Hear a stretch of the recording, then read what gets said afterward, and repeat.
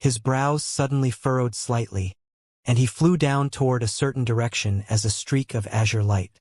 After just a few flashes, he appeared in the air above an ordinary-looking building. There were currently 5 cultivators in different attire surrounding the building and discussing something in hushed tones, and Han Li's sudden arrival naturally gave all of them a massive fright. They reflexively summoned treasures or made hand seals as they prepared to defend themselves, but Han Li didn't even bother to take a glance at them. "Piss off. What did you say? How dare?" "Ah, our sincerest apologies. We'll be taking our leave right away." These 5 cultivators were all at the deity transformation, and they were initially enraged by Han Li's words, but when he released his enormous body integration stage aura, all 5 of them were completely petrified and immediately backtracked before fleeing the scene. During their escape, they didn't even dare to turn around to look behind them, as if they were being pursued by a malicious ghost. Han Li cast a cold glance toward these people and hesitated momentarily, but decided not to do anything in the end. Right at this moment, an elated female voice rang out from the first floor of the building that had been surrounded. "Senior Han, I didn't expect to see you here. I'll come out to meet you right away." As soon as the voice trailed off, the front door was opened, and 3 women emerged from within the building. The first woman was tall and slender with fair, snowy white skin. It was none other than Su Qianyu. "Long time no see, fellow Taoist Su," Han Li greeted with a smile. The last time they had met was when Han Li had visited the Su family, so it was quite a surprise for him to meet her again here. "Thank you for stepping in, senior. Otherwise, we would have been in deep trouble." Su Qianyu hurriedly extended a respectful curtsy toward Han Li with an elated look on her face, and the 2 women accompanying her immediately followed suit. Han Li merely waved a hand and replied in a nonchalant manner, "No need to thank me. I just so happened to be passing by." "Who were those people? Are they enemies for your Su family?" "They're just a group of scoundrels who tried to take advantage of us. You should have torn them from limb to limb, senior." A woman with an oval face behind Su Qianyu said with an enraged pout. "Shush, Xiaoqing. We're already immensely fortunate to have encountered Senior Han here. How could you be so rude? Please forgive her, Senior Han. Xiaoqing is a niece of mine, and she's always been cultivating in our Su family, so she's a little spoiled." Su Qianyu scolded with a stern expression before turning to Han Li with an apologetic look in her eyes. "Ah, please forgive me, senior. I meant no offense." The woman by the name of Xiaoqing had also realized that her words had been rather inappropriate. "That's all right. I'm not one to be bothered by minor things like this. If I had known that those people were such scummy individuals, perhaps I would have put an end to them," Han Li replied with a nonchalant smile. Su Qianyu heaved an internal sigh of relief before making an inviting hand gesture. "Thank you for your understanding, senior. Please come in and take a seat." Han Li nodded in response before making his way into the room. The devilish army was situated very far away, and he hadn't spotted any devilish beings nearby, so he wasn't concerned about any potential hazards arising. The interior of the room wasn't very large, but all of the furniture and decor gave off a unique, antiquated feel, seemingly indicating that they had been around for quite a long time. However, what drew Han Li's attention the most was the barely detectable restriction fluctuations near the room. As soon as they strode into the room, those restrictions instantly vanished, and even with his spiritual sense, he was unable to detect their source. This made him rather curious. Han Li sat down on the main seat in the room, then turned toward the 3 women who were standing respectfully beside him. "This doesn't seem to be a place inhabited by mortals. Is it somehow connected to your Su family?" "Indeed, Senior Han. This is a temporary lodging place that our Su family abandoned many years ago. We were chased here by that group of cultivators, and forced to make use of the restriction here to protect ourselves," Su Qianyu replied in a respectful manner. Han Li nodded in response before asking, "I see. This place is quite far away from your Su family, and I've heard your entire family has already moved to the Holy City. Why are the 3 of you here?" The 3 women exchanged a hesitant glance upon hearing this question, and in the end, a wry smile appeared on Su Qianyu's face as she replied. "Our Su family did indeed move to the Holy Sovereign City, but Mistress Bloodspirit had some important matters to attend to recently, so she left the city and took some members of our family with her. After we had taken care of those matters and were heading back to the city, we encountered a devilish army along the way, and after a fierce battle, we were defeated and forced to flee for our lives. My nieces and I were pursued by a group of devilish beings, and we had only just shaken them off when we encountered that group of cultivators. Fellow Taoist blood spirit left the holy city? Hanli was rather surprised to hear this. Indeed. Initially, the elders of our family were opposed to her departure, but she insisted on leaving, so they could only let her go, Su Chenyu replied. Instead of prying into exactly what important matters they had attended to, Hanli asked, "Are you aware of fellow Taoist blood spirit's current situation?" Rest assured, Senior Han, prior to our departure, we witnessed Mistress Blood Spirit make her escape. She was pursued by several high-grade devilish beings, but with her powers, self-preservation definitely wouldn't be an issue, Su Chenyu assured. I see, that's good to hear. By the way, what's the situation in the Holy Sovereign City currently like? The communication between the major cities has been completely cut off by the devilish army, and even communication talismans are no longer effective, Hanli inquired. The situation is not very good. Our Holy Sovereign City is fine as the devilish army over there hasn't even attempted an attack on the city. However, they've targeted the human settlements around the city instead, and many of the nearby sects and major families have been wiped out. On top of that, this devilish tribulation seems to be different from all of the previous ones. The devilish army is beginning to attack mortal cities to enslave mortal humans on a wide scale, Su Chenyu replied as a concerned look appeared on her face. Han Li's expression also darkened upon hearing this, and he sighed in a grim voice. So the rumors are true. The devilish beings are planning to permanently settle in the spirit realm. Before Su Chenyu had a chance to reply, the other voluptuous woman standing beside her exclaimed, "What? Are you saying that the elder devil race is planning to conquer our human territory? Not just our human race. The demon race and even the nearby foreign races are all most likely targets that the elder devil race is planning to invade. I don't know much about the specific details, but these are the rumors that are circulating among the higher-level cultivators. In any case, there's no need for you to be overly concerned. Even if the sky falls down, there will be people in higher-up places to support it. I'm sure the Holy Island has already devised appropriate countermeasures," Hanli reassured with a faint smile. "That's true. With the Holy Island and Master Mo Genli to oppose them, I'm sure the Elder Devil race won't be able to succeed," Su Chenyu said in a relieved manner. The other two women were also very relieved to hear this. It was quite clear that the resounding reputations of the Holy Island and Mo Genli had instilled them with a lot of confidence. After that, Han Li inquired about some details surrounding the devilish army near the Holy Sovereign City, and before he knew it, close to an hour had passed. Finally, Han Li stood up and prepared to leave. "I still have some important matters to attend to, so I'll be taking my leave now. I hope to see you again someday.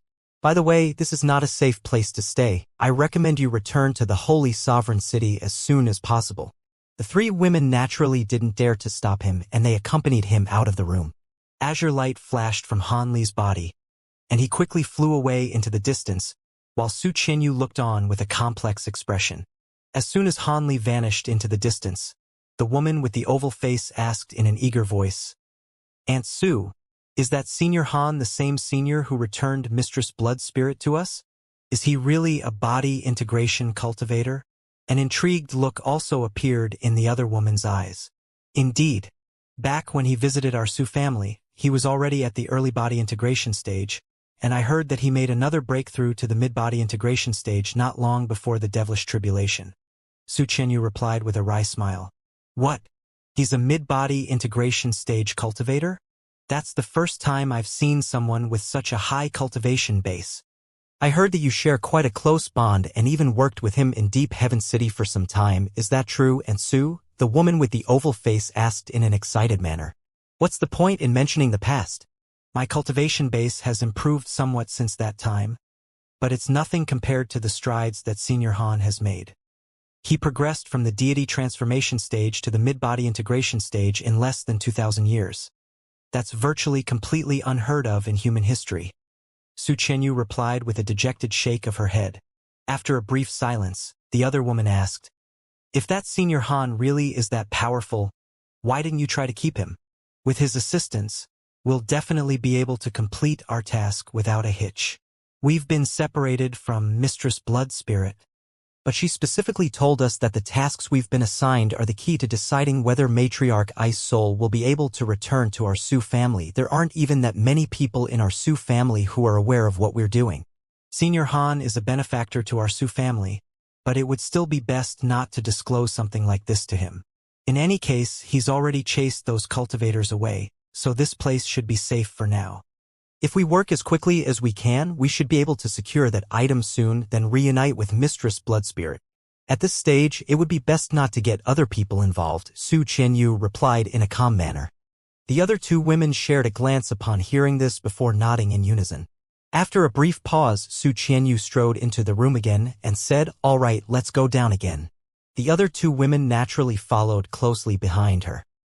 Meanwhile, in an underground cave countless kilometers away, a crimson-armored beauty was pulling an ice blade that was flashing with crimson light out of a high-grade devilish being's body. The devilish being's lifeless body thumped heavily down onto the ground, and there were two more inky black devilish bodies lying completely still in the cave. Furthermore, all three bodies were covered in a layer of ice and frost. The woman glanced at the bodies expressionlessly before flying deeper into the cave along a narrow passageway. After making a few turns, then descending deeper underground, she appeared in front of an ordinary-looking stone wall. Her eyes immediately lit up, and she flipped a hand over to produce a ball of azure light, within which was contained a miniature azure cauldron. The cauldron rotated on the spot and instantly swelled to around 10 feet tall. It was shimmering with azure light, and had projections of flora and fauna surfacing around it. This was none other than the Heaven Void Cauldron that Han Li once possessed. This crimson-armored woman was naturally none other than the blood spirit clone of Fairy Ice Soul, and after being separated from the rest of the Sioux family entourage by the devilish army, she had flown all the way here before making short work of these three high-grade devilish beings. It was quite clear that she had led her pursuers into this underground cave for a specific purpose, rather than just as a panicked snap decision. After summoning the Heaven Void Cauldron, Blood Spirit began to chant something while flicking her fingers toward the cauldron in quick succession. Several azure incantation seals shot forth before vanishing into the cauldron one after another, and a loud buzzing sound instantly rang out from the treasure. The lid of the cauldron tremored slightly before flying up into the air and vanishing into space, following which several azure runes emerged from the cauldron amid a flash of azure light. These runes quickly swelled in size before lining up next to one another, then flew directly toward the stone wall up ahead. A dull rumbling boom rang out, and as soon as the azure runes came into contact with the stone wall, the latter crumbled away into dust to reveal an ancient copper gate, which had several shimmering silver restriction talismans plastered to its surface. The cold look in Blood Spirit's eyes eased slightly upon seeing this, and she murmured to herself in an elated manner, "Thank heavens it's still intact. It seems that no one has discovered this place. My true body really made a wise decision by setting up this backup measure." She then flicked a finger again, and a gust of fierce wind struck the cauldron from the side. The cauldron immediately let loose a clear ringing sound before expelling a burst of azure light that swept toward the copper gate. In the face of the azure light, the silver runes on the gate were silently stripped away and the gate slowly opened on its own. Blood Spirit immediately flew in through the gate as a streak of crimson light, and in the instant she passed by the azure cauldron, it abruptly vanished amid a flash of azure light. Beyond the gate was a slightly dim hall that was around several acres in area. The entire hall was empty aside from a square stone table upon which sat another small cauldron. This cauldron was also shimmering with azure light and had intricate patterns all over its surface. It bore a strong resemblance to the Heaven Void Cauldron. The crimson light receded, and Blood Spirit appeared in front of the stone table before making a grabbing motion toward the small cauldron, which rose up into the air and flew into her grasp as a ball of azure light. A hint of elation appeared on Blood Spirit's face as she appraised the small cauldron. Heaven Void Cauldron, Void Spirit Cauldron, and Void Emperor Cauldron. Humph. I bet those bastards aren't aware that I just so happened to replicate another cauldron treasure before I set off back then. This Void Emperor Cauldron is far more powerful than even the other two cauldrons. Now that I've secured it, I have the key to access that place again. Once the devilish tribulation concludes, I'll be able to set off for the Thunder Continent. Blood Spirit murmured to herself, and the small azure cauldron in her hand vanished amid a flash of spiritual light. After that, she didn't remain in the hall any longer. She rubbed her hands together before raising them up into the air, and a loud thunderclap rang out as countless bolts of crimson lightning erupted out of her palms in a frenzy to strike walls of the hall around her. The entire hall was inundated by crimson lightning in the blink of an eye, and all of its walls were shattered. Seconds after Blood Spirit shot forth out of the hall as a streak of crimson light, the entire hall completely crumbled. Not long after that, the crimson streak of light appeared in the air above an extremely bleak and barren plain, then set off toward a certain direction. In that direction lay the small city where Su Qianyu's trio was situated.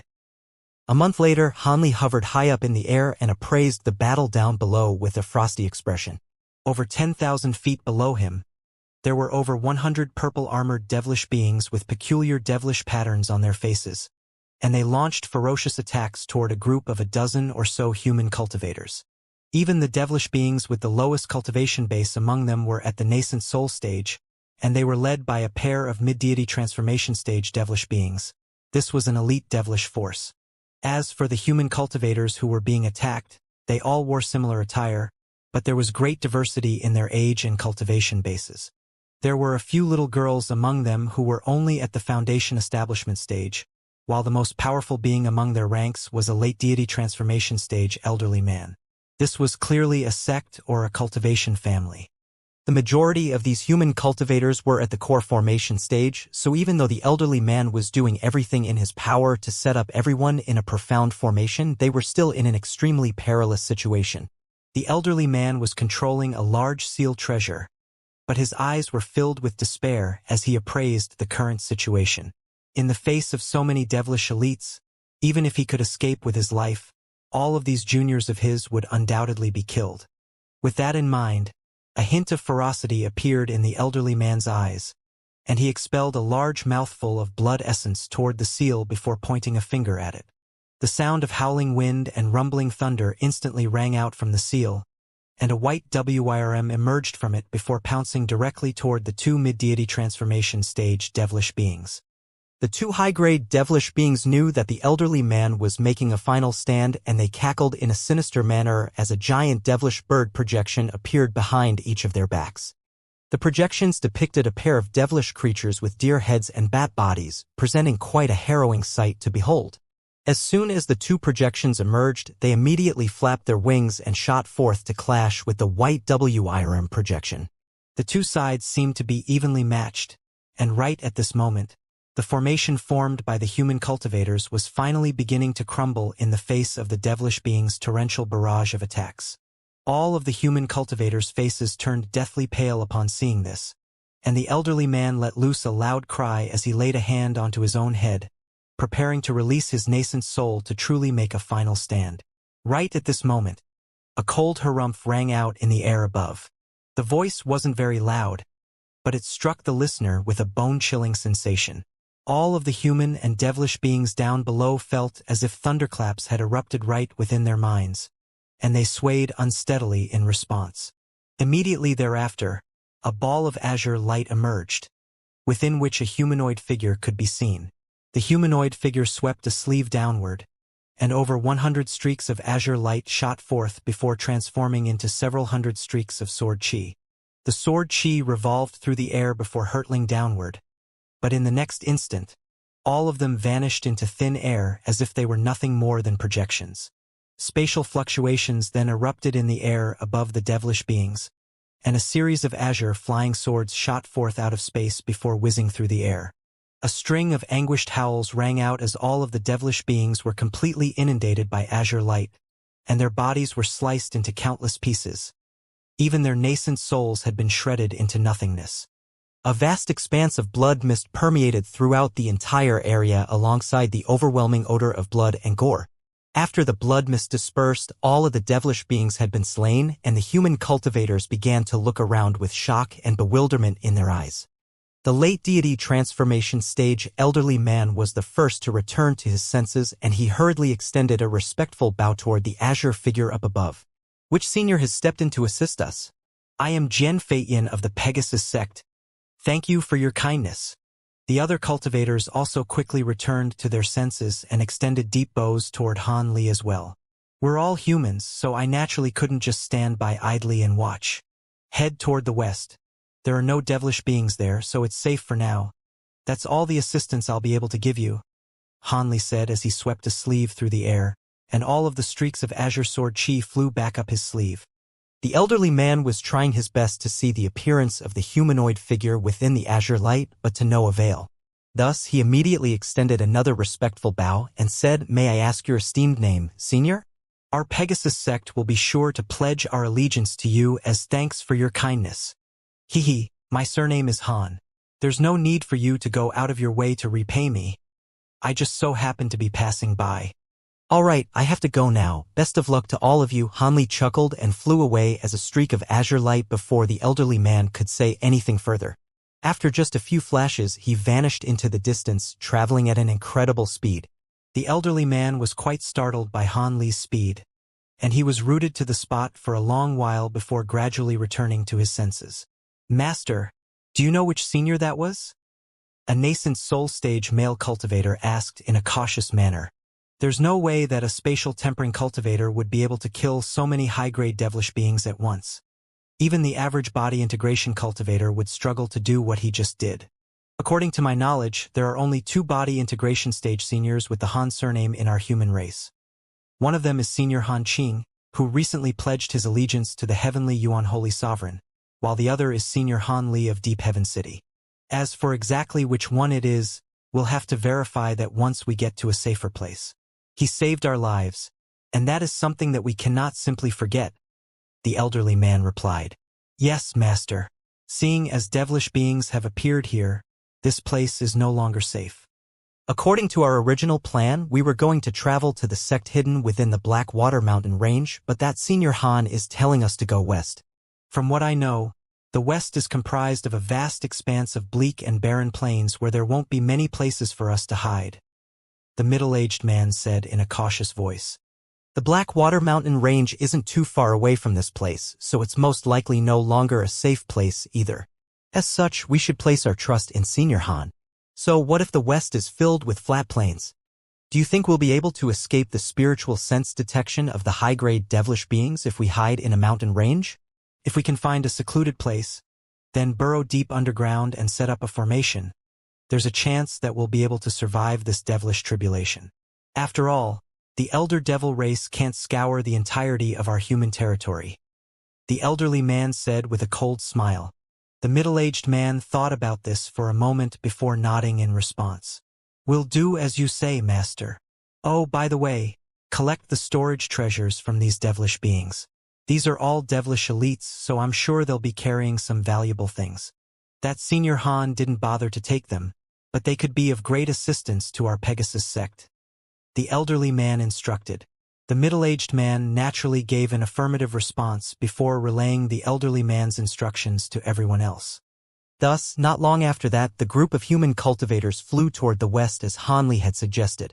As for the devilish beings that had been slain, they most likely wouldn't be discovered by the elder devil race for quite a while. Along his journey, Han Li had encountered similar scenarios several times, and upon verifying that there weren't any devilish lords present, he had slain all of the devilish beings that he had encountered without any hesitation. Unless he were to encounter a devilish army with several devilish lords among their ranks, he really didn't have much to fear. Half a month later, a primitive forest appeared up ahead. The trees here were extremely tall and lush, and the dense canopy up above cast eerie shadows over the dense undergrowth. Han Li stopped at the edge of the forest, then peered deep into it. In the extremely far distance, there was a small mountain range comprised of 7 mountains of different sizes. Han Li withdrew his gaze before flying directly toward the mountain range again as a streak of azure light. He was traveling toward the second tallest of the 7 mountains, and after just a few flashes, he reached its summit. However, as he inspected his surroundings, a hint of surprise immediately appeared on his face. There were 2 human cultivators on the same mountain summit, one of whom was a rotund monk in a purple kasaya who was sitting in front of what appeared to be a volcanic crater. As for his companion, This was an extremely thin and hideous elderly man with dark skin that resembled tree bark. Both of them were also at the mid-body integration stage, and they had used some type of aura concealment method that had led to Han Li failing to detect their presence in advance. The two immediately turned toward Han Li in unison, and the rotund monk faltered initially before a hint of recognition flashed through his eyes. "Ah, greetings, fellow Taoist Han." This was none other than Buddhist Master Tian Shan, who was one of the heavenly Yuan Holy Sovereign's subordinates, and had met Han Li once in the past.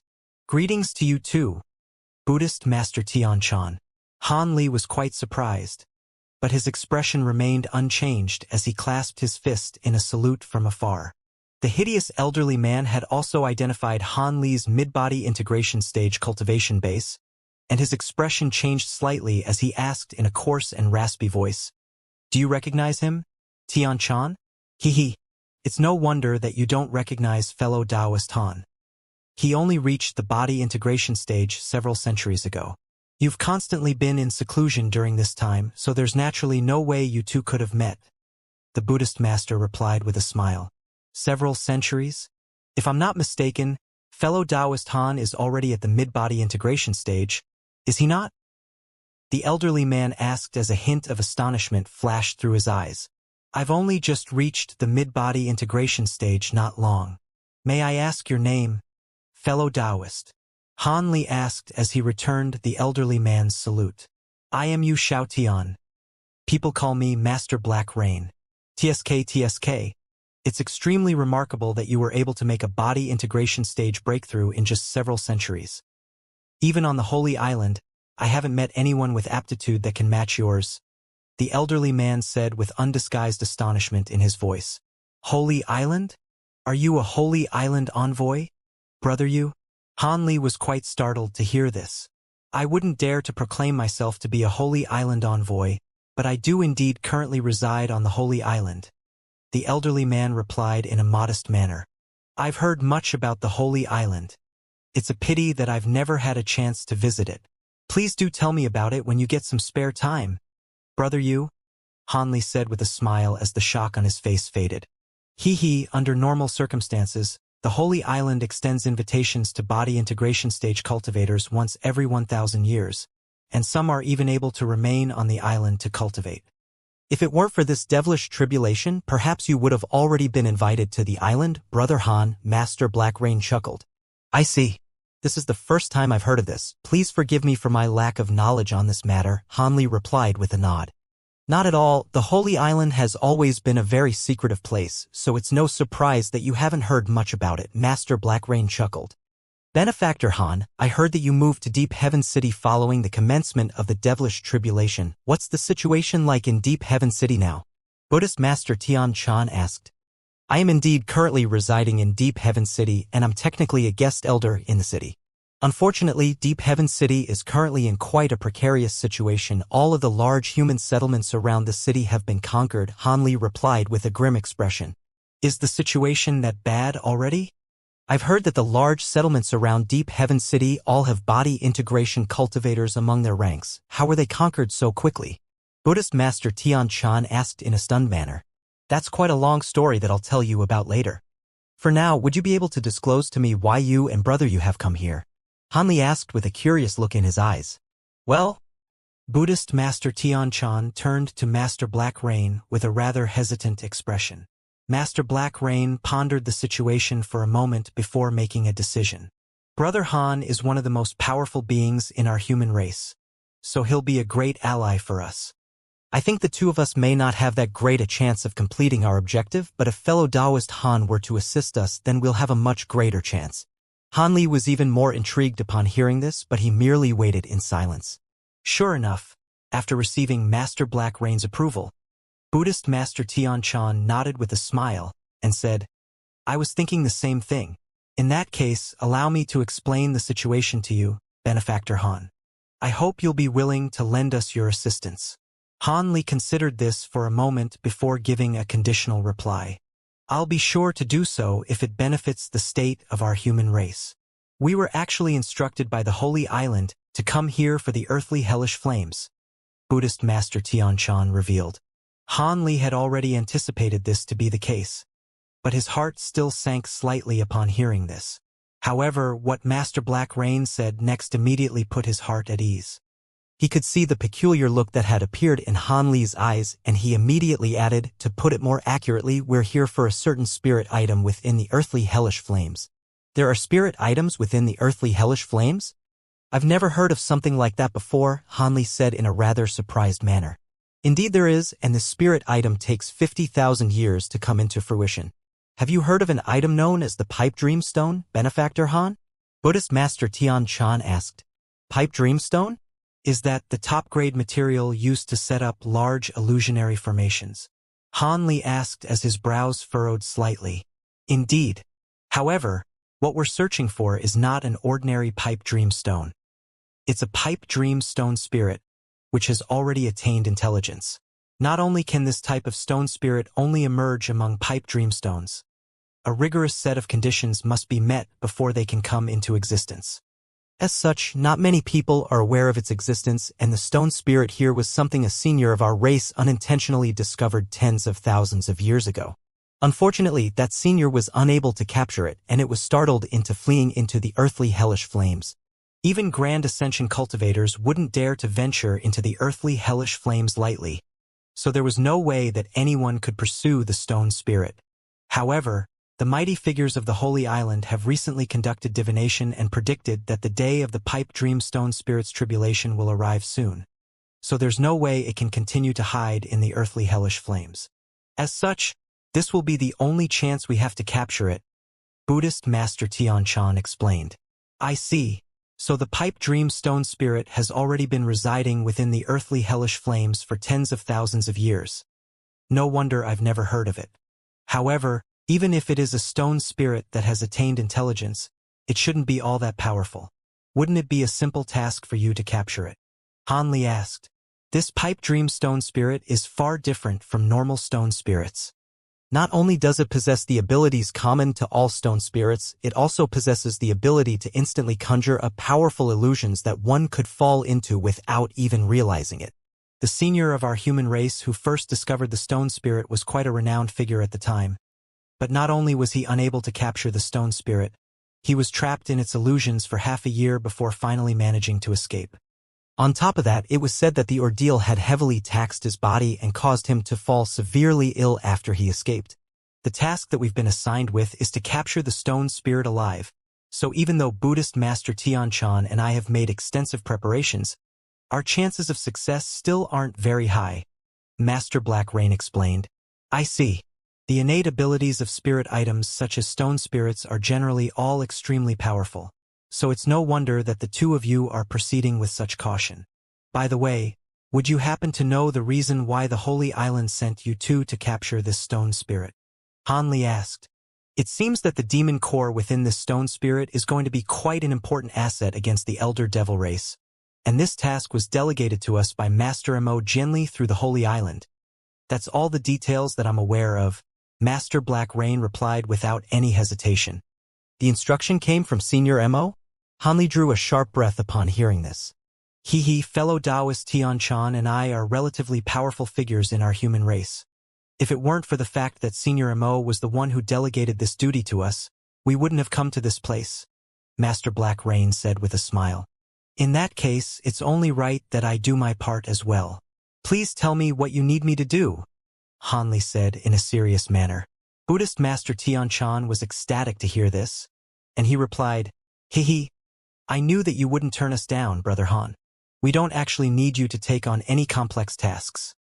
All we need is for you to assist us as the situation requires. If the stone spirit manages to slip past us, we'll be counting on you to stop it, so that it doesn't manage to flee back into the earthly hellish flames. Master Black Rain also expressed his gratitude toward Han Li. A thought then suddenly occurred to Buddhist Master Tian Chan, and he asked, By the way, why are you here when Deep Heaven City is in such a perilous situation, Brother Han? Do you have something you need to do here as well? Indeed. I need to use the earthly hellish flames to refine a few treasures of mine, but that naturally pales in significance next to the task that you two have been assigned, Han Li replied. Thank you for prioritizing our objective above your own, Brother Han. I'll have to ask you to refrain from approaching the earthly hellish flames for now. Otherwise, if the stone spirit detects the presence of outsiders, things could become rather troublesome, Buddhist Master Tian Shan said as an apologetic look appeared on his face. Thus, after exchanging some more pleasantries, Han Li joined the two of them and sat down beside the crater as well. He cast his gaze toward the bottom of the crater, and his brows furrowed slightly. The crater was several acres in area, but it was clearly divided into two completely different parts. The top half was comprised of ordinary gray stone, but the bottom half of the crater was as smooth as jade. On top of that section of the crater was of a sinister dark green color, and at the very bottom was a cloud of yellow mist that was surging incessantly. The occasional burst of rumbling could be heard coming from within the yellow mist, and it was flashing erratically with faint light as if it were concealing some type of living creature. Han Li's eyes narrowed slightly, and he abruptly flipped a hand over to produce a white formation plate. He flicked his wrist, and the formation plate was instantly hurled toward the bottom of the crater as a streak of white light. As the formation plate passed through the top half of the crater, nothing happened to it, but once it entered the bottom half, layers of ice suddenly began to appear over its surface. It was quickly completely sealed in ice, then thudded heavily into the mist before shattering amid a crisp crack. The Yin Qi here really is as powerful as the rumors proclaim, Han Li murmured to himself, but his expression remained unchanged. It's said that the earthly hellish flames here arise directly from the depths of hell. Even though it's in the form of flames, it contains extraordinary glacial power. Unfortunately, this glacial power is completely different from normal glacial power and can't be refined by a living being. We humans can only use it to refine some special treasures, and that's quite a pity, Buddhist Master Tian Shan chuckled in a wistful manner. The powers of yin, yang, and the five elements stem directly from chaos. They're the foundation powers of the laws of heaven and earth. The earthly hellish flames here are imbued with extremely astonishing glacial powers, so it only makes sense that its uses are very limited. Otherwise, if a person using a glacial cultivation art could absorb the yin qi here as they pleased, their cultivation base would progress at an unprecedentedly rapid rate. There's no way that such an outrageous cultivation shortcut could exist, Master Black Rain interjected in an indifferent manner. Indeed. However, I've heard that these earthly hellish flames could be one of the entrances that lead directly into the infernal realm. If that's the case, then these flames really are very intriguing, Han Li said with a smile. That's a rumor that's been circulating since ancient times, but these earthly hellish flames are incredibly lethal. Body integration cultivators like us can only delve around 10,000 feet into it at most, and even Grand Ascension cultivators will be at risk of losing their lives once they reach any deeper than 100,000 feet. Hence, no one can verify that legend. Buddhist Master Tian Shan mused in a contemplative manner. There's no need to entertain such a thought for too long. If these flames really do lead to the infernal realm, then what awaits us on the other side will only be a hellish landscape rife with malicious ghosts and vengeful spirits. The ultimate pursuit of cultivators like us is naturally to ascend to the true immortal realm, where we can truly attain eternal life. Master Black Rain chuckled. Buddhist Master Tian Shan shook his head with a serious expression in response. I beg to differ. Those of us who follow in Buddhist teachings believe in karma and causality. In order to pursue immortality, one must first. Thus, the two began to share their viewpoints on the matter, and an impromptu debate suddenly commenced, one that Han Li found to be rather amusing. One of them was a devout follower of Buddhist teachings, while the other subscribed to Taoist mantras, so they naturally had conflicting viewpoints. As for Han Li, he was leaning more toward Master Black Rain's perspective. All those who embarked on the journey of cultivation should focus entirely on attaining the ultimate objective of immortality. In comparison, everything else really did pale in insignificance. After that, Han Li slowly closed his eyes and entered a meditative state. As for Buddhist Master Tian Shan and Master Black Rain, their debate naturally wasn't going to lead to any definitive outcome, so they eventually fell silent and began to meditate as well. Time slowly passed by, and 3 days and 3 nights flew by in a flash, but the yellow mist within the giant crater still hadn't displayed any changes. On this day, Han Li opened his eyes and casually swept his spiritual sense toward the bottom of the giant crater, upon which his brows furrowed slightly. How long has it been since the two of you have arrived here? Could it be that the date of the pipe dream stone spirit's tribulation transcendence has been misjudged? Rest assured, fellow Taoist Han. The mighty figures on the Holy Island are renowned for their accurate divination. Buddhist Master Tian Shan and I only arrived around half a month before you, and according to the result of the divination, the stone spirit will be transcending its tribulation during this month, so the time will definitely come soon. Master Black Rain said in a calm manner. I see. It seems I was being too impatient. All of a sudden, Han Li's expression changed slightly, and all three of them turned toward the giant crater down below in unison with serious expressions.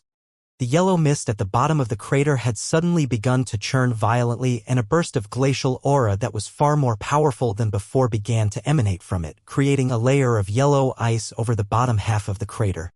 All of a sudden, a resounding boom rang out overhead, and Han Li hurriedly cast his gaze upward to discover that a series of inky black clouds were quickly converging from all directions.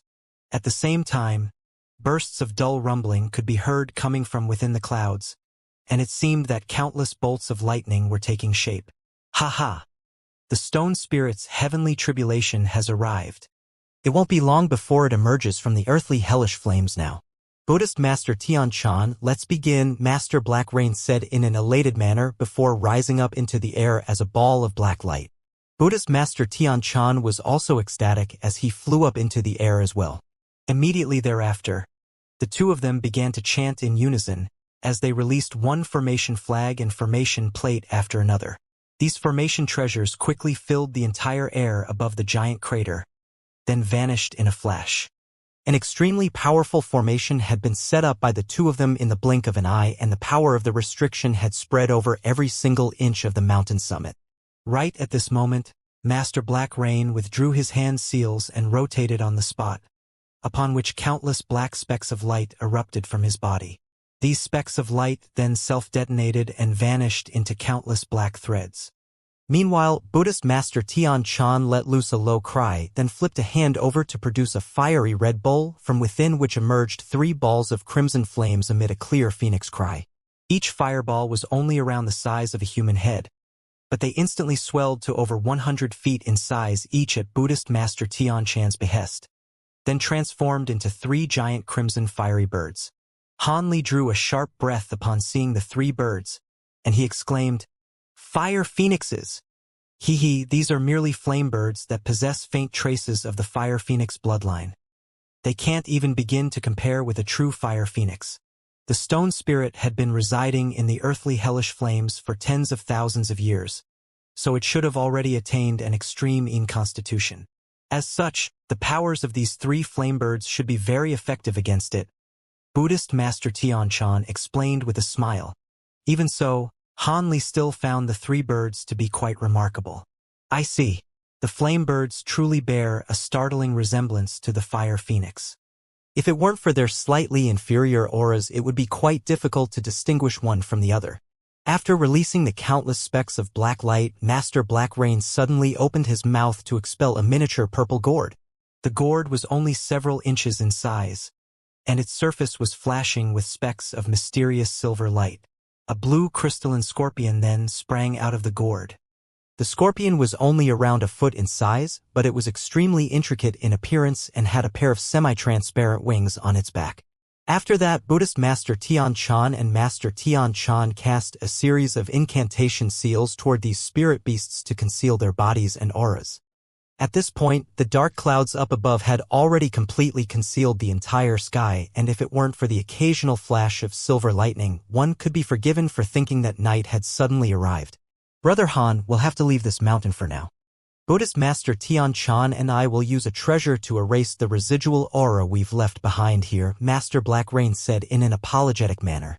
Of course, all spirit items possess astonishing senses. If we don't take the necessary precautions, there's no way we'll be able to fool it. Thus, Han Li rose to his feet and vanished on the spot as a plume of azure smoke. In the next instant, spatial fluctuations erupted in the distance and Han Li re-emerged before crossing his arms as he hovered in midair. Buddhist Master Tian and Master Black Rain exchanged a glance before one of them flipped a hand over to produce a translucent bead amid a flash of white light. The bead was giving off remarkable glacial power, and as soon as it emerged, Master Black Rain swept a sleeve through the air to release a ball of azure light, which then revealed itself to be an azure fan. Buddhist Master Tian gently waved the bead through the air, and a flurry of 5 colored runes revolved within the bead as it released a burst of white glacial chi. Master Black Rain also pointed a finger toward the azure fan, and the treasure waved itself through the air several times at his behest. Gusts of fierce azure winds swept out of the fan, then formed a fierce hurricane that intertwined with the glacial power. A snowstorm instantly swept over the mountain summit, and everything was covered under a blanket of ice and snow.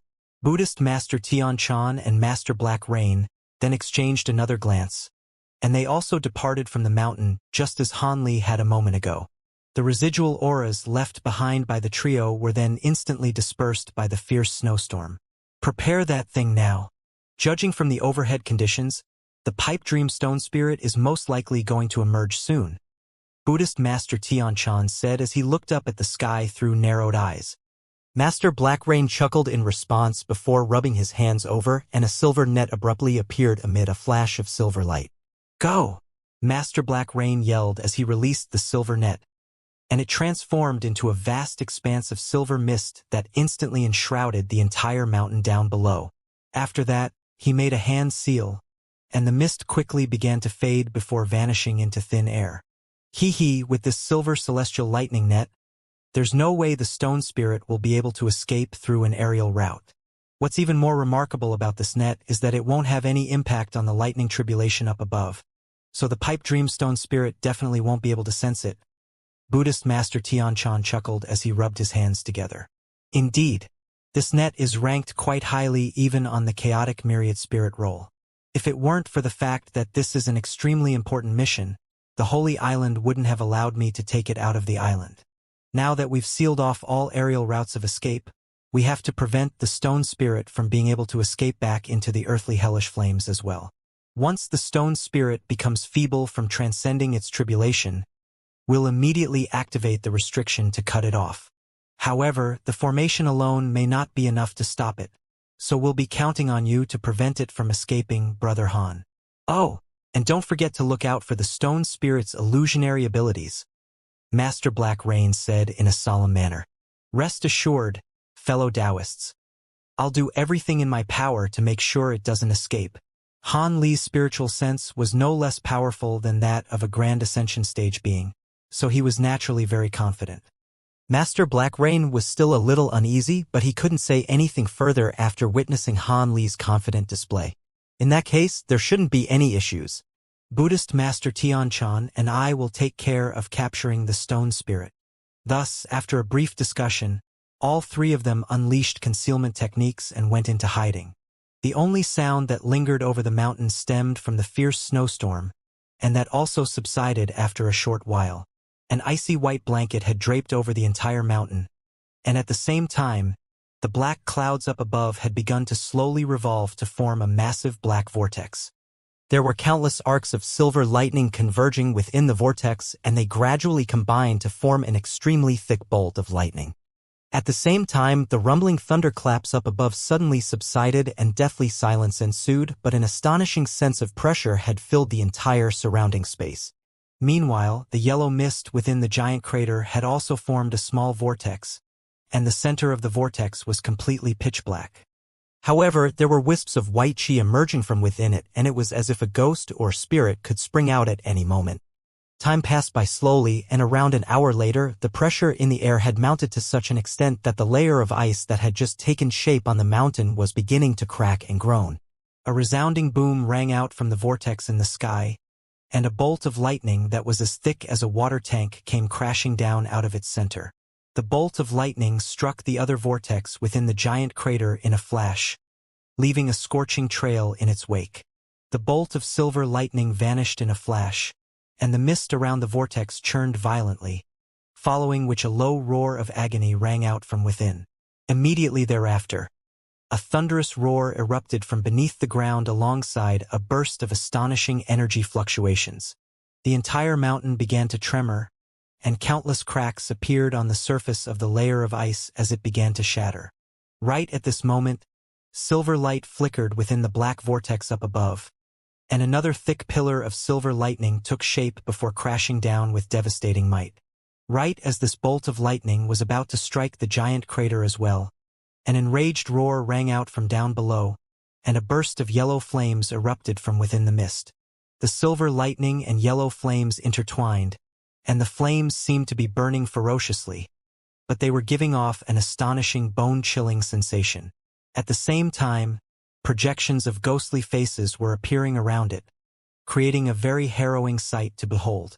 A dull thump rang out, and the silver lightning and yellow flames disappeared in unison. Are those earthly hellish flames? No, such a small amount of earthly hellish flames shouldn't be this powerful. Han Li murmured to himself as his eyes narrowed slightly. Meanwhile, Buddhist Master Tianchan was clicking his tongue with wonder. As expected of a spirit item that's been cultivating in the earthly hellish flames for tens of thousands of years, the Pipe Dream Stone Spirit has integrated the earthly hellish flames with its demonic chi to form an extremely powerful ability. You'll have to watch out for these demonic flames. Benefactor Han. Han Li's heart stirred upon hearing this, and he replied, "Thank you for the words of caution, fellow Taoist. I'll be sure to be on my guard." One bolt of lightning after another came crashing down from above, and the lightning strikes were increasing in frequency.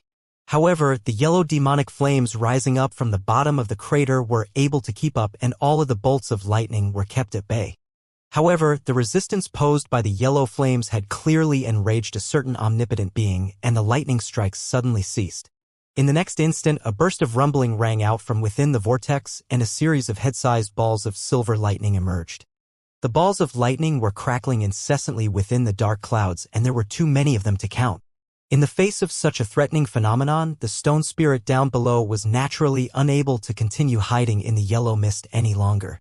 A strange cry rang out, and the yellow mist surged, following which an object that was around a foot in size shot forth from the bottom of the crater. After just a single flash, it had reached an altitude of over 1,000 feet, and it hovered in midair while staring up at the balls of lightning with wariness in its eyes. Han Li focused his gaze on the object to find that it had a remarkably large mouth, for thin and long limbs, and a short and stubby neck that was virtually indistinguishable from the rest of its body. It bore a strong resemblance to a toad. However, there was a crimson eye at the center of its head, and its entire body was shimmering with golden light. On top of that, its four limbs were also tipped with sharp claws rather than flippers as one would expect of a toad. So that's the Pipe Dream Stone Spirit? It sure has a peculiar appearance. Han Li was very intrigued. In the instant that the stone spirit emerged, all of the balls of lightning came crashing down in unison as if they had been provoked. The entire mountain was instantly illuminated by scintillating silver light, and the balls of lightning were raining down from above like hailstones. In response, the Pipe Dream Stone Spirit immediately opened its mouth to expel a small yellow flower. The flower was shimmering with yellow light and was covered in 5 colored runes, and it swelled drastically to around 10 feet in size to shield the stone spirit's body. It was quite clear just from a single glance that this giant flower was no ordinary item. In the instant that the giant flower was summoned, a dozen or so balls of lightning crashed down onto it in rapid succession. The flower rotated slowly on the spot, and the 5 colored runes on its surface lit up, upon which all of the balls of lightning vanished silently into the flower like sandcastles in the rising tide. What was even more astonishing was that with each wave of lightning orbs that the flower devoured, its flower petals would noticeably expand, and after over 10 waves, the flower had swelled to around twice its original size. As a result, the rate at which the giant flower was absorbing balls of lightning also increased drastically, and not long after that, all of the balls of lightning had disappeared into the flower. The Pipe Dream Stone Spirit beneath the giant flower remained completely unscathed, and it let loose a clear cry of elation at the sight of the giant flower's current state. The stone spirit's belly deflated before it abruptly inhaled with all its might, and the giant flower was drawn back into its stomach as a ball of light. Lightning flashed from the stone spirit's body, and a dozen or so thick bolts of silver lightning erupted forth, then formed a silver lightning net around it. The stone spirit swelled drastically in size amid the lightning, and within the span of just a few breaths it had expanded to the size of a cow-calf. At the same time, its aura had also become a lot more powerful, and its powers seemed to have been significantly enhanced. A thunderclap rang out from within the black vortex up above again, and countless silver snakes were dancing erratically within it. There were also a dozen or so silver lightning WIRMs that were visible from the outside, and seemed to be about to erupt out of the vortex at any moment. This is rather troublesome. This pipe dream stone spirit has the ability to convert heavenly lightning into power for itself. At this rate, it's only going to become more and more powerful, rather than be weakened by this lightning tribulation. In that case, now would be the best time to strike. Fellow Taoist Han, Buddhist Master Tian Chan, let's do it. Master Black Rain suddenly transmitted his voice to his two companions, and his frustration was quite apparent. Han Li naturally didn't offer any objections and transmitted his voice in an affirmative reply. Buddhist Master Tian Chan also nodded with a grim look on his face. Right at this moment, the dozen or so lightning WIRMs in the black clouds above finally came crashing down. Go! Master Black Rain immediately sprang into action upon seeing this. He quickly made a hand seal and immediately disappeared on the spot as a plume of black smoke. In the next instant, spatial fluctuations erupted in the air over 10,000 feet above the mountain summit, and Master Black Rain re-emerged, then abruptly raised a hand with a fierce look on his face. A ball of silver light shot forth before transforming into a giant silver bell that was over 100 feet tall. The giant bell descended viciously toward the stone spirit, and at the same time countless black threads erupted out of thin air around the small mountain before hurtling toward the stone spirit in unison. A white lotus flower also appeared behind the pipe dream stone spirit, and white light flashed from the flower, upon which a faint humanoid figure emerged. It was none other than Buddhist Master Tian Chan. Buddhist Master Tian Chan had his head lowered slightly and his face was completely expressionless. A string of translucent Buddhist beads flew out of his sleeve, then transformed into several tens of 5-colored balls of light that shot forth through the air. Even before these balls of light had struck the stone spirit, the sound of howling wind and rumbling thunder could be heard erupting from them. At the same time, they swelled drastically and reached the size of human heads in the blink of an eye. The pipe dream stone spirit was initially rather startled by this abrupt string of attacks, then let loose a sharp cry of fury. It opened its mouth to expel the giant yellow flower again, which positioned itself directly beneath the descending giant silver bell. Immediately thereafter, its body blurred slightly as it began to revolve on the spot. Golden light flashed, and countless streaks of golden light erupted from its body before hurtling through the surrounding air in all directions. Golden light and black threads intertwined as a string of piercing explosions rang out, and countless balls of light emerged around the stone spirit to illuminate the entire mountain. The black threads were unable to inch any closer to the stone spirit, nor were the 5-colored balls of light and streaks of golden light. Meanwhile, the silver bell clashed with the giant flower, and the former shuddered as a string of crisp bell chimes rang out. Each chime was louder than the previous one, and the sound traveled deep into the listener's soul. A peculiar turn of events then unfolded. Following the passage of the third bell chime, the giant yellow flower suddenly shattered without any warning and vanished as countless specks of spiritual light. The silver bell then blurred before expanding by several-fold in size again, then crashed down onto the pipe dream stone spirit like a small mountain, sealing the stone spirit securely within it. Master Black Rain and Buddhist Master Tian Chan both faltered slightly upon seeing this before elated looks appeared on their faces, and they withdrew their hand seals. At this moment, the dozen or so silver lightning WIRMs had already crashed down from above, but as soon as they approached the mountain summit, a giant silver net that encompassed the entire mountain emerged.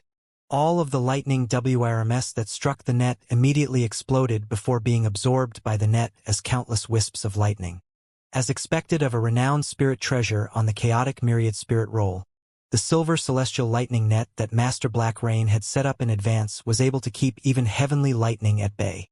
Master Black Rain began to chant something while flicking his fingers, and a dozen or so incantation seals vanished into the giant bell in a flash. The silver bell tolled, and the spiritual light on its surface flashed erratically as Master Black Rain prepared to stow it away. However, during this split-second delay, an earth-shattering boom suddenly erupted from within the silver bell, and it was blown up into the air by a burst of glacial fluctuations. Immediately thereafter, violent yellow flames emerged, and a ball of golden light shot forth like a shooting star before immediately fleeing toward the giant crater down below. The Pipe Dream Stone Spirit seemed to have realized how powerful its enemies were and was escaping from the battle. Master Black Rain and Buddhist Master Tianchan naturally weren't going to allow the Stone Spirit to get away so easily. Master Black Rain immediately made a hand seal, and a burst of silver sound waves erupted from the giant silver bell before sweeping downward in a violent manner. Meanwhile, Buddhist Master Tianchan flipped a hand over to produce a pristine white formation plate amid a flash of spiritual light.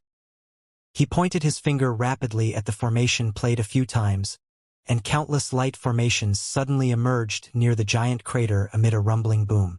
Bursts of restriction fluctuations immediately surged forth in a frenzy, instantly forming a huge net that barred the stone spirit from being able to make its retreat.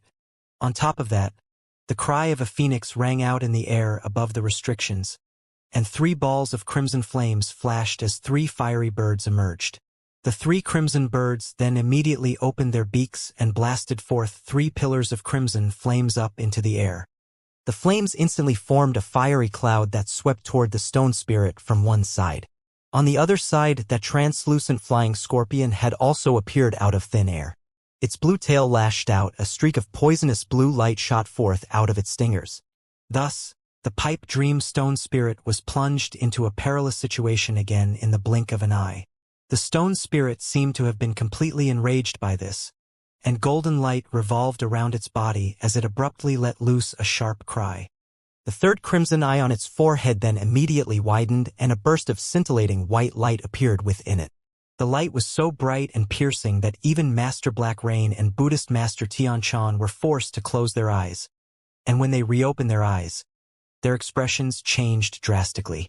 They discovered that they were situated within a world of yellow flames. The flames appeared to be scorching hot, but gave off a bone-chilling sensation instead. Earthly hellish flames. No, this is an illusionary technique. Master Black Rain immediately identified this to be an illusion, but his expression didn't ease in the slightest.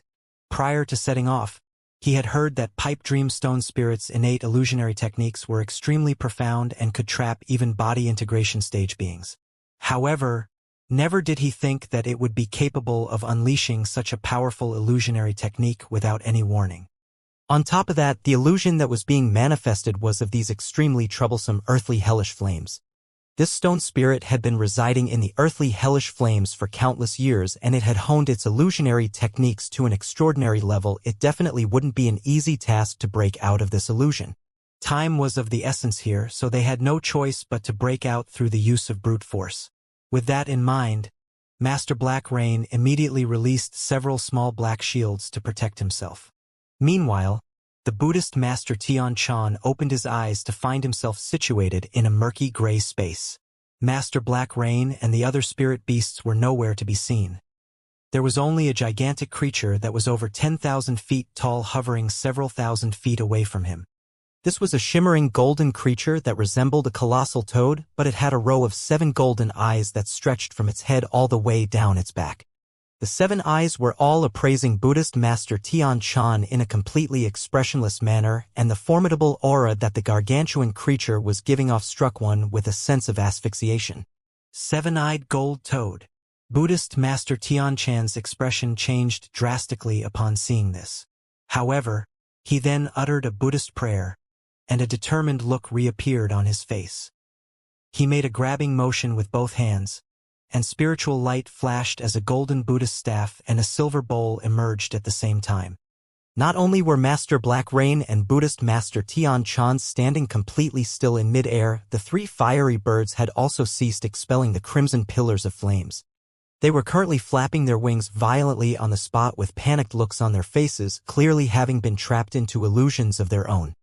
Only the translucent flying scorpion was somehow able to remain completely unaffected by the stone spirit's illusionary technique, and it was still releasing a streak of blue light out of its stinger. However, it was no match for the pipe dream stone spirit on its own, and the stone spirit expelled a burst of demonic flames to ward off these streaks of blue light with ease. It then aimed a vicious glare at the scorpion before crashing down toward the restrictions down below as a ball of golden light. The stone spirit seemed to be quite intelligent and knew that its top priority was to escape into the giant crater, rather than waste time battling its assailants. As it was flying down from above, it abruptly opened its mouth to release a series of head-sized balls of yellow light. The balls of yellow light struck a certain part of the restrictions in a flash, and a string of loud booms rang out. The balls of yellow light exploded in rapid succession, and the restriction began to waver and display signs of collapsing. The stone spirit was elated to see this, and it opened its mouth to expel another string of balls of light to land the final blow on the restrictions. However, right at this moment, a humanoid figure suddenly emerged in the air above the restrictions, and an azure-robed young man appeared amid a flash of azure light. The young man looked up at the pipe dream stone spirit with a faint smile, then swept a sleeve through the air to release a silver ruler. The ruler blurred before conjuring up countless ruler projections which swept through all of the descending balls of light. This young man was naturally none other than Hanli. The pipe dream stone spirit had focused its illusionary technique primarily on Master Black Rain and Buddhist Master Tian Shan. As such, even though Hanli had also been affected somewhat from afar, he was able to easily break out of the illusion with his immense spiritual sense, then arrived above the restrictions just in the nick of time. The stone spirit became even more furious at the sight of this new enemy. Yellow flames suddenly erupted from its body, and the flames were sent sweeping toward Hanli in a frenzy. These flames were none other than the glacial demonic flames that it had only attained after cultivating underground for tens of thousands of years. As opposed to being alarmed by these oncoming flames, he merely chuckled and flipped a hand over to produce a small black mountain. He laid a hand onto the mountain, and it instantly swelled to over 100 feet in size.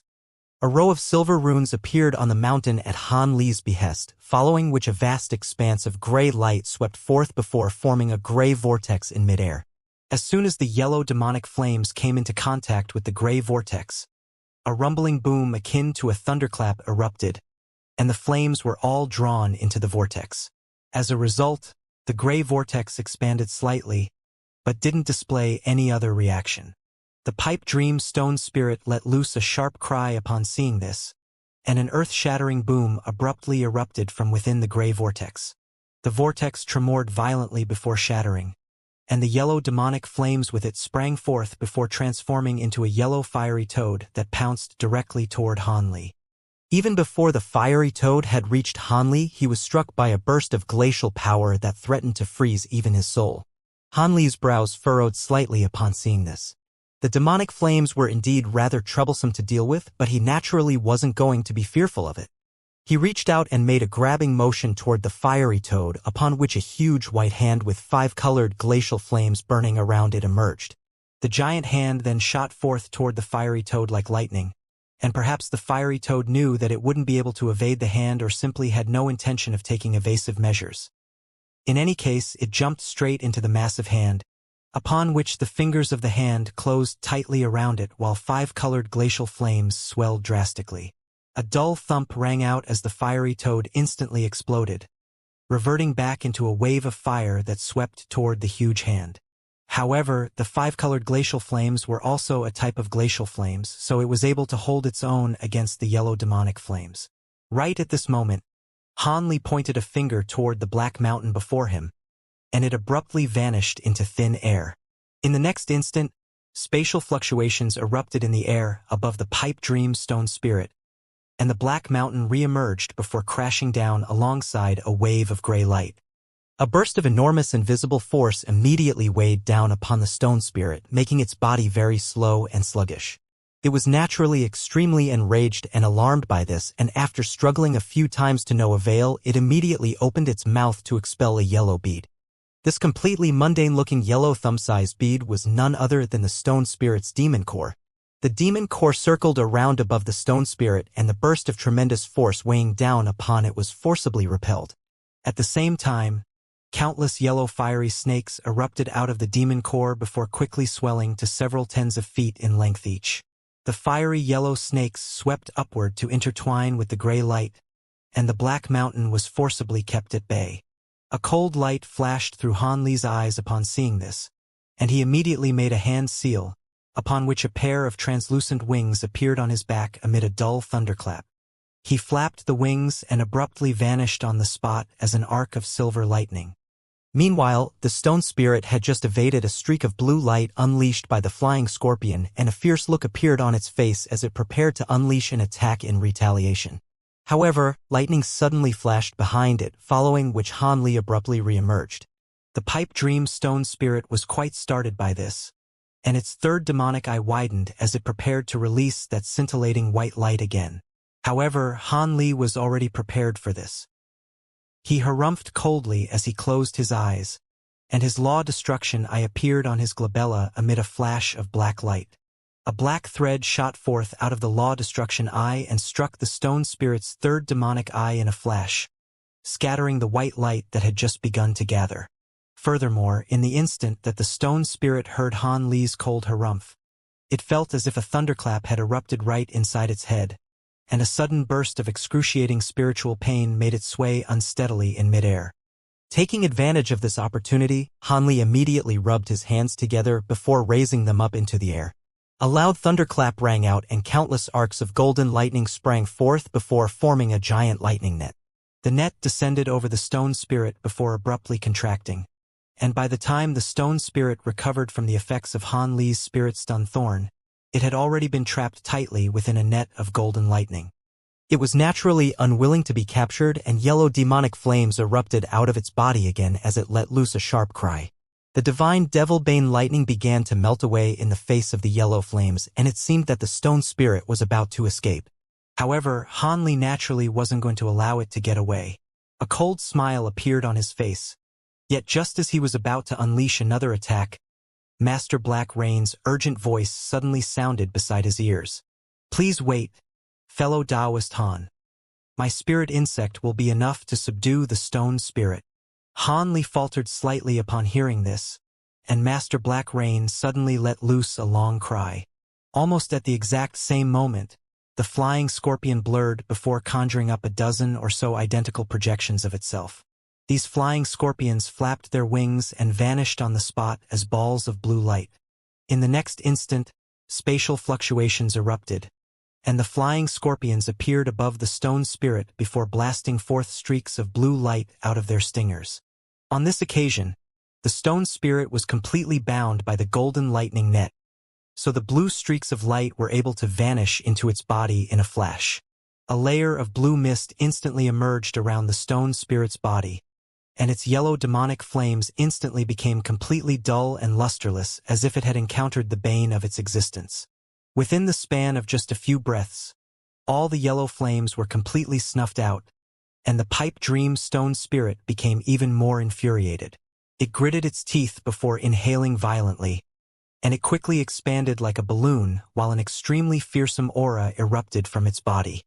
As soon as Han Li sensed this aura, a thought immediately occurred to him, and his expression changed slightly as he instantly shot back to over 1,000 feet away. At this point, the stone spirit resembled an overinflated ball and was straining against the crackling golden lightning net around it. Master Blackrain harumphed coldly upon seeing this. "You think I'd let you self-detonate?" He then abruptly made a grabbing motion, and a thin net of silver lightning appeared in the air above the mountain summit before immediately descending toward the pipe dream stone spirit. A rumbling boom rang out as the silver net wound itself tightly around the stone spirit's body, following which Master Black Rain immediately made a hand seal.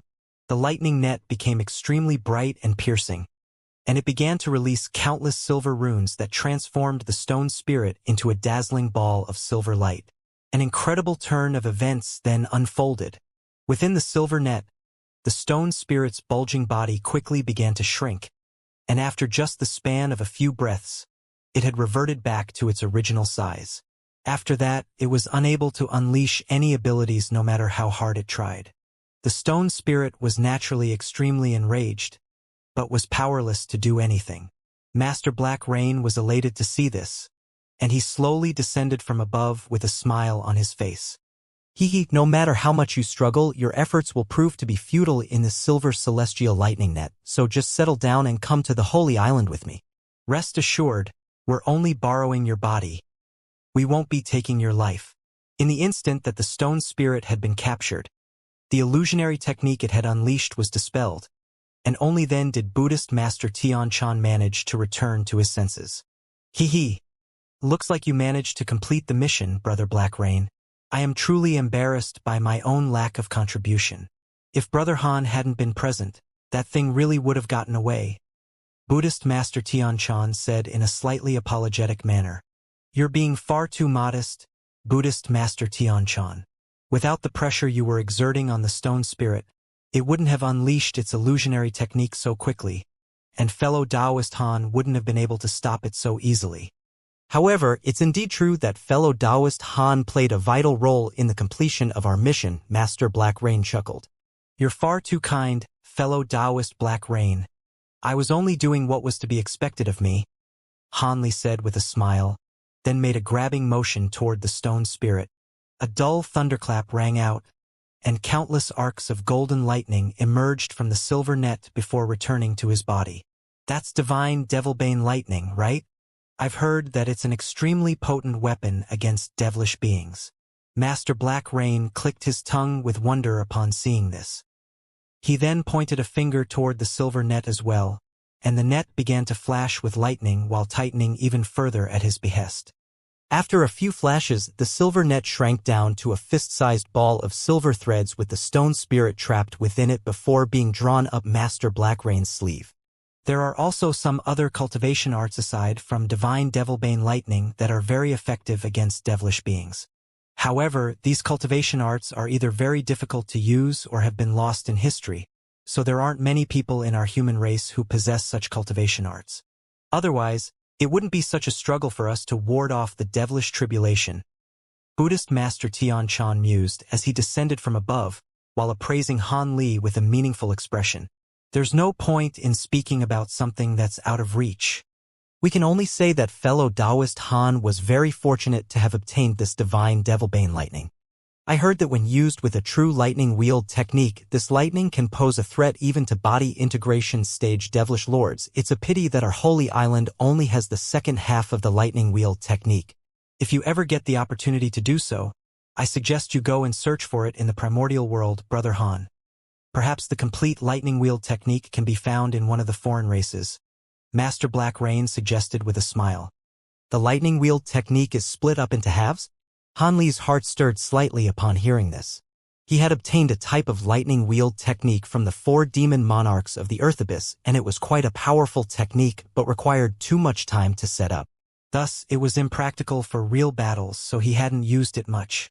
Indeed, the first half of the lightning wield technique teaches one how to maximize the lightning's power, while the second half teaches one how to control the divine lightning.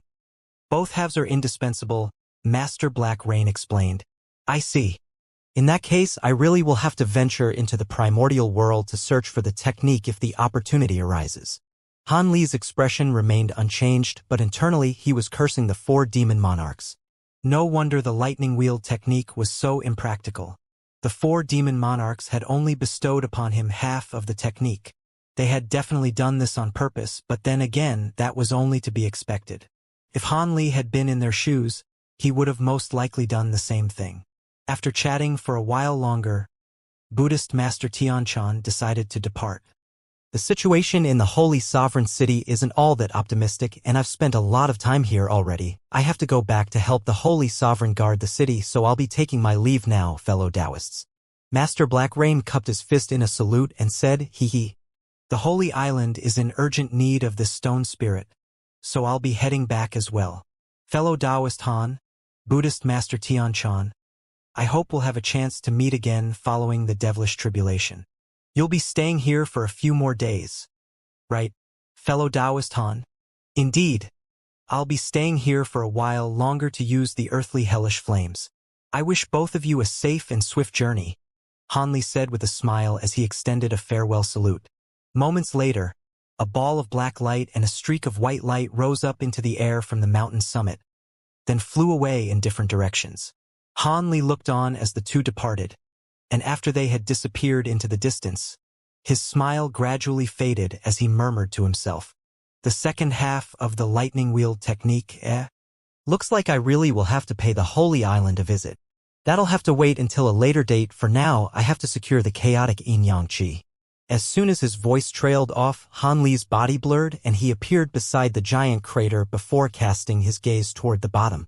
The crater hadn't been affected much by the battle that had just taken place, and the yellow mist at the bottom was still making it impossible to see what lay in the depths of the crater. Han Li peered into the mist through narrowed eyes for a long while before casting his gaze through the surrounding area, upon which his brows furrowed slightly. All of a sudden, he flipped a hand over to produce a thick stack of formation flags, then flicked his wrist to send the flags scattering in all directions as streaks of light. The formation flags vanished into thin air amid flashes of spiritual light, and in the next instant a layer of white mist permeated over the mountain, completely concealing Han Li along with the giant crater. Han Li stood still on the spot and swept both sleeves through the air to release 13 balls of buzzing purple light, all of which quickly disappeared into the mist. Immediately thereafter, green light flashed from his body, and a green figure detached itself from him before vanishing into the ground. After doing all that, Han Li sat down with his legs crossed beside the crater. He wore a solemn expression as he made a hand seal, then abruptly laid a hand onto his own head. A ball of golden light flashed, and a nascent soul that was around half a foot tall emerged above his head. The nascent soul bore a striking resemblance to Han Li, and as soon as it emerged, it waved a hand toward Han Li's physical body down below. A loud thunderclap rang out, and a ball that was bound by countless golden threads flew out of Han Li's body before hovering in midair. The nascent soul extended a finger toward the golden ball, and all of the golden threads quickly fell away to reveal a white wooden box. A faint smile appeared on the nascent soul's face, and it began to chant something. As it did so, spatial fluctuations erupted nearby, and a dozen or so five-colored beads silently emerged. These beads then transformed into eyeballs amid flashes of spiritual light, and bright five-colored light radiated from their surfaces. Around 10 minutes later, a wisp of Han Li's spiritual sense formed a clone that appeared over a boundless grassland. He swept his gaze over his surroundings, yet failed to discover the presence of Che Qigong. His expression changed slightly as he cast his gaze upward, and discovered that there was a scorching white sun around 100,000 feet above him. After that, Han Li merely stared at the sun in a completely expressionless and unblinking manner. After a while, an unfamiliar male voice suddenly rang out in the air above. "Haha, you really are no ordinary body integration stage being. I didn't think that a mere spiritual sense clone of yours would be able to detect my presence. I can see why old man Che is placing his hope in you now." As soon as the voice faded, a black shadow flashed within the scintillating sun. Immediately thereafter, a ball of black light shot forth before stopping just over 100 feet away from Han Li. This was a burly, black-armored, heavily bearded man, and he was appraising Han Li with an intrigued smile. Han Li's heart stirred slightly at the sight of this man, but he maintained a calm expression as he asked, "Who are you and where is Senior Che?" "Old man Che is currently doing something else right now. It'll most likely be quite some time before he can get here, so why don't you have a chat with me for now?" the man suggested with a stroke of his beard. Han Li's eyes narrowed slightly as he said, "I don't seem to recognize you, and I've never heard Senior Che mention the presence of someone else in this devil sealing lock. Of course old man Che wouldn't mention me to you. However, what I can tell you is that I can give you what he promised you, and I won't ask for as much in return," the man replied in a confident manner. "Oh? What do you propose, fellow Taoist?" Han Li asked as his expression changed slightly. "It's quite simple. Old man Che promised to give you the extraction and refinement methods for chaotic yin-yang qi, right? I'm also familiar with these methods, and I only ask for a third of the chaotic yin-yang qi that you managed to extract," the man immediately proposed. Han Li fell into a contemplative silence upon hearing this before shaking his head in the end. "That does indeed sound quite appealing, but I've already sworn a vow on my inner demons to Senior Che, so I'm afraid I can't accept this offer." The man seemed to have already anticipated this answer from Han Li, and he chuckled. You still haven't obtained the extraction and refinement methods from Old Man Che, so you're not breaking your vow. That's true, but I've never even met you before. Don't you think it's a little naive to simply expect me to trust you right away? Han Li asked in an indifferent voice. Of course I'm aware that I'll have to earn your trust, and I'm prepared to do so. Setting aside everything else, I'll give you the extraction method for the chaotic yin-yang qi within this devil sealing lock right away, and I'll give you some other benefits after the event as well, the man said with a mysterious smile. Other benefits? Han Li's heart stirred slightly upon hearing this, and a hesitant look appeared on his face. However, right at this moment, bursts of rumbling suddenly rang out in the surrounding space, and the grassland down below blurred before transforming into a barren desert. On top of that, dark clouds had appeared over the entire sky and countless silver lightning snakes were dancing within the clouds. Impossible! How did he manage to get out so quickly? The man exclaimed as his expression changed drastically. Han Li was naturally also quite startled by this turn of events. An enraged rumbling voice then suddenly rang out from within the dark clouds. How dare you plot against me like this, Xianxia? Did you really think you'd be able to get away with this? The voice belonged to none other than Che Qigong, and the entire heavens were trembling from his fury. The dark clouds up above converged violently to form a massive inky black hand that was around 1,000 feet in size, and it descended toward the burly man with devastating force. Before it had even reached the burly man, a burst of enormous force came crashing down from above, and Han Li's spiritual sense clone was instantly completely immobilized. In the face of this tremendous force, the surrounding acre of desert sank down several tens of feet, creating a gargantuan crater in the sand. The burly man was situated at the center of the crater, and a vast expanse of black light was suddenly released from his suit of armor. In the instant that the burst of tremendous force came into contact with the black light, most of its power was diverted away, and the burly armored man merely swayed slightly but remained completely unscathed. Che Qigong faltered slightly upon seeing this before becoming even more enraged. You've mastered the great diversion technique? No wonder you dare to do something like this. Let me see if you have what it takes to oppose me. As soon as his voice trailed off, the dark clouds up above surged before forming a massive devilish projection with 3 heads and 6 arms. Just as the projection was about to descend from above, the burly man's expression darkened, and he raised a hand as he yelled, "Stop! Do you not want the chaotic yin-yang qi anymore? Once I take care of you, the chaotic yin-yang qi will be all mine." Che Qigong replied in a vicious voice, and the 6 arms of the devilish projection swept through the air as balls of black qi emerged over its hands. The balls of black qi then transformed into massive balls of light that it prepared to hurl toward the burly man. Do you really think you can extract chaotic yin-yang qi out of the devil sealing lock using your method? The burly man asked as a peculiar look appeared on his face. What do you mean by that? Didn't we devise the method to extract chaotic yin-yang qi from the devil sealing lock many years ago? Are you trying to make me doubt myself so you can stall? Che Qigong roared in response, but the devilish projection up above stopped what it was doing nonetheless. Why would I need to stall for time? Do you think I still fear you after mastering this great diversion technique?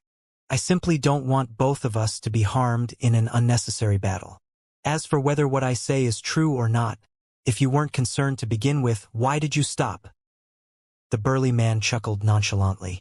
The giant devilish projection up above fell completely still upon hearing this. Moments later, the devilish projection dissipated into black qi again, and Che Qigong emerged with a dark expression. Han Li quickly assessed the situation before deciding to remain silent and simply watch as everything unfolded. You hid the fact that you'd already mastered the great diversion technique from me for so long, so you must have been plotting this for a very long time. Setting aside whether the technique really is as powerful as it's said to be, you seem to be implying that you've found another method to extract chaotic yin-yang qi. How do I know if you're telling the truth?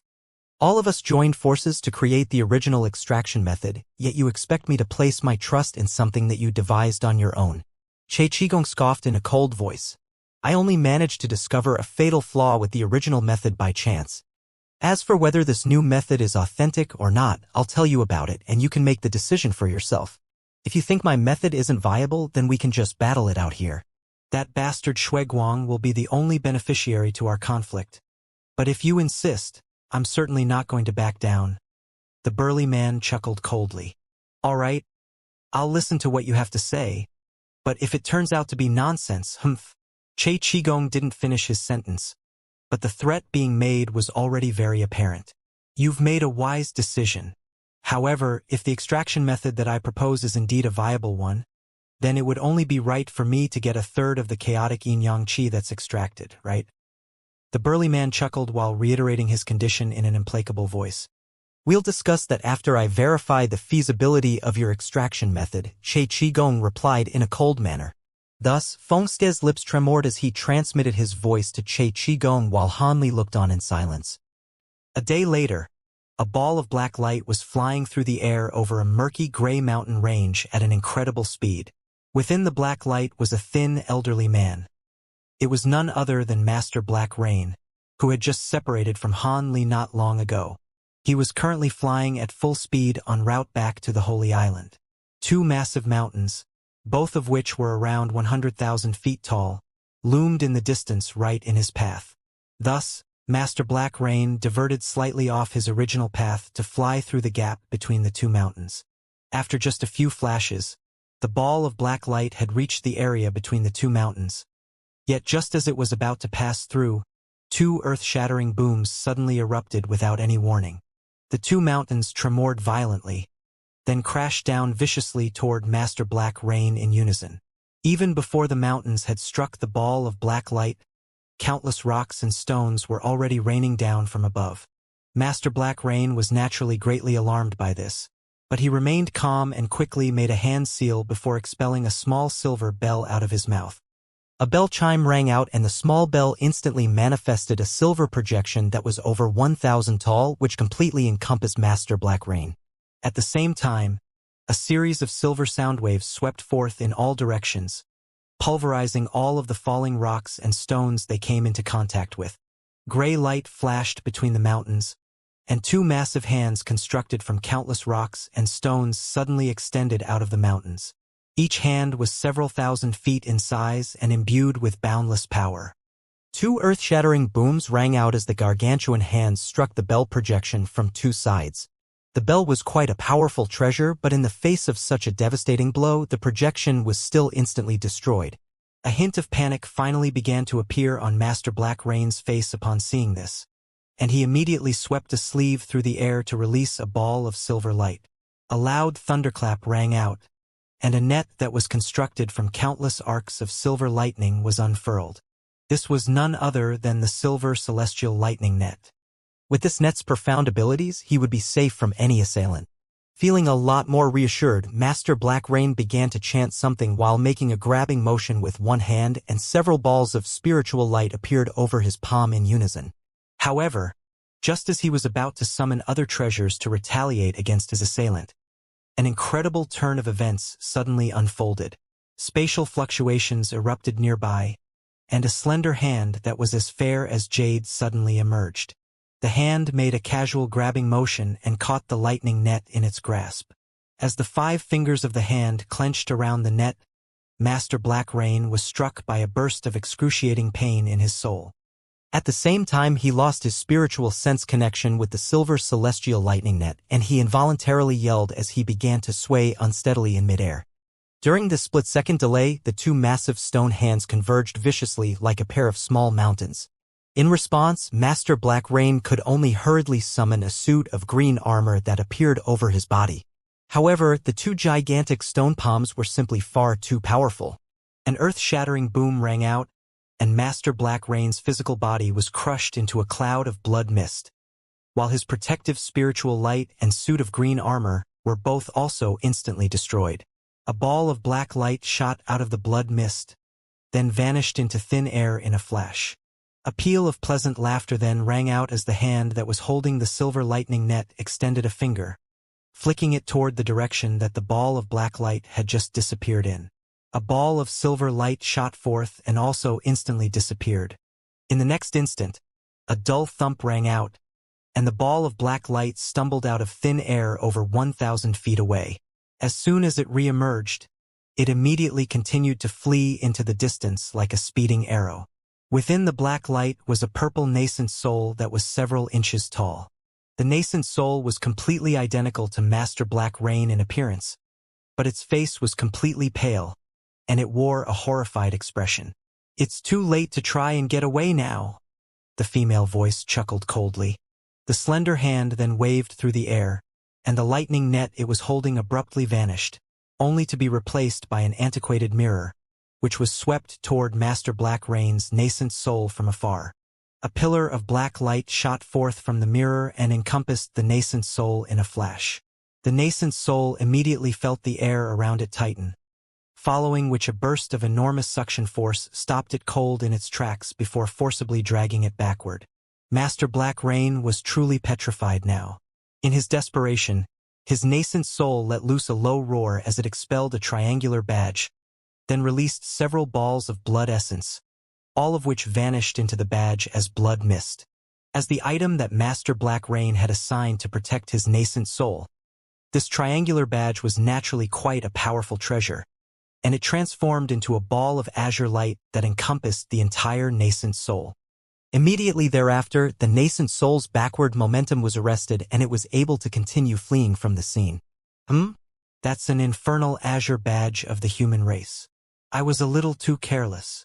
The pleasant female voice rang out again, but on this occasion, it was tinged with a hint of surprise. Spatial fluctuations erupted and the owner of the slender hand silently emerged, revealing herself to be a woman in a blue palatial dress. The woman had a set of gorgeous facial features that were as fair as jade, and her figure was also very alluring, but her eyes gave off an azure light that was rather unsettling to behold.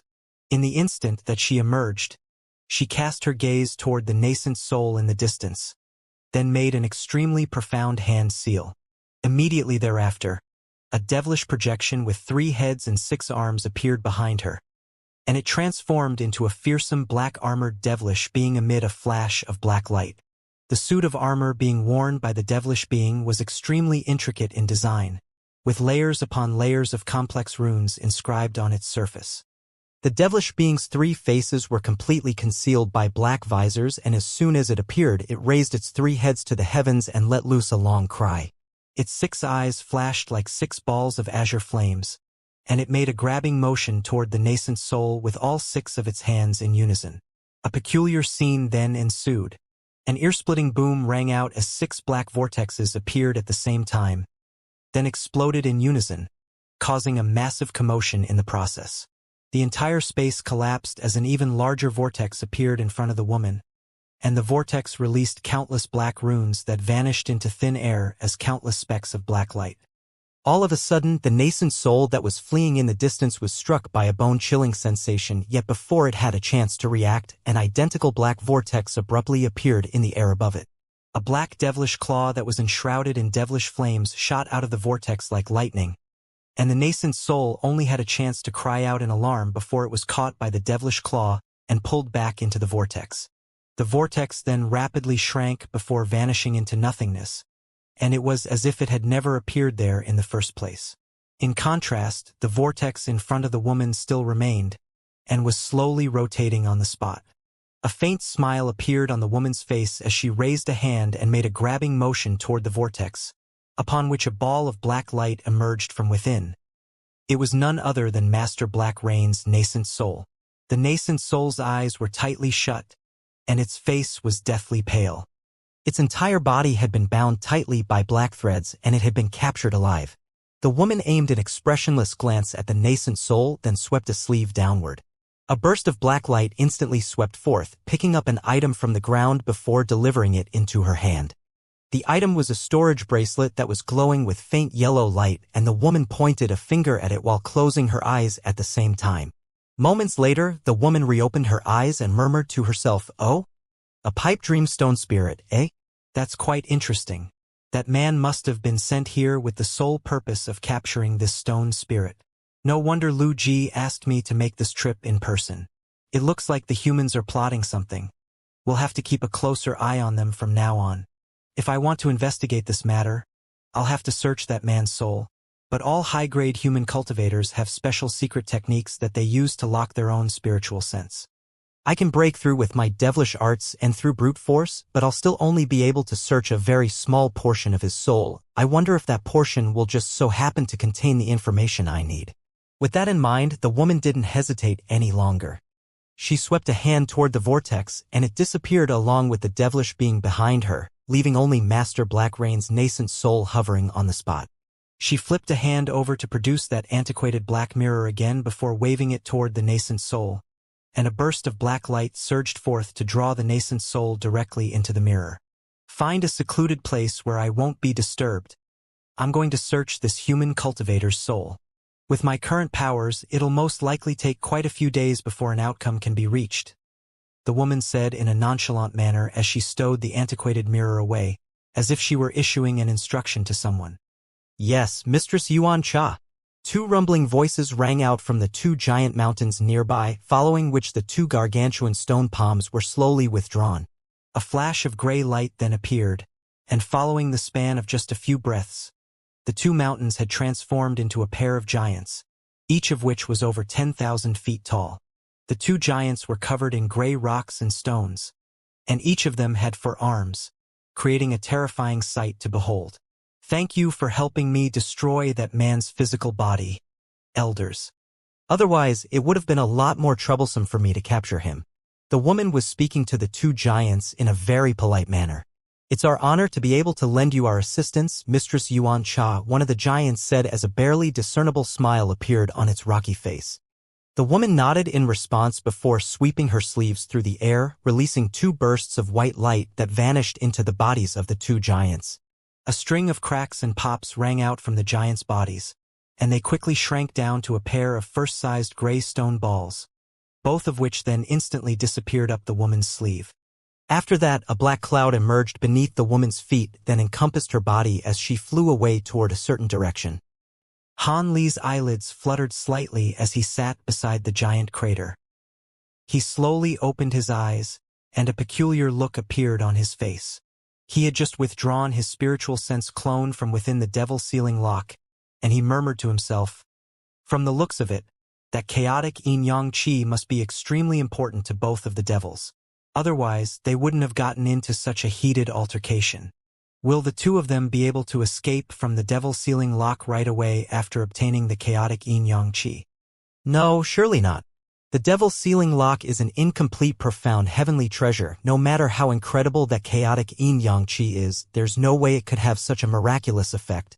Those two are most likely plotting something else." After contemplating the issue for a while, Han Li seemed to have suddenly arrived at a decision. There's no need for me to overthink this. After I split the chaotic yin-yang qi with those two devils, I'll find a way to toss the devil sealing lock back into the Elder Devil realm. I have to make a trip there anyway. I'll just drop off the devil sealing lock then. Those two are nothing more than spiritual sense entities without physical bodies anyway. Who cares what'll become of them once they escape from the devil sealing lock in the Elder Devil realm? With that in mind, Han Li pointed a finger toward the devil sealing lock before him, and it shot forth directly toward the giant crater before hovering right over its center. Immediately thereafter, Han Li took a deep breath before making a hand seal while chanting something, and a projection with 3 heads and 6 arms appeared behind him. The projection made hand seals with all 6 of its arms, and a vast expanse of golden light swept forth from its body before vanishing into the devil sealing lock.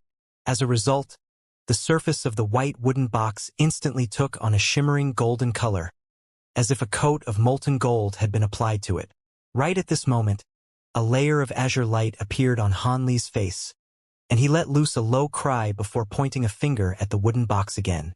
A burst of silver flames emerged from his fingertip before enveloping the wooden box, and at the same time, the golden projection behind Han Li opened all 6 of its eyes in unison.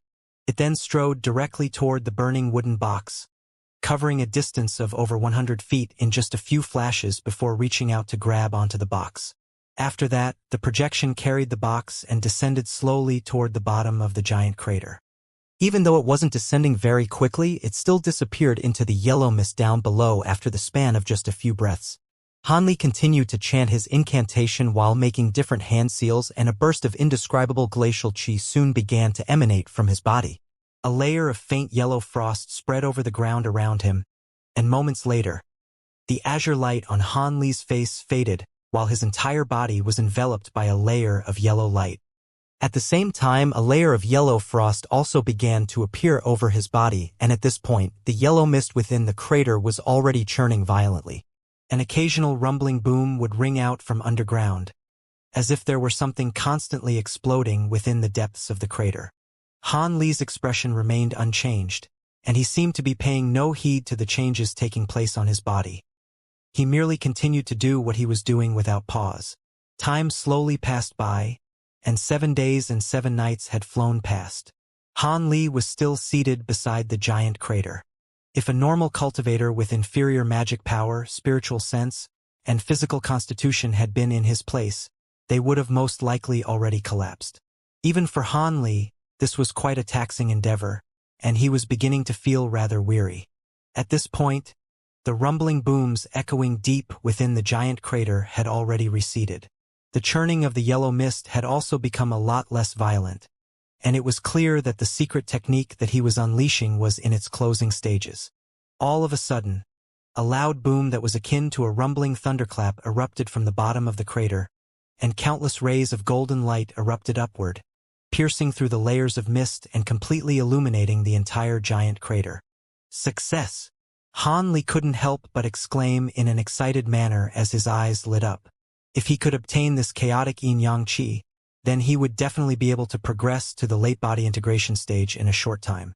If he could reach that level, then both his magic power and abilities would be enhanced significantly, and he would be far better equipped to protect himself during the devilish tribulation, as well as the trip into the Elder Devil realm.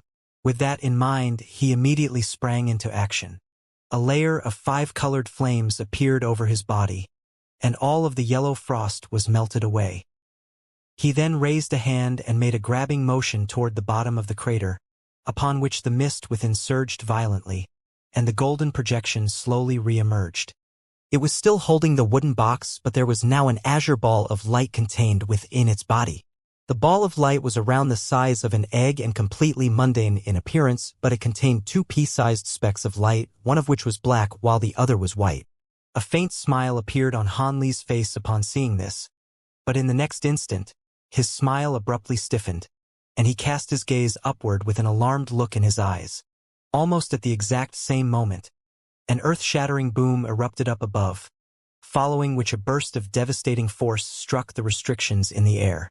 In the face of this ferocious attack, the restriction was instantly shattered, and the mist enshrouding the mountain summit was completely swept away by a gust of fierce wind. A slender female figure then appeared up above before casting her gaze toward Han Li in a cold manner. Her gaze was as frosty as ice, and Han Li's face was struck by a pang of sharp pain under her cold gaze.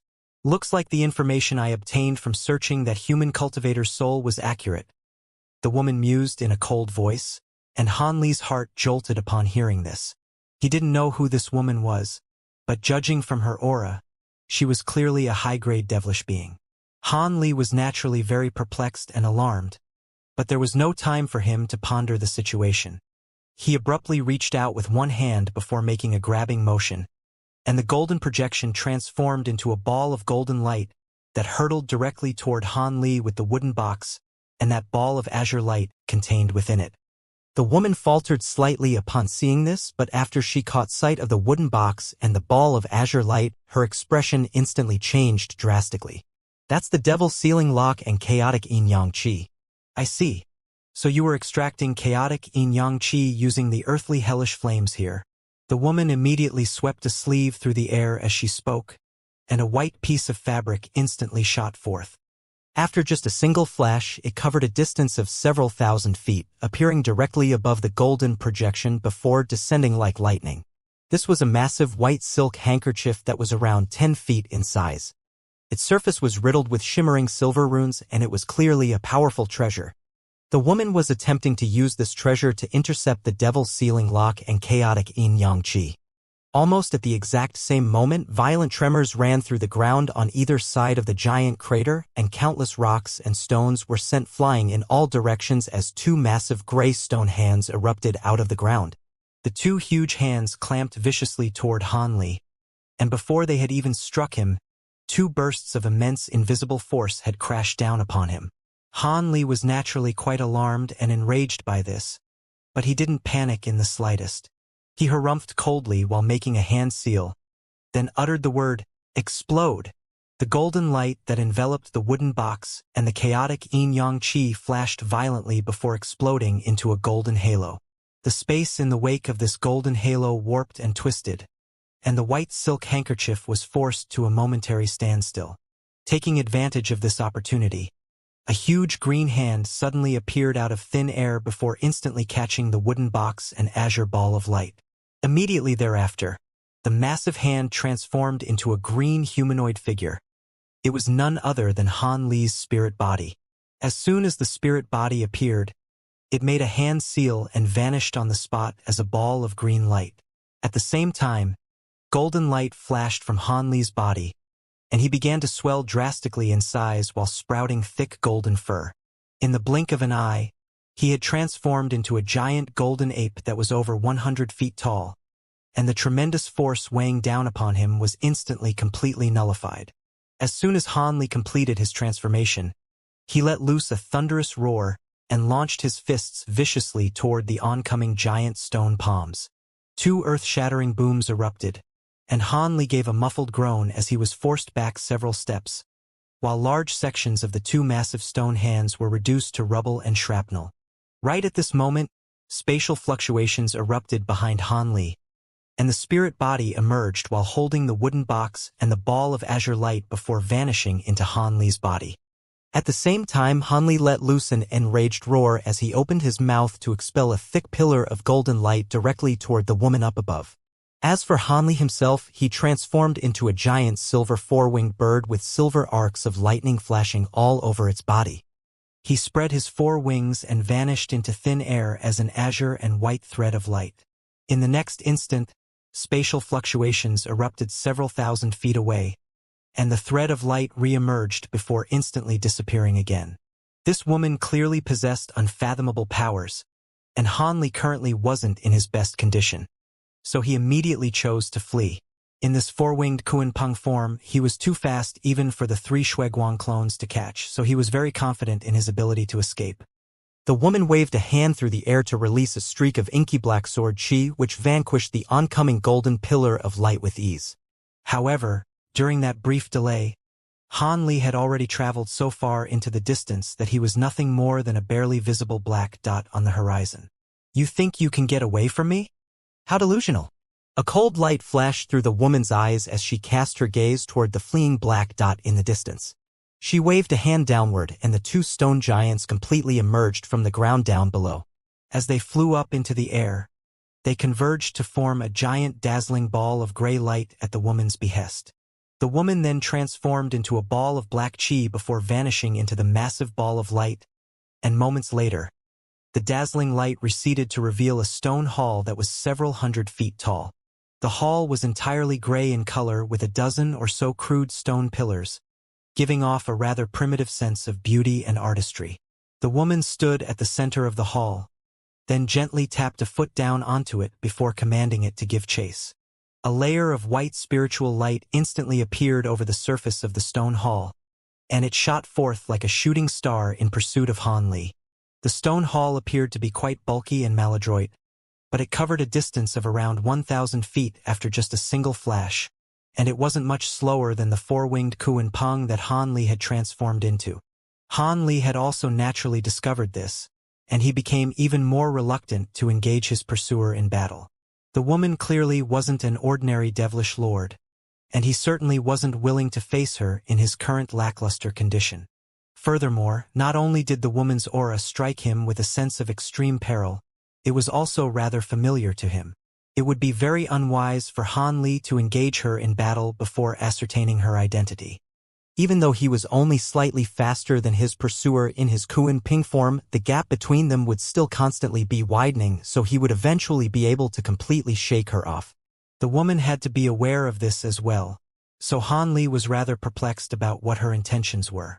However, he had no time to consider such matters at the moment. He was focused solely on fleeing the scene as quickly as he could. At their astonishing speeds, A distance of hundreds of thousands of kilometers had been covered after just a single hour. At this point, Han Li had already opened up a gap of several tens of kilometers between himself and the stone hall.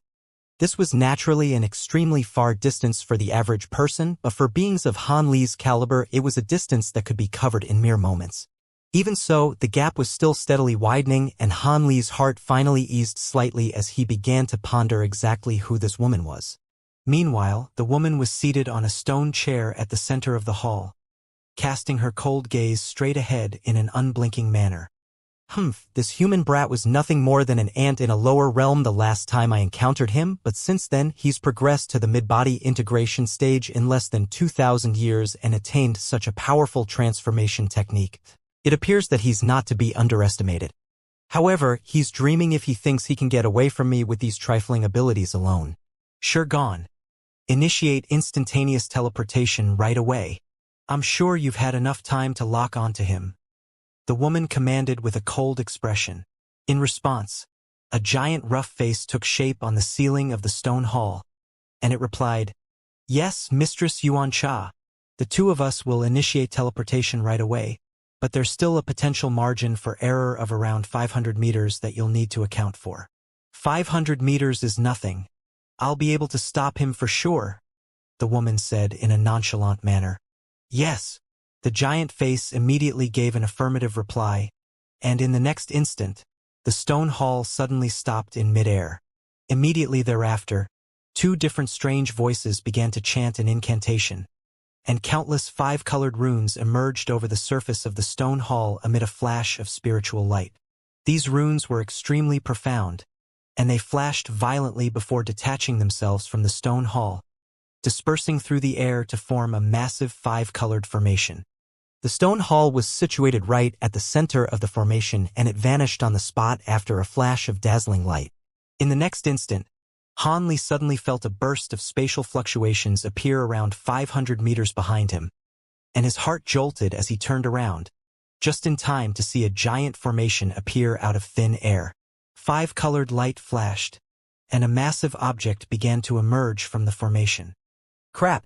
Han Li was adept in formations and instantaneous teleportation techniques himself, so he was naturally immediately able to identify this as a teleportation formation.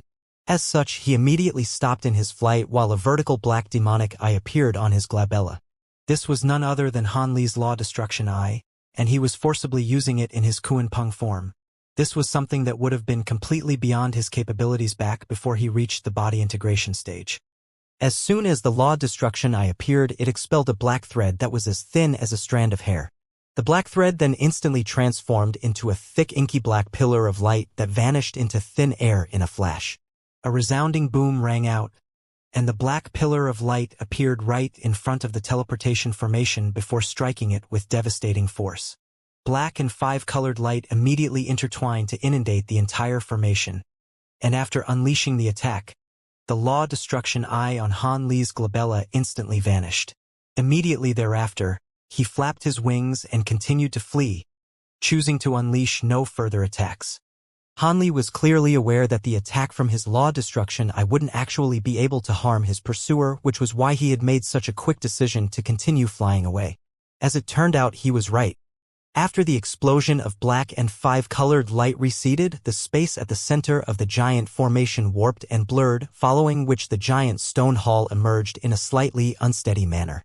Under the influence of the chaotic spatial powers in the nearby area, the stone hall was unable to immediately continue pursuing Han Li. Instead, a white light barrier had appeared around it, and it was swaying incessantly amid the violent spatial fluctuations. He has a Law Destruction Eye. The woman's expression darkened upon making this realization. After just a few flashes, Han Li was nothing more than a black spot on the horizon again. "Chase him down," the woman commanded in an enraged voice. The giant stone face appeared once again on the ceiling of the hall, and it said in an apologetic manner, "I'm afraid we won't be able to give chase right away, mistress. Due to the disruption from spatial powers, we'll only be able to continue after making some adjustments. By the time you're done, that human brat will be completely gone. Let me lend you a hand." The woman harumphed coldly before gripping onto the smooth armrests of her stone chair. then injected a burst of inky black devilish qi into it. "Thank you for your assistance, Mistress Xianxia. We'll be able to continue right away now," the stone face said in an elated manner. Thus, not long after that, the stone hall shot forth through the air again. Even though the stone hall had failed to stop Han Li, the distance between the two had been closed down significantly, and the woman continued to give chase with renewed determination. Thus, whenever Han Li managed to widen the gap between himself and the stone hall, the woman would make use of its teleportation ability to close the gap. Having learned her lesson from the first teleportation, she made sure not to get too close to Han Li during her subsequent teleportations. Thus, even with his law destruction eye, Han Li was unable to thwart her teleportation any further. This was naturally quite worrying for Han Li. He also had his lightning formation that he could use for teleportation, but he was unable to control the destination at all. If he were to only teleport over a short distance, there was a possibility that he could end up right next to his pursuer. If he wanted to teleport over a longer distance, then he would require more time to set up the formation, so that wasn't a viable option either. Furthermore, even if he could teleport himself thousands of kilometers away, he still wouldn't be able to escape the woman's spiritual sense detection, and she'd simply catch up again eventually. It seemed that she was even more difficult to shake off than the 3 clones of sacred ancestor Shuiguang. Thus, the two continued to fly through the air for over half a day. Due to the fact that Han Li had intentionally chosen a very sparsely populated path, he didn't encounter any devilish beings that could impede him along the way. However, the woman clearly wasn't going to let him off the hook, so he had to think of a way to shake her off. Unbeknownst to him, the woman was currently communicating with another devilish being through her antiquated black mirror. The image in the mirror depicted a crimson-robed young man, and he had a rather dark expression on his face. "Xianxia? When did you send a clone into the spirit realm? If I recall correctly, you're not on the list of the sacred ancestors designated to descend into this realm." "Shuiguang, I only sent a clone of mine into this realm to assist Lu Ji. I'm not ruling over any army, and I don't have any intention of getting my true body to descend into this realm, so I'm not breaking my agreement with everyone. As such, you have no right to accuse me of anything," the woman replied in an expressionless manner. Shuiguang was furious, but he was clearly also rather wary of the woman, and he harumphed coldly, "Humph. No matter how you try to explain it, you're just twisting the narrative. Setting that aside for now, if you're assisting Lu Ji, then why have you appeared in this area that I'm overseeing? Don't you owe me an explanation for that?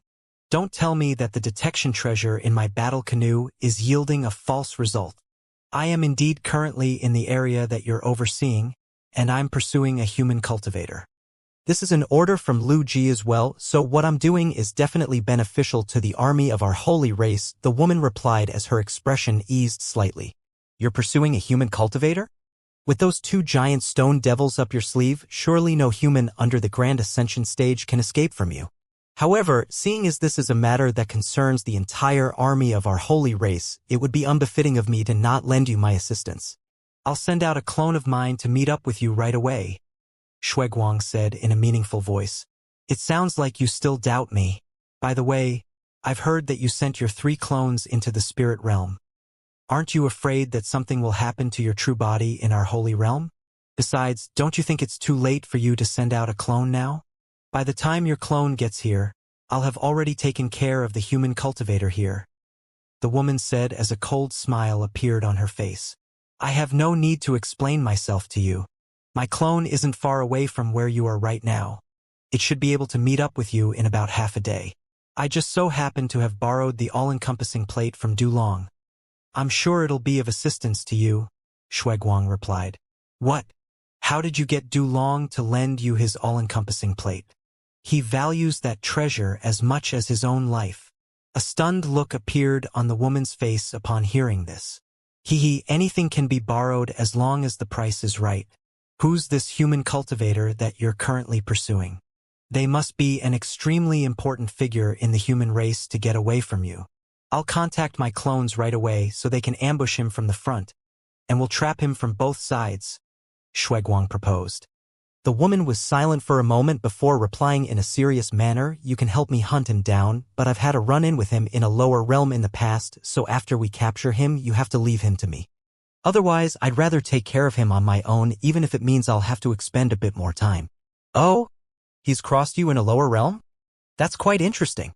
I heard that a spiritual sense clone of yours was killed in a lower realm. Could the perpetrator be the human cultivator that you're currently pursuing? Haha. What a coincidence.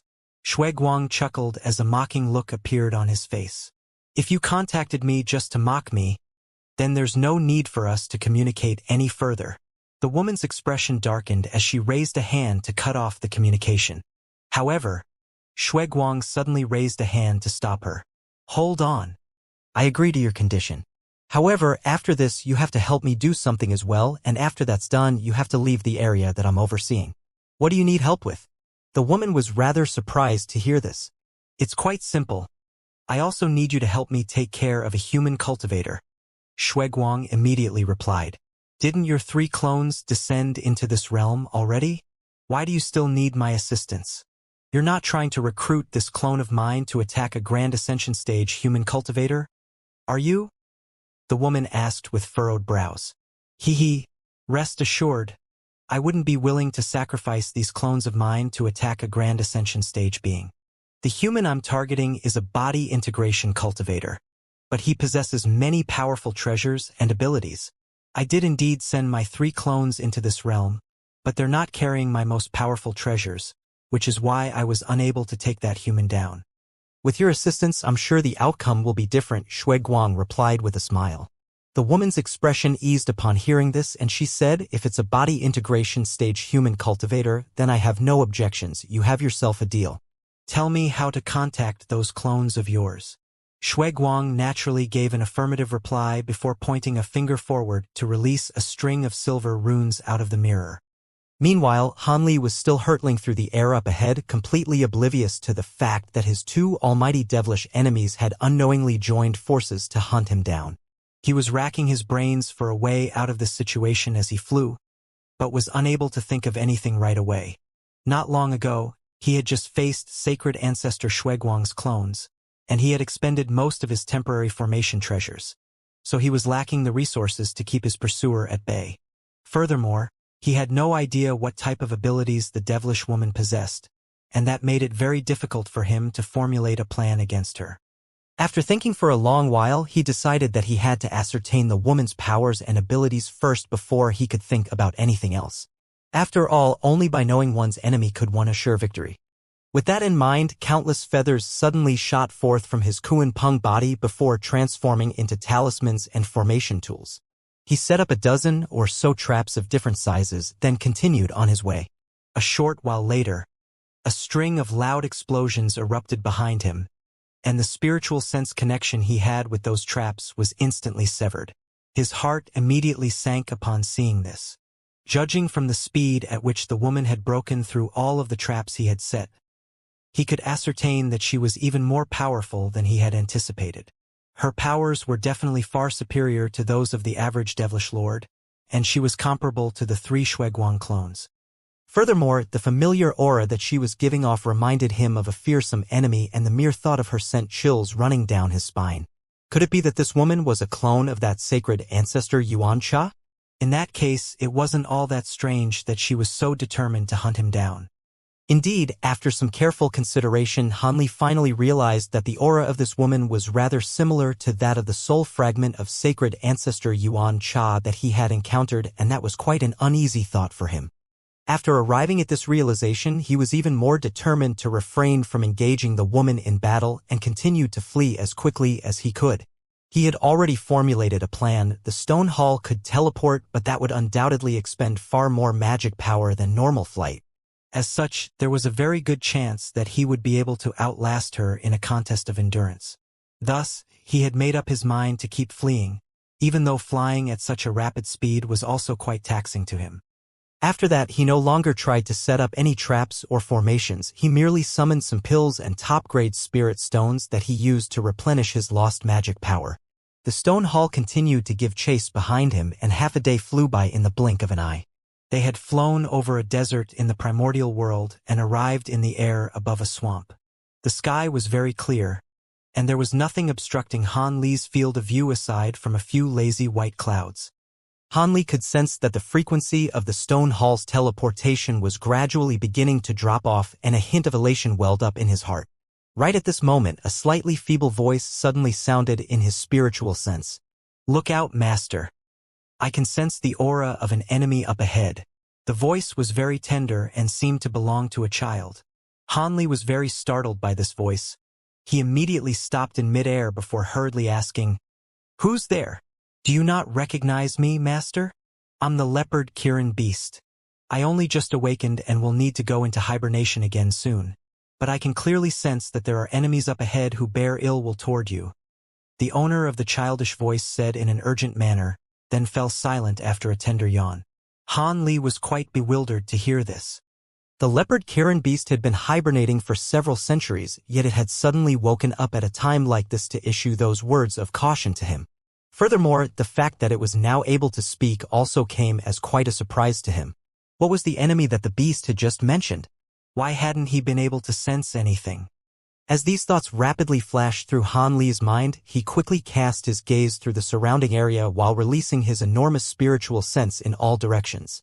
However, he couldn't sense anything suspicious nearby, and a hesitant look appeared on his face. Meanwhile, there were 3 crimson-robed figures standing side by side within a mysterious treasure, appraising a giant hovering crystalline screen together. On the surface of the massive screen was the image of a giant bird with silver arcs of lightning revolving all around its body.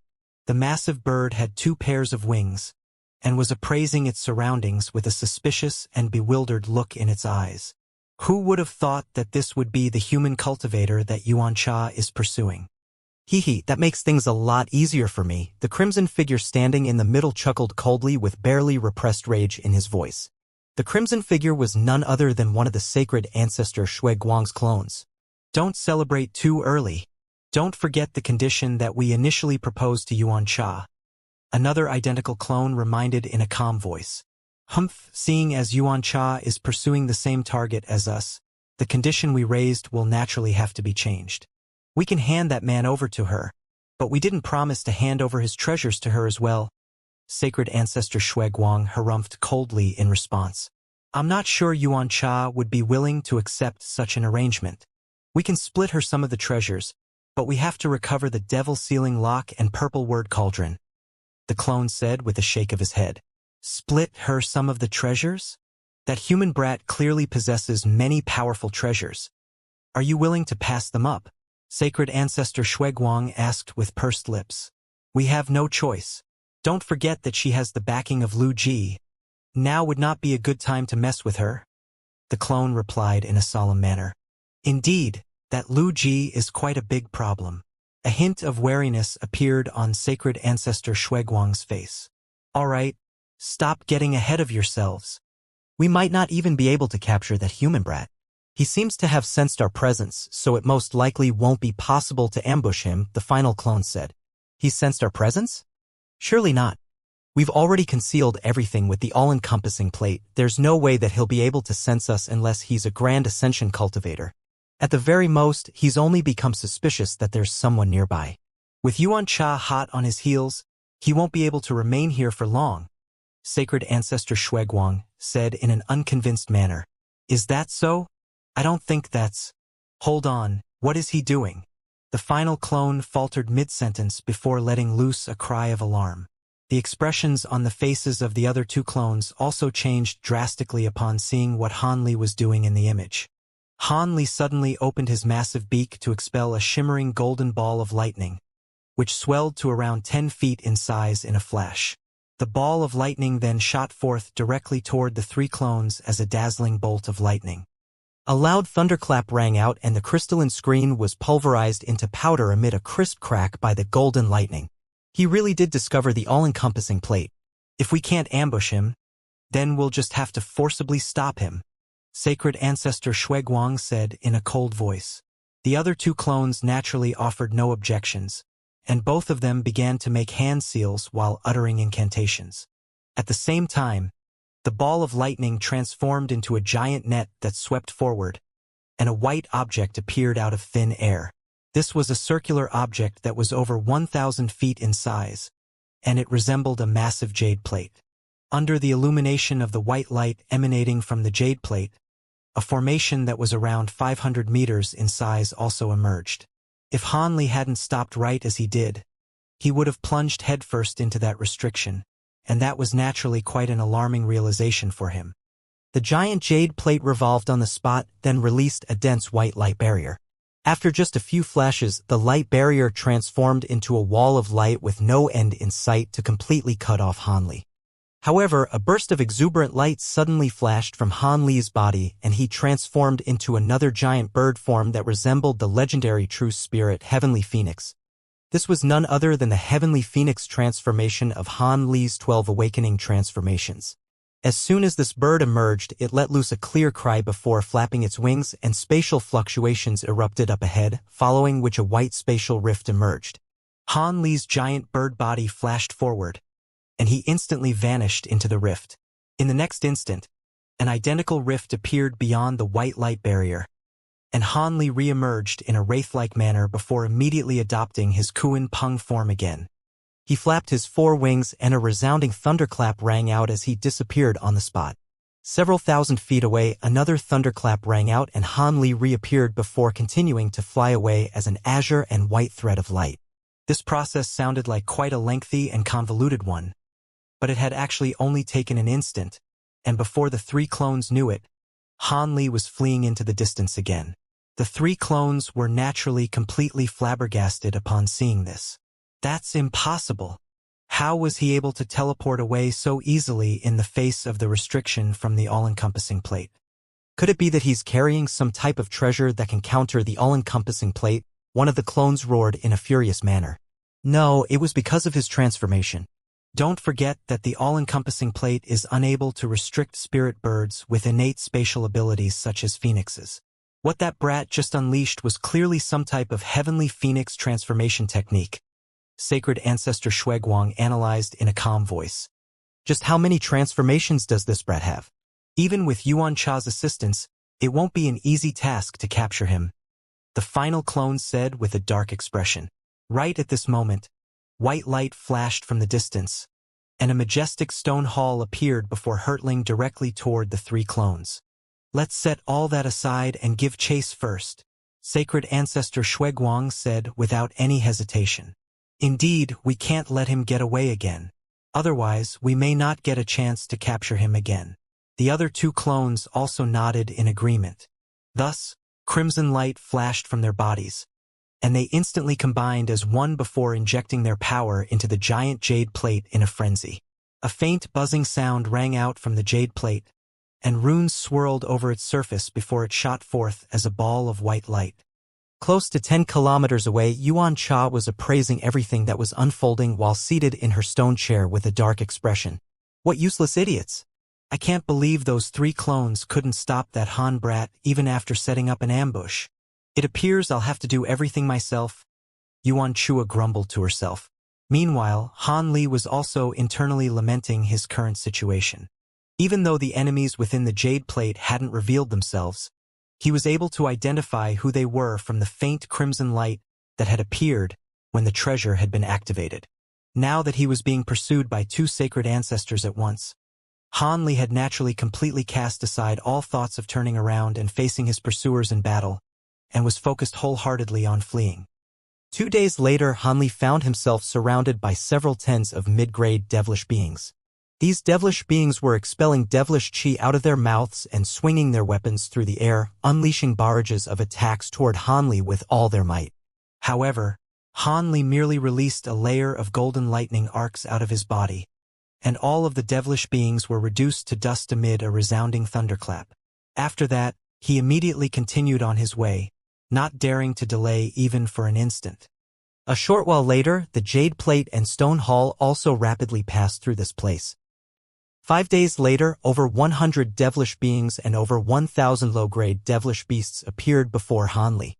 On this occasion, Han Li plunged headfirst into the horde of beasts, and streaks of azure sword chi erupted out of his body in a frenzy. All of the low-grade devilish beasts and devilish beings were instantly destroyed, while Han Li continued to flee rapidly into the distance. At this point, the jade plate and stone hall were already close to 1,000 kilometers away. 10 days later, in the air above a murky gray mountain range, A giant golden ape that was over 1,000 feet tall rushed into an army comprised of hundreds of elite devilish beings and a dozen or so giant devilish beasts. The giant ape swung its massive arms violently through the air, and none of the devilish beings or giant devilish beasts were able to withstand even a single attack. However, they seemed to have received some kind of strict order.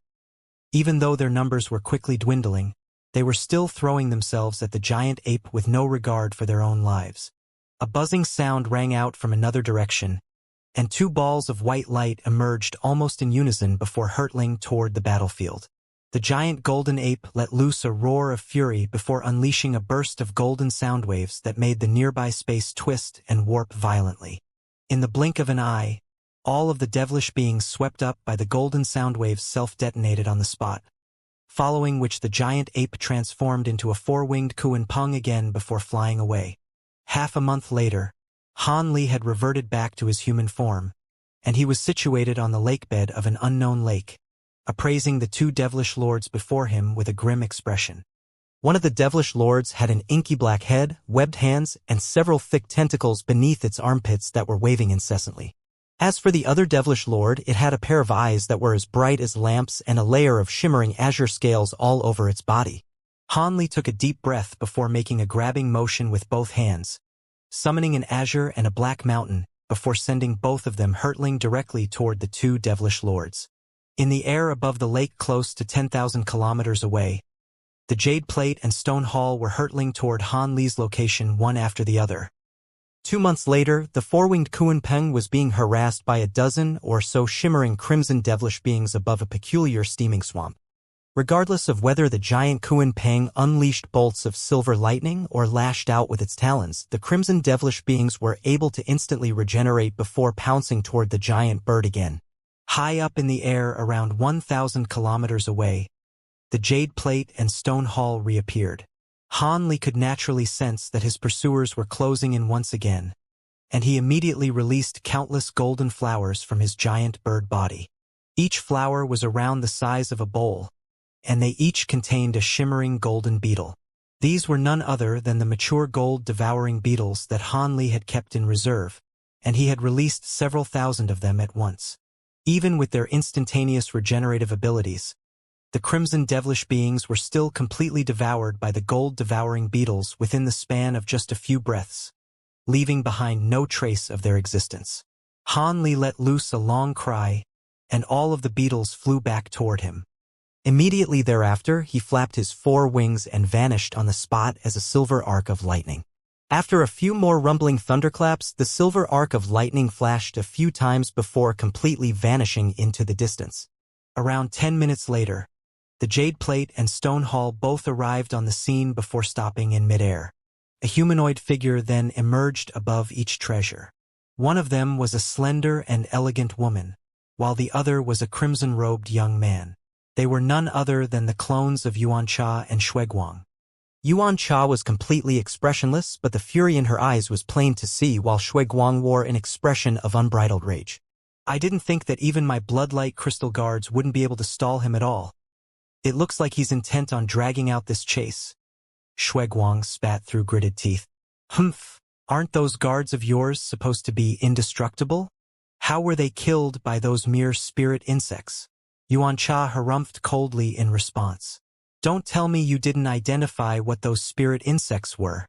My guards have indeed cultivated the blood-body devilish art, but there's no way they could withstand the power of those spirit insects, Shuiguang snapped.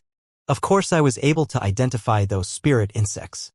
Perhaps I would be wary of them if there were over 100,000 of those gold-devouring beetles, but such a trifling number won't be anywhere near enough to pose a threat to you and me. We can just trap them using a wood or stone attribute treasure, Xianxia said in an indifferent manner. I do indeed have a pair of treasures of those attributes, but can you be certain that he only has that many of those spirit insects? What if he has more than 100,000 of them up his sleeve? On top of that, we still don't know how many trump cards he's yet to reveal. What if we back him into a corner and he lashes out to deal us severe damage before we take him down? Shuiguang speculated. You think he has over 100 gold-devouring beetles? You sure have a vivid imagination. All right, let's say that he does indeed have that many gold-devouring beetles up his sleeve. Do you think his spiritual sense will be powerful enough to control them?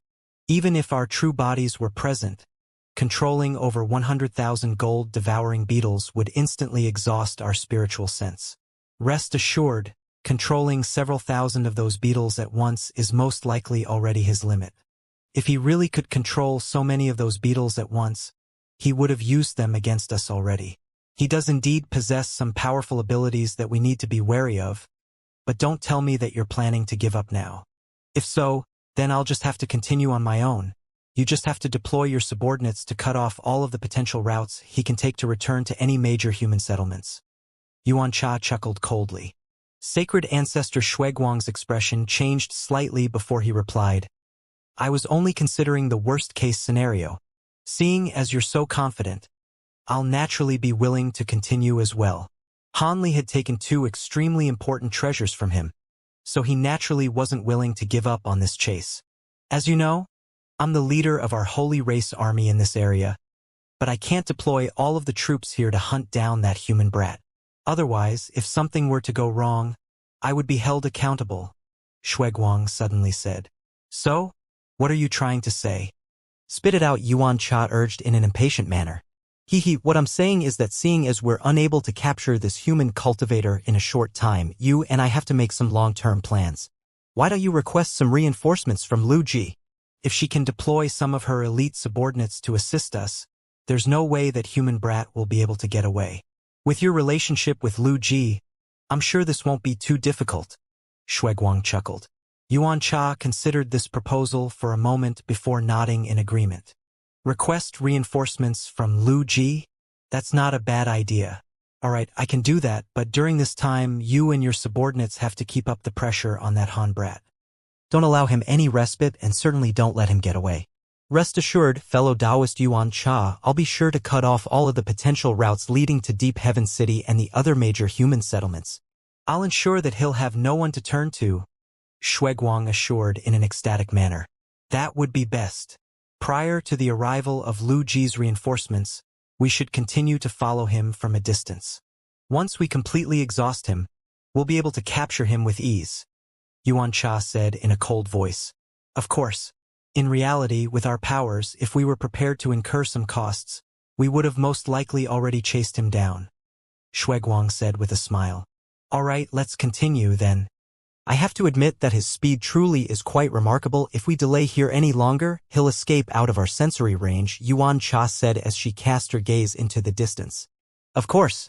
I've already set up 7 more groups of my subordinates up ahead, and they should be able to exhaust him even further, Shuiguang replied with a cold smile.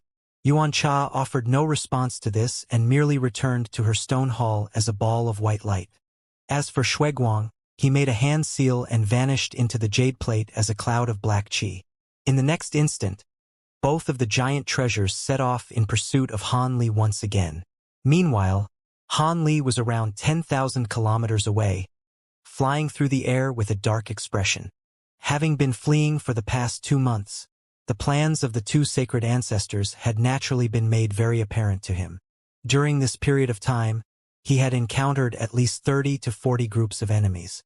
Some of these groups were comprised only of low-grade devilish beings, while others included the most elite forces the devilish army had to offer, and there were even 2 groups that had devilish lords among their ranks. Under normal circumstances, this naturally wouldn't be of any concern to him, but with the 2 sacred ancestors hot on his heels, he didn't dare to engage in prolonged battles. As such, he was forced to unleash powerful abilities to eradicate his enemies as quickly as possible, but doing so was naturally very taxing on his magic power and spiritual sense. If it weren't for the fact that he had many regenerative pills up his sleeve, he would have already collapsed. Even so, he was still in terrible condition. Following the intense battles that he had endured, his magic power reserves had been whittled down to less than half, and after being forced to release all those mature gold-devouring beetles, his spiritual sense had also been severely depleted. The only silver lining on this situation was that the 2 sacred ancestors seemed to have been intimidated by the powers he had displayed, and they only dared to deploy their troops to try and stall him. As such, he didn't have to worry about being attacked by the 2 sacred ancestors for now, but he clearly couldn't keep this up for much longer. If they were to discover that he was virtually a spent force, or if they were to deploy a large number of devilish beings to surround him, then he would be as good as dead. Han Li naturally wasn't going to wait for something like this to happen. He had employed all types of methods to try and shake off his pursuers, but the two sacred ancestors were just as if not more adept than he was in tracking and concealment abilities. He had tried a wide variety of tactics, but at the very most, he had only been able to shake off the two sacred ancestors for less than half a day before they caught up again. Thus, Han Li was in a very dire situation. If there were only a single sacred ancestor pursuing him, then perhaps he could slip away by taking advantage of a moment of complacency or a lapse in concentration from his pursuer. However, with two of them complementing one another, there was no way he would be able to depend on something like that. As he approached Deep Heaven City, the number of enemies that he encountered was clearly beginning to increase. He couldn't allow this to continue any longer. His pursuers were clearly taking advantage of his intention to return to Deep Heaven City, and had most likely set up a vast devilish army to stop him along the way. If he were to forge ahead blindly, then he'd run out of magic power and be killed before he could reach Deep Heaven City. He had to escape toward another direction. There were definitely going to be devilish beings attempting to impede him in other directions as well, but the resistance he encountered would most likely be significantly diminished. However, he couldn't make his intentions too obvious. He had to somehow shake off his pursuers for now and give himself an opening for some respite. Having made up his mind, Han Li immediately began to think of a plan. Perhaps the dire nature of the situation bestowed upon Han Li a greater sense of urgency, but he was quickly able to think of a plan. Within the Jade Plate, the three Shuiguang clones were standing in front of a new crystalline wall in a stationary manner. Two of the clones had already closed their eyes, seemingly to rest, while the third was staring intently at the image on the wall. All of a sudden, a faint cry of surprise escaped from the third clone's mouth, and the other two clones immediately opened their eyes. The image on the crystalline wall depicted Han Li in his Kuan Ping form, and he suddenly reverted back into human form, then stopped before making a hand seal. His body blurred slightly, and he manifested 8 identical figures to himself. The Han Lis then all fled toward different directions at once. Does he think that such a pitiful little trick will work on me? One of the clones harumphed coldly before making a hand seal, and a giant devilish projection appeared behind him amid a flash of gray light. The devilish projection had a pair of horns on its head and several massive tentacles on its back. It let loose a menacing snarl before a giant vertical eye suddenly appeared on its chest amid a flash of crimson light. The eye took up close to half of the entire area of its chest, and it was glowing with green light, presenting a harrowing sight to behold. The clone let loose a loud cry, and a burst of green light erupted from the giant eye before vanishing into the crystalline wall in a flash. In the next instant, the clone closed his eyes, and azure light began to flash incessantly over his face. After a short while, he said in a confident voice, "There are 2 actual bodies and 6 projections. One of them must be a clone, and it's traveling in a different direction from his true body. Looks like he's realized our intentions and is trying to shake us off again. Speed up. Don't let him get away," another clone said in a cold voice. Of course. However, just as the other clone was about to say something further, spiritual light suddenly flashed from the crystalline screen, and the image changed into one of Yuan Cha sitting on her stone chair. "There are 2 actual bodies. We'll take one each. If either of us find his true body, then notify the other right away," Yuan Cha instructed as soon as her image appeared. "All right, we'll do as you say." One of the Shuiguang clones immediately agreed. Yuan Cha nodded before sweeping a sleeve through the air, and the image on the crystalline wall instantly faded.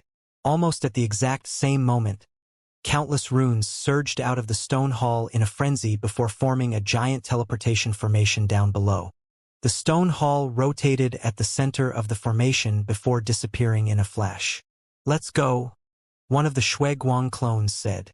The 3 clones then made hand seals in unison, and bright crimson light radiated from their bodies. In the next instant, the giant jade plate released a burst of dazzling white light, and its speed increased by more than 2-fold. Meanwhile, the Han Lis all fled in different directions, vanishing into the distance in a flash. Several 100,000 kilometers away, there was an army of over 1,000 elite devilish beings hiding in preparation for an ambush. Moments later, the army received an order and they immediately split up into the two before rushing away in two different directions. As for the place that Han Li was situated at mere moments ago, none of the devilish beings took any further interest in it. Around 10 minutes later, a ball of purple light suddenly flashed from behind a mundane-looking azure rock on the ground below, and a silver humanoid figure abruptly emerged. It was another Han Li. This Han Li was giving off no aura whatsoever, and as soon as he appeared, he closed his eyes before releasing his spiritual sense. After verifying that there weren't any devilish lords in a radius of several thousand kilometers, a hint of elation appeared on his face. He immediately flipped a hand over to produce a thin skin-like object which he tossed onto his own body. In the blink of an eye, he had transformed into a nondescript giant gray wolf, and he shot forth directly toward Deep Heaven City again as a streak of faint gray light. Meanwhile, another Han Li was flying through the air over a lush forest as a streak of azure light. A stone hall was hot on his heels in pursuit only around several kilometers away. A massive mountain that was over 100,000 feet tall suddenly appeared in Han Li's field of view. The mountain was extremely lush and scenic, and Han Li's eyes immediately lit up as he flew directly toward the mountain. After just a few flashes, he abruptly vanished at a certain point halfway up the mountain. Not long thereafter, the stone hall appeared above the mountain summit, then released countless runes of different colors to instantly manifest a giant 5-colored light formation. The formation expelled a faint buzzing sound as soon as it appeared, and a giant ball of 5-colored light with a diameter of several hundred feet appeared at its center. A cold harumph rang out from within the stone palace, and the giant ball of light immediately detached itself from the light formation before descending toward the highest point on the mountain peak.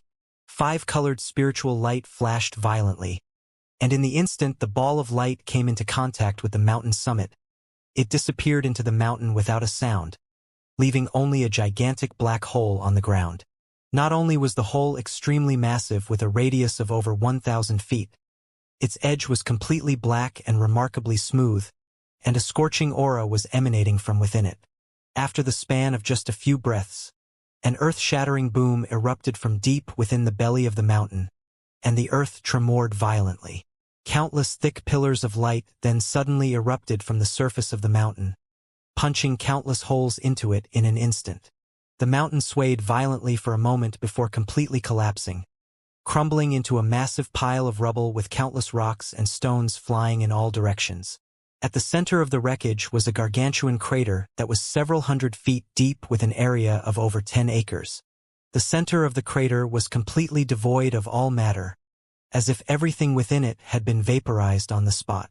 Immediately thereafter, over 100 thick pillars of light erupted from the light formation up above, then pierced into the wreckage down below. A string of resounding booms rang out from underground, but there was nothing amiss. Only then did the stone hall gradually descend from above, only stopping once it was only several thousand feet above the rubble. White light flashed in the air above the stone hall, and Xianxia emerged with a slightly bewildered expression as she swept her gaze over the wreckage. That Han brat just escaped into this mountain, so there's no way he should have been able to escape the scope of my attack. However, it looks like that was only a clone of his, seeing as I was able to kill him so easily, but even if it's just a clone, it should have left behind some remains. Could it be that it just so happened to be at the epicenter of the attack, and its body was completely destroyed? Xianxia murmured to herself with furrowed brows. After a brief pause for contemplation, she closed her eyes while pointing a finger at her own glabella. A burst of enormous spiritual sense immediately erupted forth before spreading in all directions before scouring meticulously through every single inch of rubble, but all to no avail. Looks like I was overthinking things. Xianxia's expression eased slightly as she reopened her eyes. Right at this moment, a peculiar type of fluctuations emanated from her body, and her expression changed slightly as she swept a sleeve through the air to release an antiquated mirror. The mirror circled around in the air above her head before hovering in front of her, and moments later, the image of Shui Guang appeared on its surface. Fellow Taoist Xianxia, there's no need for you to continue in your pursuit. You're most likely chasing after a clone. The one that I'm chasing has killed most of the troops I sent to impede him, and he's displaying immense power. I'm confident that this is his true body. I've managed to trap him in a certain place with my all-encompassing plate, but he's unleashed some type of concealment technique, and I'm unable to find him for now. The three of us need to focus on controlling the all-encompassing plate to seal off the surrounding area, so you'll have to assist us with tracking him down, the Shuiguang clone said in a serious manner. The remnants of Yuan Cha's suspicions were erased upon hearing this, and she replied, I see, that confirms it then. I've already taken care of the one that I'm chasing after, and it did indeed seem far too weak to be the true body. I'll come to you right away, make sure you don't allow him to escape. She then immediately stowed her mirror away before flying upward as a streak of white light.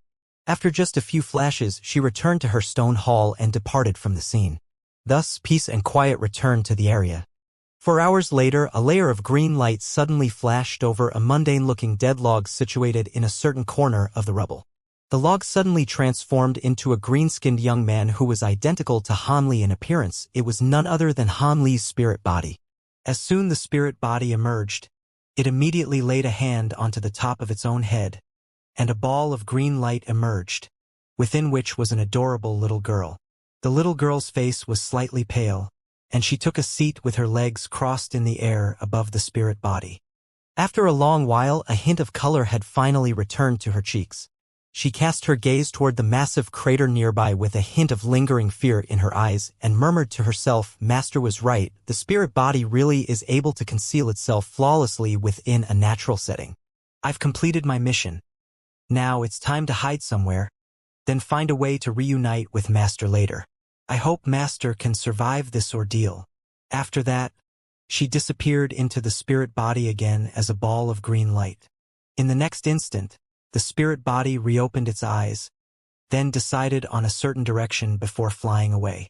Elsewhere, there were over 100 devilish elites hovering in the air around a giant jade plate.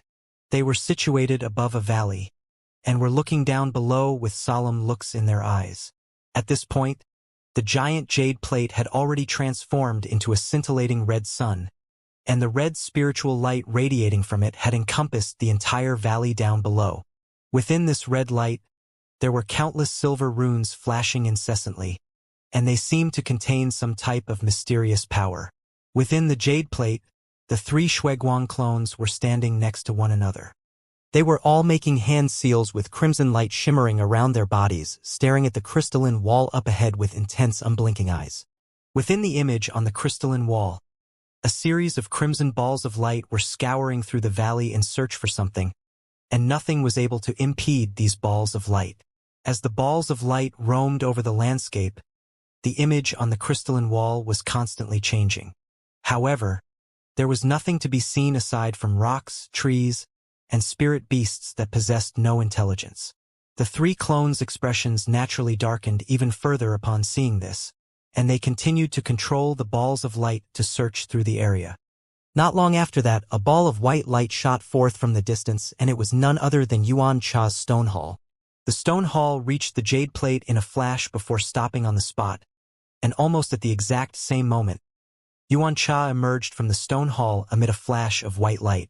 You've finally arrived, fellow Taoist Yuan Cha, the Shuiguang clone at the center said with a smile.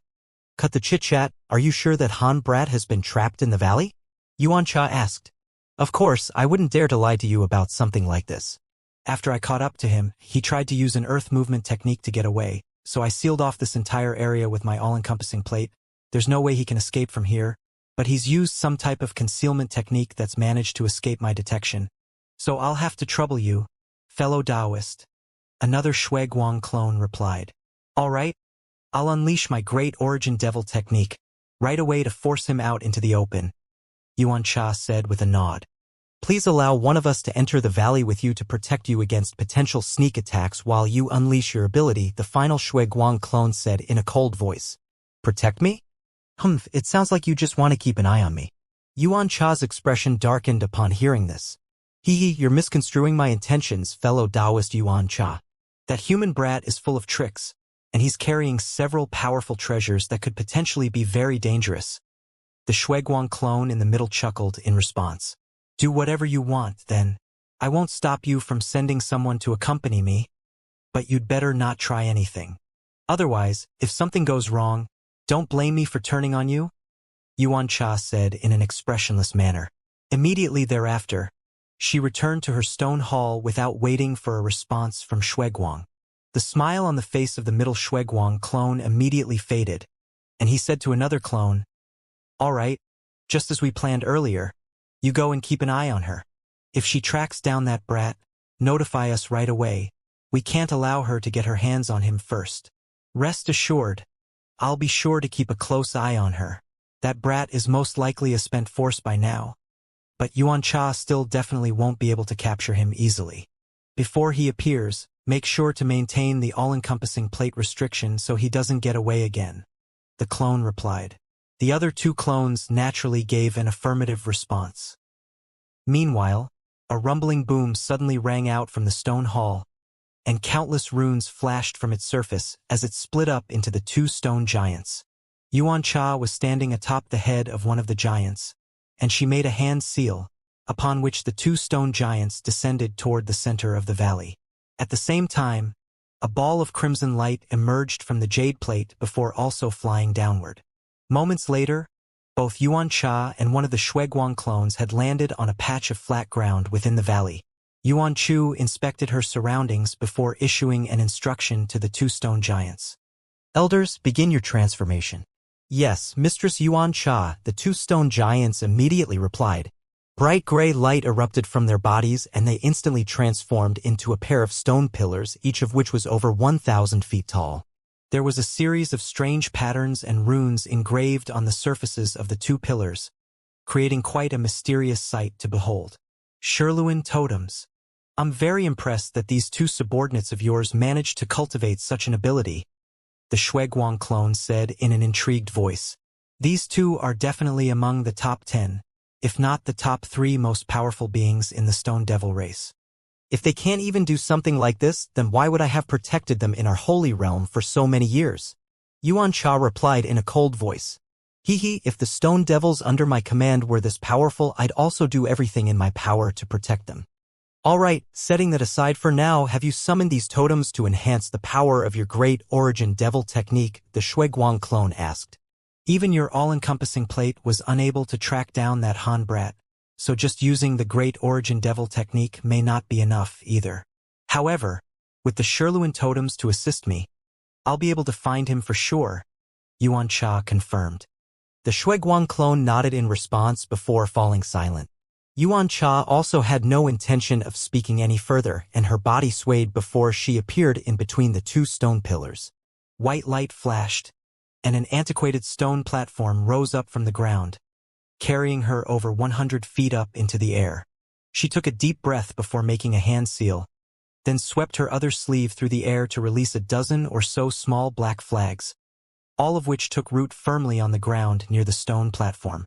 She then let loose a delicate cry and a streak of black light emerged from her back before transforming into a giant devilish projection with 3 heads and 6 arms. The projection wore a suit of glossy black armor and its entire body was giving off an overwhelming baleful aura. Its 6 eyes were bright red and completely devoid of emotion. Xianxia began to chant in a low voice before casting around a dozen incantation seals into her surroundings, all of which vanished into thin air in a flash. The small black flags immediately released a buzzing sound in response, and they quickly swelled to over 100 feet tall amid a flash of black light. Right at this moment, the giant devilish projection behind Xianxia suddenly raised its heads before making a grabbing motion upward with all 6 of its hands. 6 black balls of light emerged over its palms, then transformed into 6 plumes of black smoke that converged high up in the air. A devilish cloud instantly took shape up above, then began to take on the forms of different living creatures as if it possessed spiritual nature. Xianxia's chanting ceased upon seeing this, and she pointed a finger up toward the huge flags. Black light swirled over the surfaces of the flags, then transformed into around a dozen bursts of black chi that rose up into the devilish cloud. As a result, the cloud swelled drastically in size, and soon it had encompassed virtually half of the entire valley. A cold light flashed through Xianxia's eyes, and she abruptly opened her mouth before expelling several balls of blood essence toward the devilish cloud up above. The blood essence transformed into droplets of blood rain that vanished into the cloud in a flash, and at the same time, the two stone pillars were also releasing halos of five-colored light. With each halo that passed through the devilish cloud, the cloud would swell slightly in size, and not long after that, countless crimson threads emerged within it amid a flash of crimson light. They intertwined with the black cloud and manifested countless fist-sized balls of black chi, all of which then transformed into palm-sized black crows. There were over 10,000 of these crows in total, creating a harrowing sight to behold. "Go!" Yuan Cha instructed as she swept a sleeve through the air. The crows circled around before flying toward a certain direction in the valley, while Yuan Cha closed her eyes before pressing a finger against her own glabella, seemingly sensing something in silence. The Shuiguang clone's expression changed slightly at the sight of the massive murder of crows. But he didn't do anything. The crows seemed to possess insubstantial bodies as they were able to pass through all physical obstacles in their way, and mere moments later, they had scoured through close to half of the entire valley, but still hadn't been able to discover anything. Just as the crows were summoned back by Yuan Cha before being sent toward a different direction, a sharp ringing sound suddenly erupted and the Shuiguang clone faltered slightly before hurriedly laying a hand onto his own waist. An egg-sized crystal ball instantly shot forth before transforming into a translucent light screen within which the other two Shuiguang clones could be seen. "We've got bad news. Come back with fellow Taoist Yuan Cha right away. Another Hanli has suddenly been sighted elsewhere, and he broke through several of our defensive lines, killing two devilish lords en route to Deep Heaven City. That Hanli used an incomplete profound heavenly treasure and released a swarm of gold-devouring beetles, so he's almost definitely the true body. We've all been had, we're currently pursuing just another clone of his. I've already issued an order to stall him at all costs. If we hurry over now, we should still be able to catch him," one of the two Shuiguang clones said in an urgent manner. The Shuiguang clone's expression darkened significantly upon hearing this, and he hurriedly turned to Yuan Cha. "Did you hear that, fellow Taoist Yuan Cha? Forget about this clone, we have to leave this place right away." Yuan Cha's eyelids fluttered, and she suddenly reopened her eyes, revealing them to be flashing with green light. How can you be sure that you haven't gotten the wrong target again? I've already gone through this much hassle, and I'm on the brink of success. Even if this isn't his true body, it'll still be useful for me to capture it. If you can't wait, then you can go on ahead. After I capture this clone, I'll meet up with you," she said in a cold voice. The Shuiguang clone was rather taken aback to hear this, and after a brief moment of contemplation, he said, "In that case, I'll be going on ahead. With your powers, I'm sure you'll have no issues capturing a mere clone. However, his true body is very troublesome to deal with, and you and I will have to join forces to take him down, so don't get any other ideas. Rest assured, I won't intentionally ruin something that's mutually beneficial to us. I'm pursuing this clone for my own purpose. As for what that is, perhaps you'll learn of it soon." Yuan Cha replied in a nonchalant manner. The Shuiguang clone was still rather befuddled, but it wasn't appropriate for him to pry any further, so he could only set the matter aside for now. "I'll be leaving behind half of my subordinates for you to use as you see fit. There aren't that many of them, but I'm sure they'll be of some help to you." "Thank you for that," Yuan Cha replied with a nod as her expression eased slightly. Immediately thereafter, the Shuiguang clone rose up into the air as a streak of crimson light, then disappeared into the jade plate after just a few flashes. Moments later, a film of crimson light appeared over the surface of the jade plate, and it abruptly vanished on the spot. Half of the elite devilish beings gathered around the jade plate also disappeared, leaving over 100 devilish beings behind. They were led by a late spatial tempering stage devilish being, and they all descended toward Yuan Cha. The leader of the devilish beings strode forward before extending a deep bow. "Mistress Yuan Cha, Master Shuiguang has already departed. Do you have any orders for us?" Even though he was a subordinate to Shuiguang, this devilish being was acting in an extremely respectful manner toward Yuan Cha. "No, just stand by for now," Yuan Cha instructed in an indifferent manner. "Yes, mistress." The devilish being naturally accepted the order without any objections. Thus, the devilish beings all scattered around the stone platform to await further instructions. As for Yuan Cha, she slowly closed her eyes again, and not long after that, the murder of crows scoured completed their search through another corner of the valley, then continued on toward another area.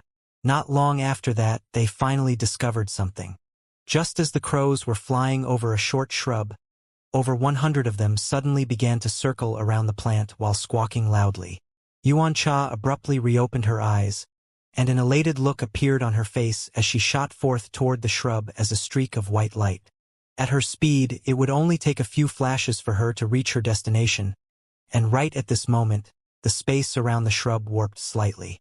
Immediately thereafter, a burst of faint black chi emerged before flying away, but it was clearly already too late. Xianxia pointed a finger toward the black shadow, and all of the nearby crows immediately began to squawk in an extremely unpleasant manner while flying toward the black shadow like moths to a flame.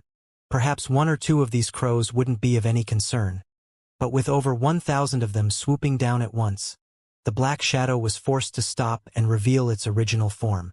This was an inky black nascent soul with an identical appearance to Han Li, and its entire body was radiating dense devilish chi. This was none other than Han Li's second nascent soul. This second nascent soul wasn't as powerful as Han Li's main nascent soul, but following that ordeal in the vast glacial realm, it had reached the peak of the spatial tempering stage, and it possessed immensely powerful Devil Dao cultivation arts.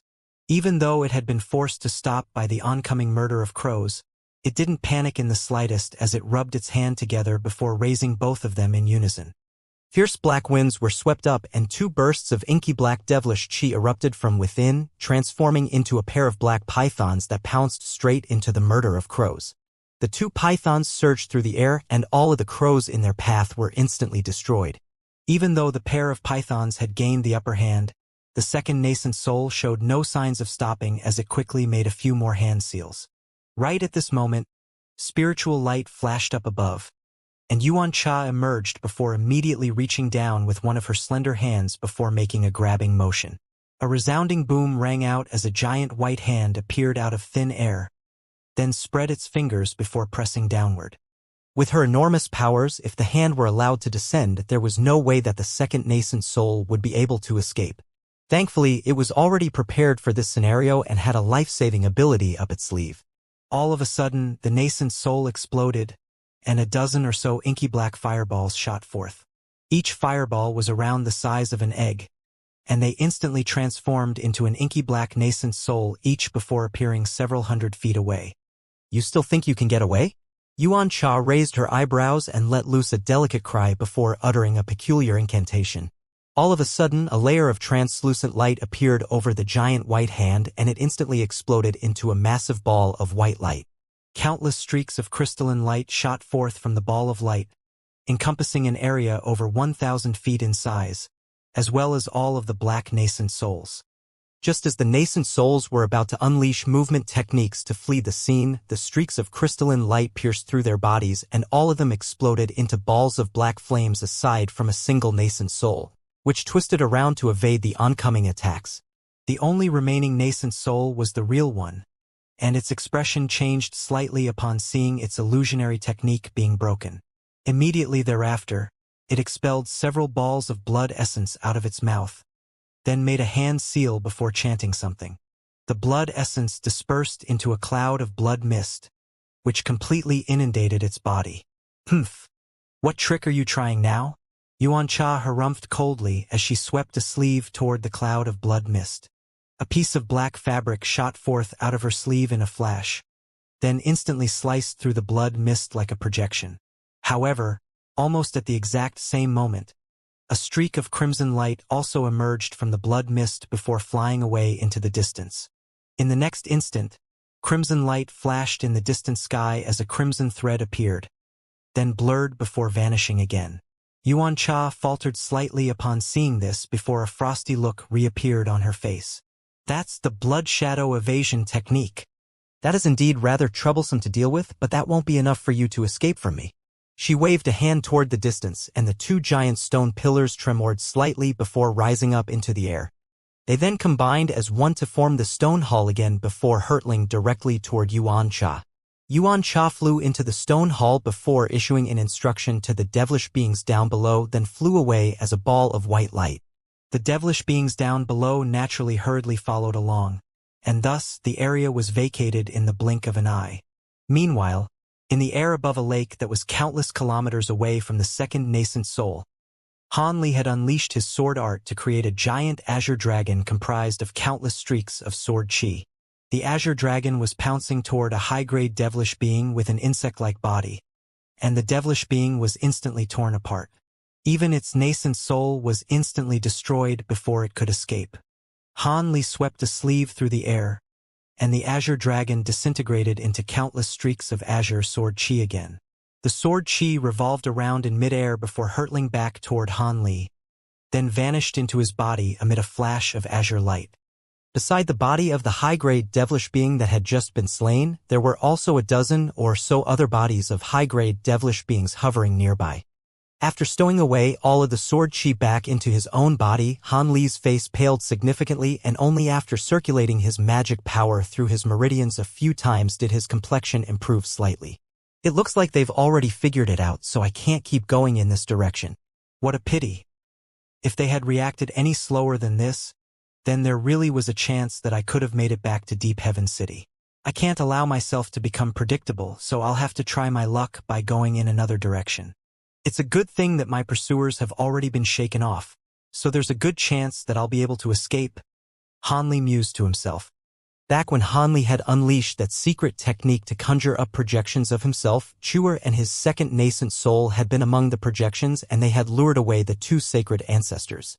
Meanwhile, he had concealed himself using his high zenith invisibility talisman and remained at the same location. With his drastic increase in cultivation base, it was impossible for the high zenith invisibility talisman to maintain its concealment effect for too long.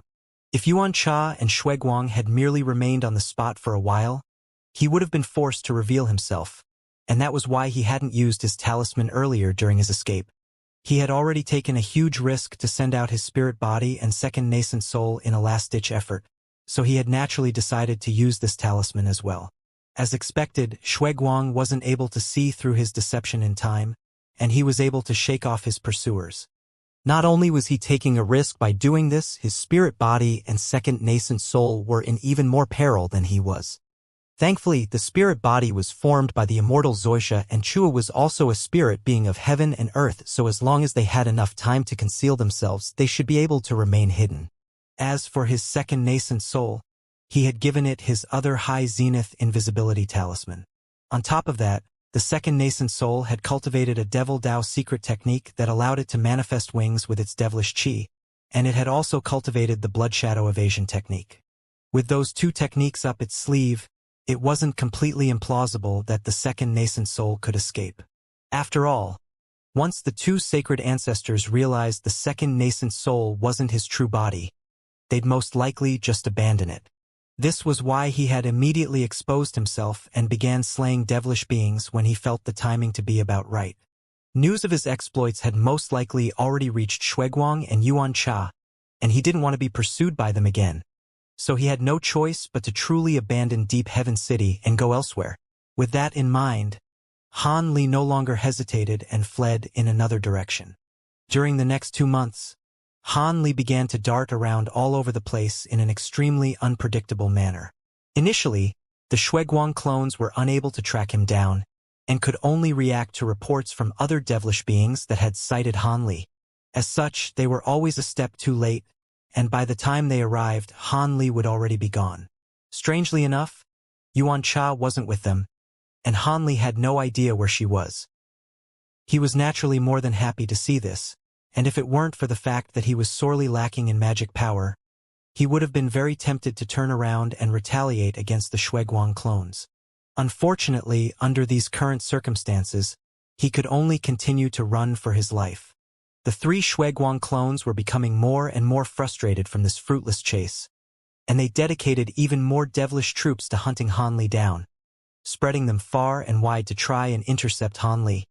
On top of that, they were able to make use of the teleportation formations that the devilish army had already seized control of to aid in their pursuit of Han Li, and as a result, he was constantly kept on his toes. It was often the case that he would immediately depart from a place after recovering around 30% to 40% of his magic power, not daring to stay any longer than that. Even so, he was still almost cut off by the 3 Shuiguang clones on several occasions. Thankfully, His intuition as a body integration cultivator saved on him those occasions, alerting him and allowing him to get away just in the nick of time. As such, Han Li was naturally becoming more and more cautious, and he was forced to abandon his plans of traveling to other major human settlements, including the Holy Sovereign City and the 4 True Spirit families, choosing to flee elsewhere instead. In the other directions, the number of devilish troops was drastically diminished, and the time it took for the 3 Shuiguang clones to get to him began to increase. This gave Han Li a lot more respite, and he was able to meditate for longer periods of time, thereby allowing him to gradually recover his magic power. Unfortunately, this didn't last long.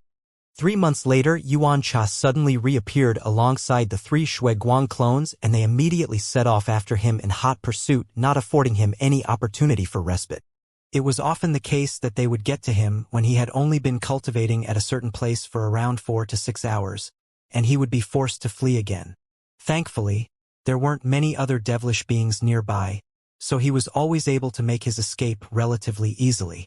However, during the next month, the 4 sacred ancestor clones were always hot on his heels no matter where he went, and he finally realized that something was wrong. The 4 sacred ancestor clones seemed to have a method of determining his approximate location. It clearly wasn't very accurate, but it was enough to render him unable to shake them off. Xianxia was clearly the one who held the key to this tracking method, and she had only just recently obtained it. Otherwise, he wouldn't have been able to get away so easily in the past. Han Li employed a few more methods to try and shake off his pursuers, all to no avail, and his heart sank further and further. As such, he became even more cautious and began to take routes that would take him further and further away from the devilish beings in the area. Thus, time passed by one day after another, and they began to approach the border of the human territory. This area was very close to the primordial world, and ancient beasts were often able to force their way through the restrictions here, so no human cities had been established in the area. As such, this was also the most barren and desolate part of the human territory. Without any human settlements here, there obviously wouldn't be any devilish armies situated here either.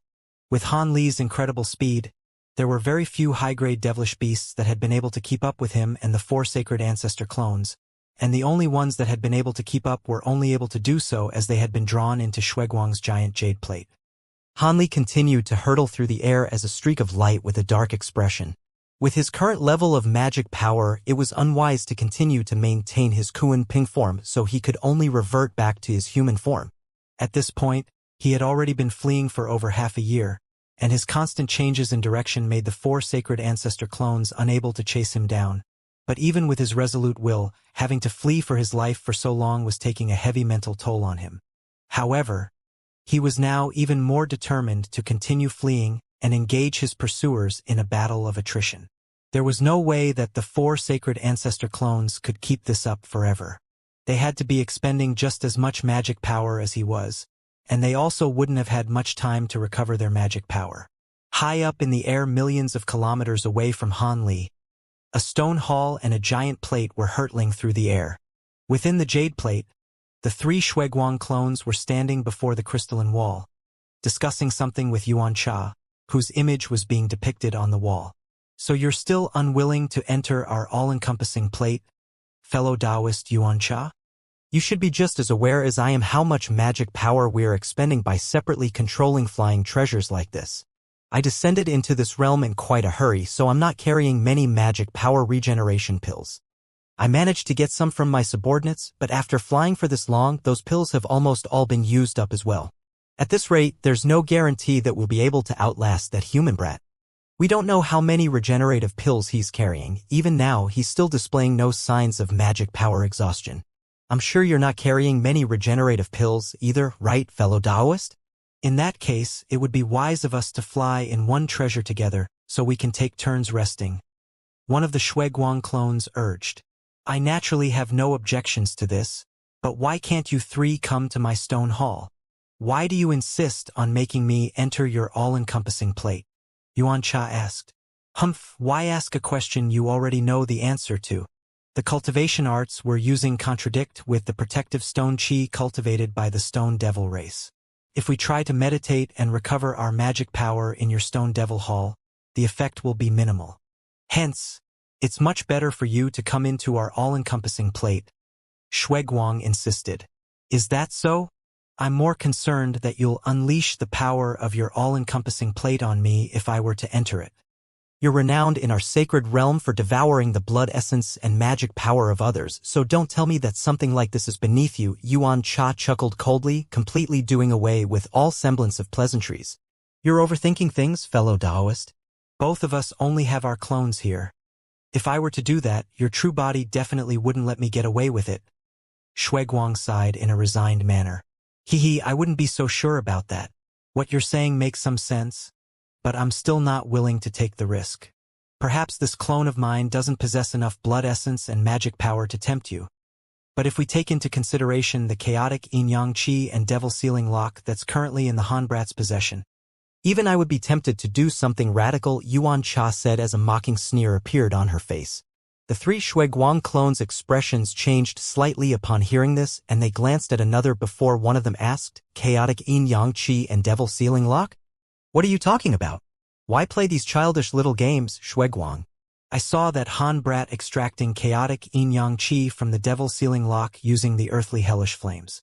I heard that there was a very good chance that the devil sealing lock had fallen into your hands. It seems that the rumors were true. I don't know how you managed to lose the treasure to a human, but you sent your three clones into this realm for the chaotic yin-yang qi, right? Yuan Cha chuckled coldly in response. Seeing as you've already figured everything else, then I won't keep this from you any longer. What are you going to do? Are you going to inform Lu Ji and the others of this? Shuiguang asked in a cold voice. Chaotic yin-yang qi is extremely important to sacred ancestors like us. I'm not going to let even more people know about it.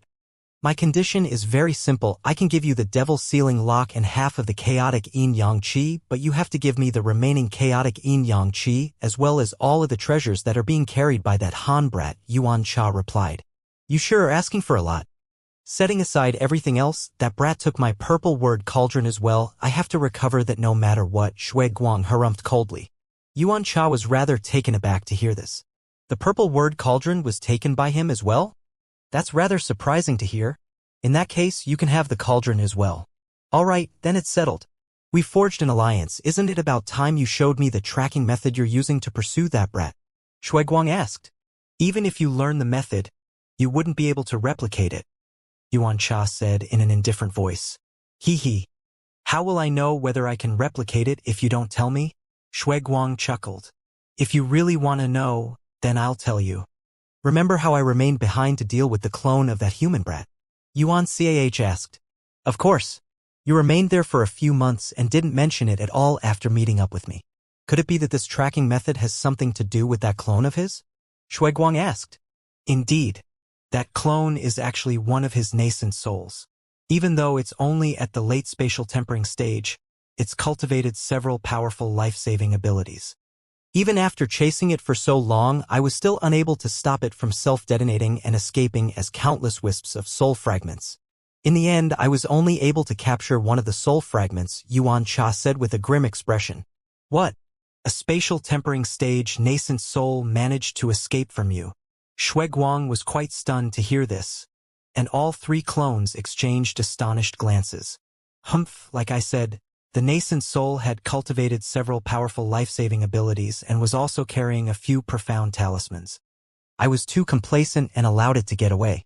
With that nascent soul's powers, as long as most of it manages to gather together again, it should be able to recover back to its original form. If I hadn't been in a hurry to meet back up with you, I would have definitely spent some more time and destroyed all of those soul fragments. However, even with this single soul fragment, I'm able to use my Great Origin Devil technique to track his location. I've already refined that soul fragment into my own body, so I'm able to sense his approximate location from afar. Unfortunately, I don't have a second soul fragment for you to replicate this tracking method. In any case, this tracking method has a huge margin for error and only points out an approximate direction, which is why that human brat is able to continue to evade us, Yuan Cha explained. A soul fragment is required? I have a similar secret technique, but it looks like I won't be able to replicate the tracking method after all. If I had known this in advance, I would have stayed with you for a few more days to help you capture that nascent soul. A regretful look appeared on Shui Guang's face as he spoke. If you had done that, then perhaps that human brat would have gotten away. Even a second nascent soul of his is so difficult to capture. I can only imagine how slippery he's going to be, Yuan Cha said with a shake of her head. No matter how tricky he is, he must be close to completely exhausting his magic power and spiritual sense after being pursued by us for so long. Without any power at his disposal, he won't be able to use any of his tricks, Shui Guang harumphed coldly. I recall you said the exact same thing 2 months ago, but he's still as lively as ever. In contrast, we're the ones who are struggling to keep up, Yuan Cha said as a slightly self-derogatory look appeared on her face. A slightly awkward look appeared on Shui Guang's face upon hearing this. That's only because neither of us expected him to be carrying so many magic power regeneration pills. We're unable to track down his exact location, so we can only keep chasing him like this. As soon as he exhausts all of his magic power, we'll be able to capture him with ease. Indeed, he's still traveling quite quickly now, but he's far slower than he was in the beginning. It looks like he truly is close to exhausting his magic power. Yuan Cha replied with a nod. This is why I'm inviting you into my all-encompassing plate. If we control this treasure together, we'll be able to maintain our current speed while significantly decreasing our magic power expenditure, Shui Guang said in a hopeful manner. Don't mention that again. I won't take such an unnecessary risk.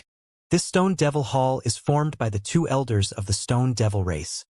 I conserve much more magic power using it than anyone else could, Yuan Cha rejected in a cold voice. In that case, I won't mention this again. I have some subordinates with me. They should be able to help me control the all-encompassing plate for brief periods of time, Shui Guang said with a wry smile. Then it's settled. It seems like that human brat won't be able to last much longer, but I still think that you and I will need to make some preparations in advance. If he really does manage to last longer than we do or plans to engage us in a last-ditch battle before his magic power runs out, we have to be prepared, Yuan Cha said as she nodded with a cold look in her eyes. Rest assured, fellow Taoist Yuan Cha. I've naturally prepared some other measures. There's no way that human brat will be able to turn the tables on us, Shui Guang said in a confident manner. I'm glad to hear that. In order to conserve magic power, I won't be contacting you unless the necessity arises. After that, Yuan Cha swept a sleeve through the air, and her image vanished from the crystalline wall amid a flash of white light. Thus, peace and quiet abruptly returned to the space within the all-encompassing plate. The smile on the face of the center Shui Guang clone instantly disappeared, and he pondered the situation for a moment before asking, "What do you two think of what Yuan Cha just said?" He was naturally raising the question to the other 2 clones. Even though the 3 clones stemmed from the same being, their personalities vastly differed as a result of the special soul-splitting secret technique, and they were more like 3 completely different people. There's not much to it. Yuan Cha definitely didn't tell the truth. Most devilish cultivation arts include abilities that allow one to track someone's main nascent soul through the use of a soul fragment. However, this method is only viable when the person being tracked possesses far inferior magic power to the one doing the tracking. Otherwise, if the target senses that something is amiss, they can use certain special methods to seal off their main nascent soul, and the tracking method would be rendered useless, one of the clones said with furrowed brows. On top of that, she agreed to return the Devil Sealing Lock and Purple Word Cauldron to you so easily. I suspect that she has some type of ulterior motive. Those 2 treasures aren't true profound heavenly treasures, but they're still incomplete profound heavenly treasures. Why is she willing to give them up so easily? If she had tried to argue with us over ownership rights of one or both of the treasures, perhaps I'd have been convinced that she was being genuine. The other clone also chuckled coldly in response. All right, I think we can conclude that she's definitely hiding something and harboring some kind of ulterior motive, but our top priority for now is to capture that human brat. Also, from today onward, let's begin taking turns absorbing the true devilish crystals that we brought with us. Hee. I bet Yuan Cha would have never anticipated that we would bring so many true devilish crystals into this realm. With those crystals as a source of devilish chi replenishment, we can keep this up even for another year. When Yuan Cha is unable to keep up, we'll be able to adopt the dominant position and dictate how that Han brat's treasures are split among us, the center Shui Guang clone said with a dark expression. The other two clones were also quite elated to hear this. Meanwhile, Yuan Cha was also seated on her stone chair in deep thought within her massive stone hall. After a while, a faint sigh suddenly rang out within the stone hall. The voice was very delightful to the ears, but it was also completely unfamiliar. It was the sigh of another woman. Yuan Cha faltered slightly upon hearing this before an ecstatic look appeared in her eyes. Lu Ji, you're finally awake. I am. It's all thanks to your willingness to lend me your physical body that I was able to descend into the spirit realm without being noticed by anyone else, the unfamiliar female voice chuckled. You fell into a deep slumber just as I was breaking into this realm, and you didn't wake up for several years. I was quite concerned, Yuan Cha said. This clone of yours possesses quite a powerful physical body, but it's still unable to contain two powerful souls at once. I could only temporarily seal away my consciousness to ensure that no harm came to your physical body. By the way, where's this place and why have you expended so much of your magic power? Have you encountered some type of trouble? The unfamiliar woman asked. I'll tell you about everything later. For now, please return this soul fragment of yours to your physical body first, sister. This is the least powerful of your 6 clones, but it's still far more powerful than this clone of mine. Yuan Cha flicked her wrist as she spoke, and a ball of black light shot out of her sleeve before landing on the ground. The ball of black light then transformed into an inky black jade coffin that was around 10 feet in size, and there were wisps of black devilish chi emanating from the coffin as well as layers of mysterious patterns engraved over its surface. There were also a dozen or so golden and silver restriction talismans plastered to the surface of the coffin to seal it tightly shut. Sure. Seeing as I've already awakened, it wouldn't be appropriate for me to continue to stay in your body, the unfamiliar female voice replied. Immediately thereafter, a layer of black light appeared over Yuan Cha's face, following which a ball of green spiritual light emerged from her glabella. After just a single flash, the ball of light transformed into a miniature green humanoid figure that was only several inches tall. The miniature green figure's body was concealed within a layer of green light, making it impossible to glean its facial features. Right at this moment, Yuan Cha began to chant something before pointing a finger at the black coffin. All of the golden and silver talismans on the coffin were ignited at her behest, and were quickly incinerated into nothingness. Immediately thereafter, the lid of the coffin rose up into the air, and dense devilish chi erupted forth, quickly filling the entire hall. The miniature green figure instantly vanished into the coffin as a ball of green light upon seeing this. A resounding boom rang out, and all of the devilish chi that had poured out of the coffin instantly swept back into it. Thus, all of the black chi permeating throughout the entire hall vanished in the blink of an eye. As a result, the patterns on the surface of the coffin began to radiate dazzling white light, creating an unsettling contrast with the inky black body of the coffin. However, the white light only flashed for the span of a few breaths before it immediately dimmed.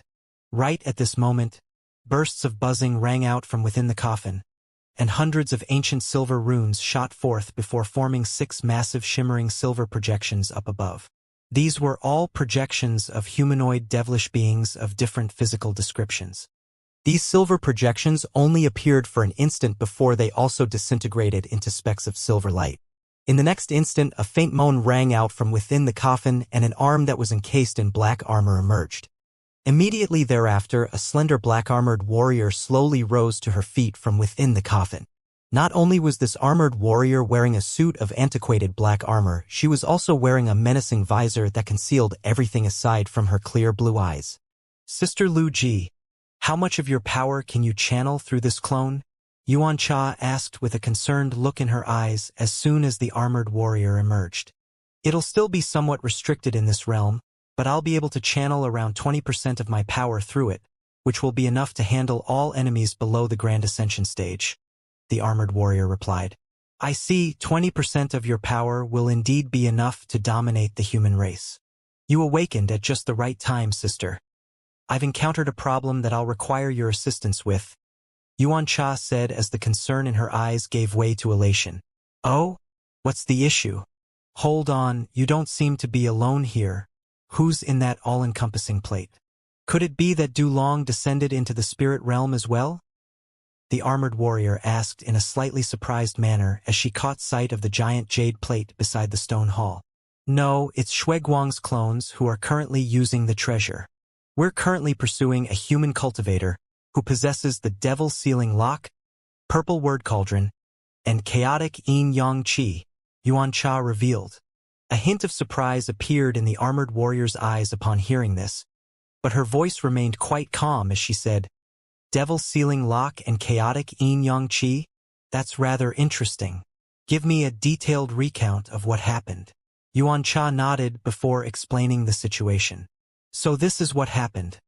I originally descended into this realm at your behest to prevent a plot hatched by the humans that'll be of detriment to our holy race. However, during that process, it took Yuan Cha around 10 minutes to finally tell the full story, following which a wry smile appeared on her face as she sighed. Thus, we can only keep chasing that human brat like this.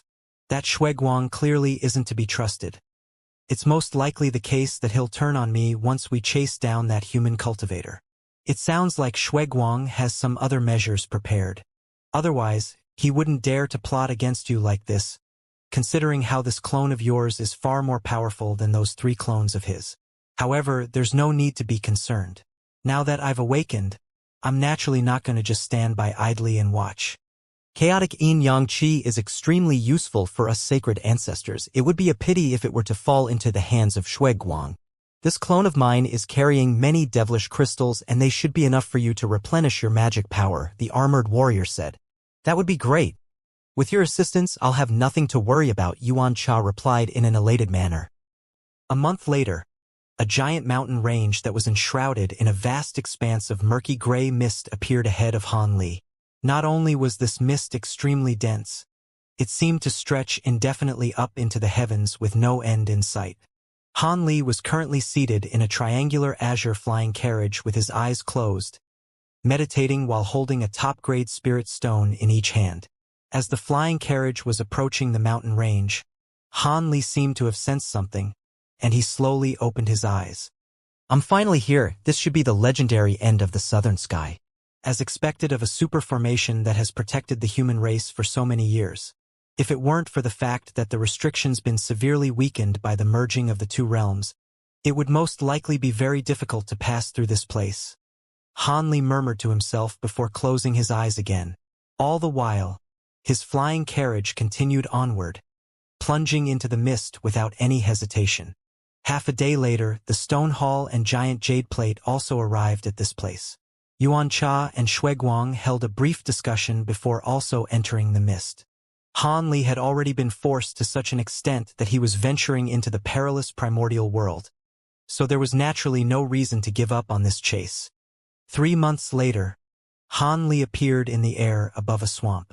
He swept a sleeve through the air to release countless streaks of azure sword chi, slicing a giant purple lion that had been trapped in a golden lightning net into countless pieces. He made a grabbing motion, and a ball of purple light flew out from the lion's dismembered corpse.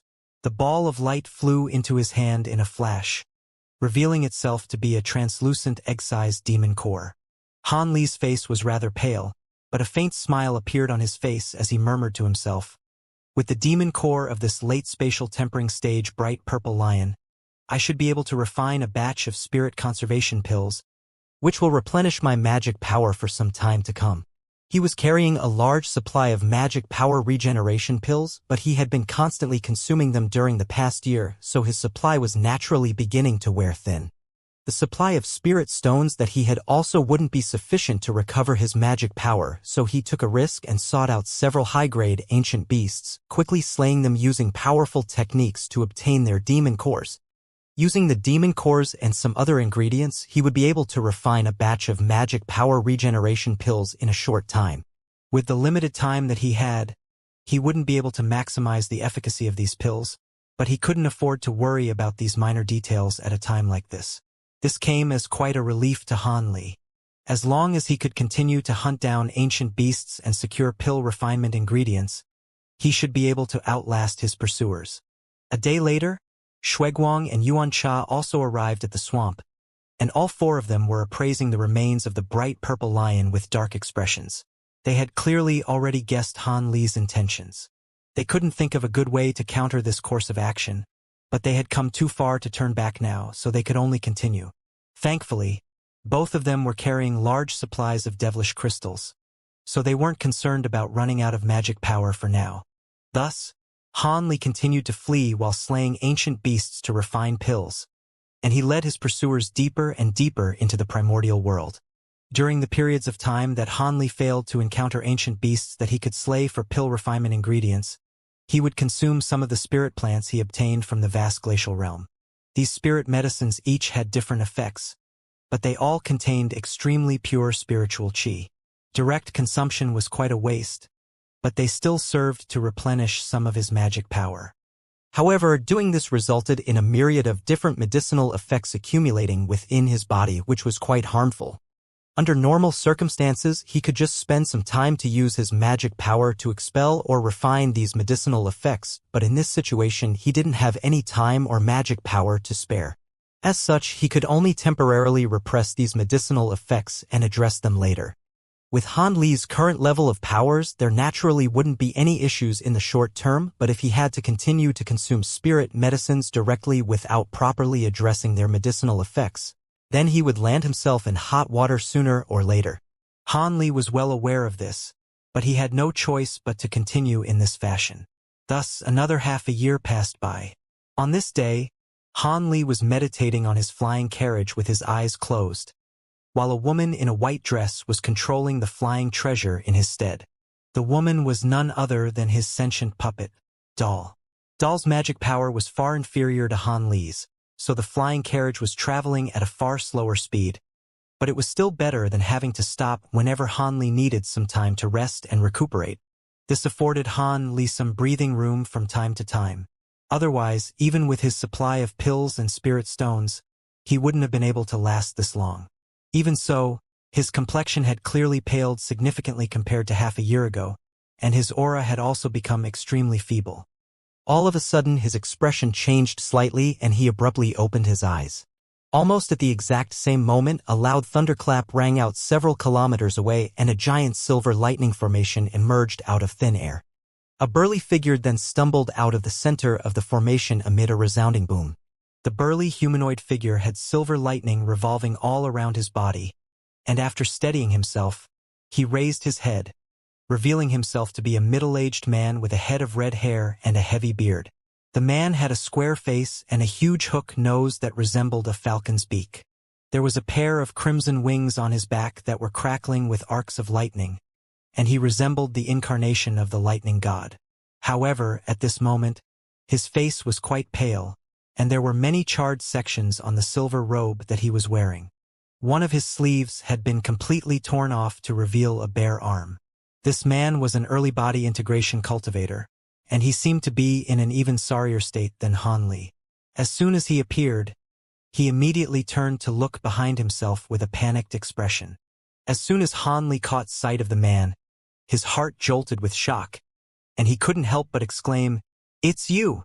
The man immediately turned to Han Li upon hearing his voice, and a shocked look also appeared on his face at the sight of Han Li. Right at this moment, a thought seemed to have occurred to Han Li and a hint of excitement appeared on his face. In the next instant, he rose to his feet on his flying carriage, then appeared behind Doll in a wraith-like manner. Han Li laid a hand onto Doll's shoulder, and she was instantly drawn up his sleeve as a ball of white light. Immediately thereafter, spiritual light flashed from beneath Han Li's feet, and the speed of his flying carriage instantly doubled as he hurtled over to just over 1,000 feet away from the burly man. The burly man swept his spiritual sense toward Han Li before asking with furrowed brows, "Han Li? Why are you here? And why are you in such a bad condition?" The burly man clearly recognized him. "Shouldn't I be the one asking you that, Brother Lei? You look to be in an even worse situation than I am. Are you being hunted by someone as well?" Han Li asked with a wry smile. I have indeed encountered some trouble, but my situation is still better than yours. I can see that you've reached the mid-body integration stage since we last met. How did you exhaust your magic power to such a degree? You're not being hunted by Grand Ascension stage beings, are you? The burly man replied. I am indeed being hunted by Grand Ascension stage beings. You seem to be really panicked despite your ability to create lightning formations. Could it be that you're also being hunted by Grand Ascension stage beings? Han Li asked as he raised an eyebrow. Hee.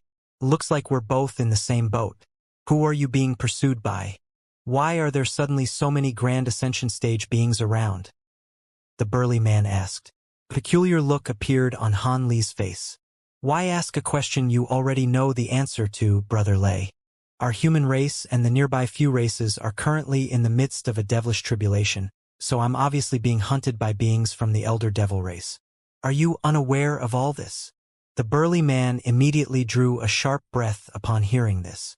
Devilish tribulation? Could it be that you're being pursued by a sacred ancestor? I just came out of seclusion several months ago. How am I supposed to know about this? I see, it's no wonder that you haven't heard about the devilish tribulation. Then, I'm being pursued by several sacred ancestor clones, all of which possess late body integration stage powers, so I naturally had no choice but to flee. Are you being pursued by a sacred ancestor clone as well, Brother Lei? Han Li asked. I don't know if they're sacred ancestors, but they are indeed able to control extremely pure true devil chi. One of them uses a cultivation art that can suppress my 5 lightning physique, and as for the other one, I still haven't been able to ascertain her level of power. Perhaps she's also a sacred ancestor clone. The burly man replied in an ambiguous manner. Han Li's brows furrowed slightly upon hearing this. It was quite clear that Lei Yunzi was hiding something, but he couldn't be bothered to pry any further now. Instead, he quickly changed the subject. We're quite fortunate to have bumped into one another. Do you still recall the lightning formation that you introduced to me when we last met? If we join forces? Lei Yunzi's eyes immediately lit up with elation upon hearing this. Ah, you're talking about the dual lightning formation, right? How could I have forgotten something like that? Haha. There's a good chance we'll be able to escape from our pursuers now. In that case, let's not waste any more time. Where's this fragrance coming from? Han Li faltered mid-sentence as he suddenly caught a whiff of a special scent in the air. Lei Yunzi's face paled even further as he hurriedly yelled, Crap! Those two have tracked me down again. Come to me, fellow Taoist Han. I'll get you out of here first. Han Li was also quite startled to hear this, and his flying carriage immediately shot forth toward Lei Yunzi as a streak of azure light.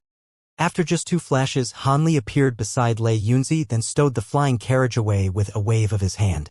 Meanwhile, Lei Yunzi made a hand seal with an urgent look on his face, and countless arcs of silver lightning erupted out of his body and crimson wings to instantly form a brand new lightning formation. A resounding thunderclap rang out, and lightning flashed like countless silver snakes to inundate both Han Li and Lei Yunzi. However, right at this moment, spatial fluctuations suddenly erupted in the air above the lightning formation, and a pink floral tree emerged out of thin air. The tree was around 1,000 feet tall, and it was releasing an indescribably fragrant scent. The tree rustled up above, and countless pink flowers descended from it, then transformed into a burst of pink light that swept downward. Strangely enough, the pink light appeared to be moving very slowly, but it instantly covered a distance of several thousand feet and reached the lightning formation down below. There's not enough time. Dodge! The pink light was extremely alluring and beautiful, but Lei Yunzi was appraising it as if it were a ghastly apparition. He immediately abandoned his lightning formation and flapped his wings vigorously, vanishing into thin air as an arc of lightning. This was the first time that Han Li had seen this pink tree, but his heart jolted at the sight of the evasive measures that Lei Yunzi had taken, and he also shot forth out of the lightning formation as a thread of azure and white light. The thread of light covered a distance of over 2,000 feet in a single flash, while the giant lightning formation was instantly snuffed out by the pink light. This pink light seemed to possess the ability to repress the power of lightning. The azure and white light faded, and Han Li reappeared before drawing a sharp breath as he cast his gaze back to where the lightning formation had been just a moment ago. He turned to Lei Yunzi with a stunned look in his eyes. Brother Lei, are these? That's right, these two are my pursuers. They're tracking me down faster and faster now. Lei Yunzi replied as he forced a smile onto his own face. Han Li's heart sank upon hearing this, but he could only steel himself and focus his attention on the floral tree projection. However, aside from the projection, nothing else appeared in the nearby space. Of course, neither Lei Yunzi nor Han Li were going to be fooled by such measly tricks. They merely remained on the spot and refrained from doing anything rash. Hee, why aren't you running away this time? Could it be that you've given up and are willing to hand that thing over? As soon as this voice trailed off, a hideous black-robed man appeared beside the floral tree before instantly turning toward Han Li and Lei Yunzi. Oh? And who might you be? The hideous man interrogated as he appraised Han Li with a vicious look in his eyes. You're telling me this man is making you run for your life? Han Li asked as he raised an eyebrow. Of course not. Aside from him, there's also me. An indifferent female voice suddenly rang out from above the floral tree projection. Immediately thereafter, pink light flashed erratically from the surface of the projection, and it crumbled away into specks of spiritual light, revealing a barefoot woman in a white dress in its place. The woman had a set of peerlessly beautiful facial features, and she was standing atop a giant pink flower. Han Li was instantly struck by a sense of asphyxiation at the sight of the woman, and his expression darkened significantly. He was immediately able to ascertain that this woman was either a grand Ascension stage being or a clone of such a being. Otherwise, there was no way that he would be struck by such a strong sense of foreboding. The woman glanced at Han Li and Lei Yunzi, and a mysterious smile appeared on her face. Have you changed your mind, fellow Taoist? You've led me on this chase for over a month just over a mere spirit flower. That celestial cloud flower is useless to you. How about you hand it over to me and I'll spare your life? The woman proposed, much to Lei Yunzi's rage and chagrin. The celestial cloud flower is an extremely precious spirit item. I may have no use for it now, but there will definitely come a day when it'll be useful to me. If you want me to hand it over to you, then you're going to be disappointed. Lei Yunzi harumphed coldly in response. As opposed to being enraged by this, the woman remained calm and remarked, It seems that you're very confident in your lightning formations. Why wouldn't I be confident? If you have the ability to catch me, then how have I managed to escape from you for over a month? Lei Yunzi chuckled coldly, seemingly having cast aside all of his wariness toward the woman. The hideous black-robed man's immediately flared up with rage. Insolence! How dare you speak to Mistress Bao Hua like that? Shut up, you noisy lapdog. If you didn't have that woman to protect you, I could kill you with ease. Lei Yunzi said in a cold, derisive voice. The hideous man was enraged even further upon hearing this, and he let loose a ferocious snarl as he prepared to pounce toward Lei Yunzi, only for the woman to stop him. Stand down, hey! You are indeed no match for this fellow Taoist. The man did as he was told, but an indignant look appeared on his face. But, Mistress Baohuahi, are you opposing my orders? The woman asked as she raised an eyebrow. I wouldn't dare. Forgive me for my mindless transgression, Hei hurriedly replied in a panicked manner. Baohua's gaze lingered on him for a moment longer before she warned in an indifferent voice, Don't let it happen again. Hei hurriedly gave an affirmative response. Han Li was appraising everything from the side, and a hint of bewilderment flashed through his eyes at the sight of the black-robed man. This was clearly the first time he had ever seen this man, but for some reason, his aura was rather familiar. Han Li felt as if he had sensed this aura from afar in the past, and that naturally made him rather perplexed. However, this clearly wasn't the right time to be pondering something like this. His top priority now was to escape from this place with Lei Yunzi. With his understanding of Lei Yunzi's abilities, he wasn't overly concerned. As long as Lei Yunzi had made preparations in advance, he could teleport both of them away in an instant. Even if the woman were a Grand Ascension stage being, she wouldn't be able to stop them. Otherwise, Lei Yunzi wouldn't be facing such an unfathomably powerful enemy with so much confidence. Just as these thoughts were racing through Han Li's mind, the woman spoke again. You invented that lightning formation technique yourself, right, fellow Taoist Lei? The technique is very profound, and only someone with a 5 lightning physique like you will be able to maximize its power. I'm assuming the technique is also the source of your confidence. So what if it is? Lei Yunzi asked, wondering what the woman was trying to say. Your lightning teleportation formations incorporate the powers of space and lightning to allow you to teleport tens of thousands of kilometers at a time. But it's not that easy to combine those two types of powers. You only manage to invent the technique by chance while referencing a certain secret technique, right? Bao Hua continued. Lei Yunzi's expression changed slightly upon hearing this, but he remained silent and continued to appraise the woman with a cold expression. The woman chuckled before continuing. Coincidentally, the abilities I've cultivated also incorporate the powers of lightning and space, so I'm very well versed in these two types of powers as well. Lei Yunzi finally couldn't help but ask. What are you trying to say? I'm sure you've already noticed that it's taking me less and less time to track you down. Perhaps after a few more times, I'll have your lightning formation completely figured out, and it'll be completely ineffective against me. I've already planted a tracking mark in your body, so unless you can teleport to millions of kilometers away at once, it'll only be a matter of time before I hunt you down. I'm telling you all this now as I don't want to waste time, so I'm giving you one last chance. Otherwise, I have a treasure that just so happens to be missing a few body integration stage souls. I wouldn't mind taking yours to power the treasure, the woman said in a calm voice. Lei Yunzi's face paled even further upon hearing this, and a hesitant look appeared on his face. Bao Hua had no intention of hurrying him into a decision, choosing instead to turn her attention toward Han Li. The woman's eyes were as clear as water, but Han Li was suddenly struck by a bone-chilling sensation, as if he had been laid entirely bare before her. This was clearly a sign that the woman's spiritual sense was far more powerful than his. Han Li immediately activated his great development technique and spirit refinement technique at once, circulating his spiritual sense all throughout his own body, and only then was he able to just barely ward off this unsettling feeling. However, just that brief moment of scrutiny was enough for Han Li's back to be drenched in cold sweat.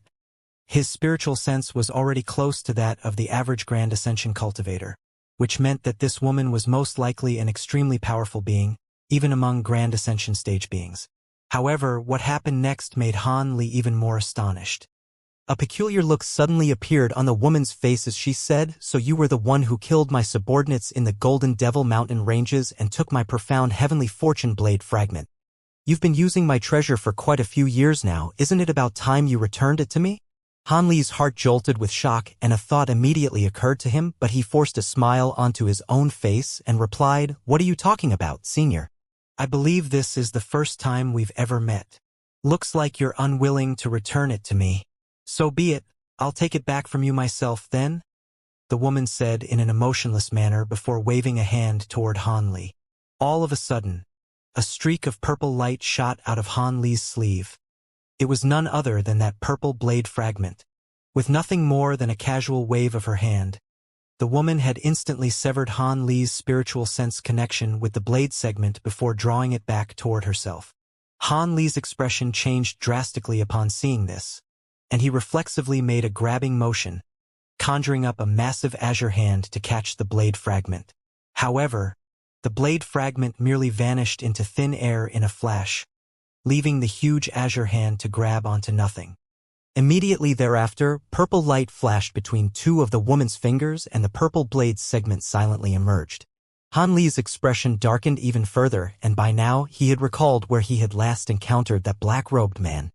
He was one of the powerful devilish beasts that had been present in the Golden Devil Mountain ranges. At the time, Han Li had only detected the devilish beast with his spiritual sense on a fleeting basis, which was why his recollection of the beast had been so vague. He had indeed obtained that blade fragment from inside the Golden Devil Mountain ranges, so this woman was most likely the sacred ancestor lurking within those mountain ranges. Han Li was very reluctant to part with that powerful treasure, but this wasn't the time to be dwelling on something like that. It really is the profound heavenly fortune blade fragment. I've had this treasure for so long that even I've forgotten how long it's been with me. Even if you disguise its aura, there's no way you can fool me. Hey, you don't have a good life-saving treasure yet, you can have this blade fragment. Much to everyone's surprise, the woman tossed the blade fragment toward the black-robed man. The black-robed man reflexively caught the treasure and faltered momentarily before immediately extending an elated bow toward the woman. "Thank you for your kindness, Mistress Bao Hua." Han Li was naturally quite frustrated to see this, but he couldn't do anything about it. To his surprise, the woman didn't pry any further into this matter. Instead, she turned back toward Lei Yunzi and asked, "Have you made a decision? Are you prepared to suffer for all of eternity over a useless spirit medicine? Lei Yunzi shuddered slightly upon hearing this, and the hesitant look faded from his face as he sighed. If you had said this to me any earlier than this, then I would have had no choice but to hand over the flower. However, Lei Yunzi suddenly flapped his wings and made a hand seal as he spoke. A resounding thunderclap rang out as countless arcs of silver lightning erupted from within his body. In the next instant, he vanished on the spot before reappearing beside Han Li within a huge lightning formation that was several tens of feet in size. "Go!" he yelled, and Han Li flew into the formation without any hesitation as soon as it appeared. The black-robed man let loose an enraged roar upon seeing this, and he made a grabbing motion to summon a giant black axe before bringing it down viciously toward the lightning formation. A huge axe projection erupted forth, threatening to tear through the space in its path as it hurtled through the air. However, it was already too late. The black axe projection was indeed very powerful, but Lei Yunzi had already seized the initiative. A cold harumph rang out, and spatial fluctuations erupted from within the lightning formation, following which he and Han Li abruptly vanished amid a flash of silver lightning. The black axe projection tore the lightning formation apart, but Han Li and Lei Yunzi were already nowhere to be seen at that point. Bao Hua didn't stop the black-robed man from attacking, but she showed no intention of stepping in, either. She merely heaved a faint sigh before closing her eyes, as if she were sensing something. An indignant look appeared on Hei's face at the sight of his failed attack, but he didn't dare to say anything in fear of disrupting Bao Hua. After a long while, Bao Hua reopened her eyes and said, "I'll have his lightning formation completely figured after 5 or 6 more times at most. I've already narrowed down a few possible teleportation destinations. Let's go to them one by one." "Yes, Mistress Bao Hua. Forgive me for prying, but how did your treasure fall into the hands of that man?" Hei asked in a curious manner.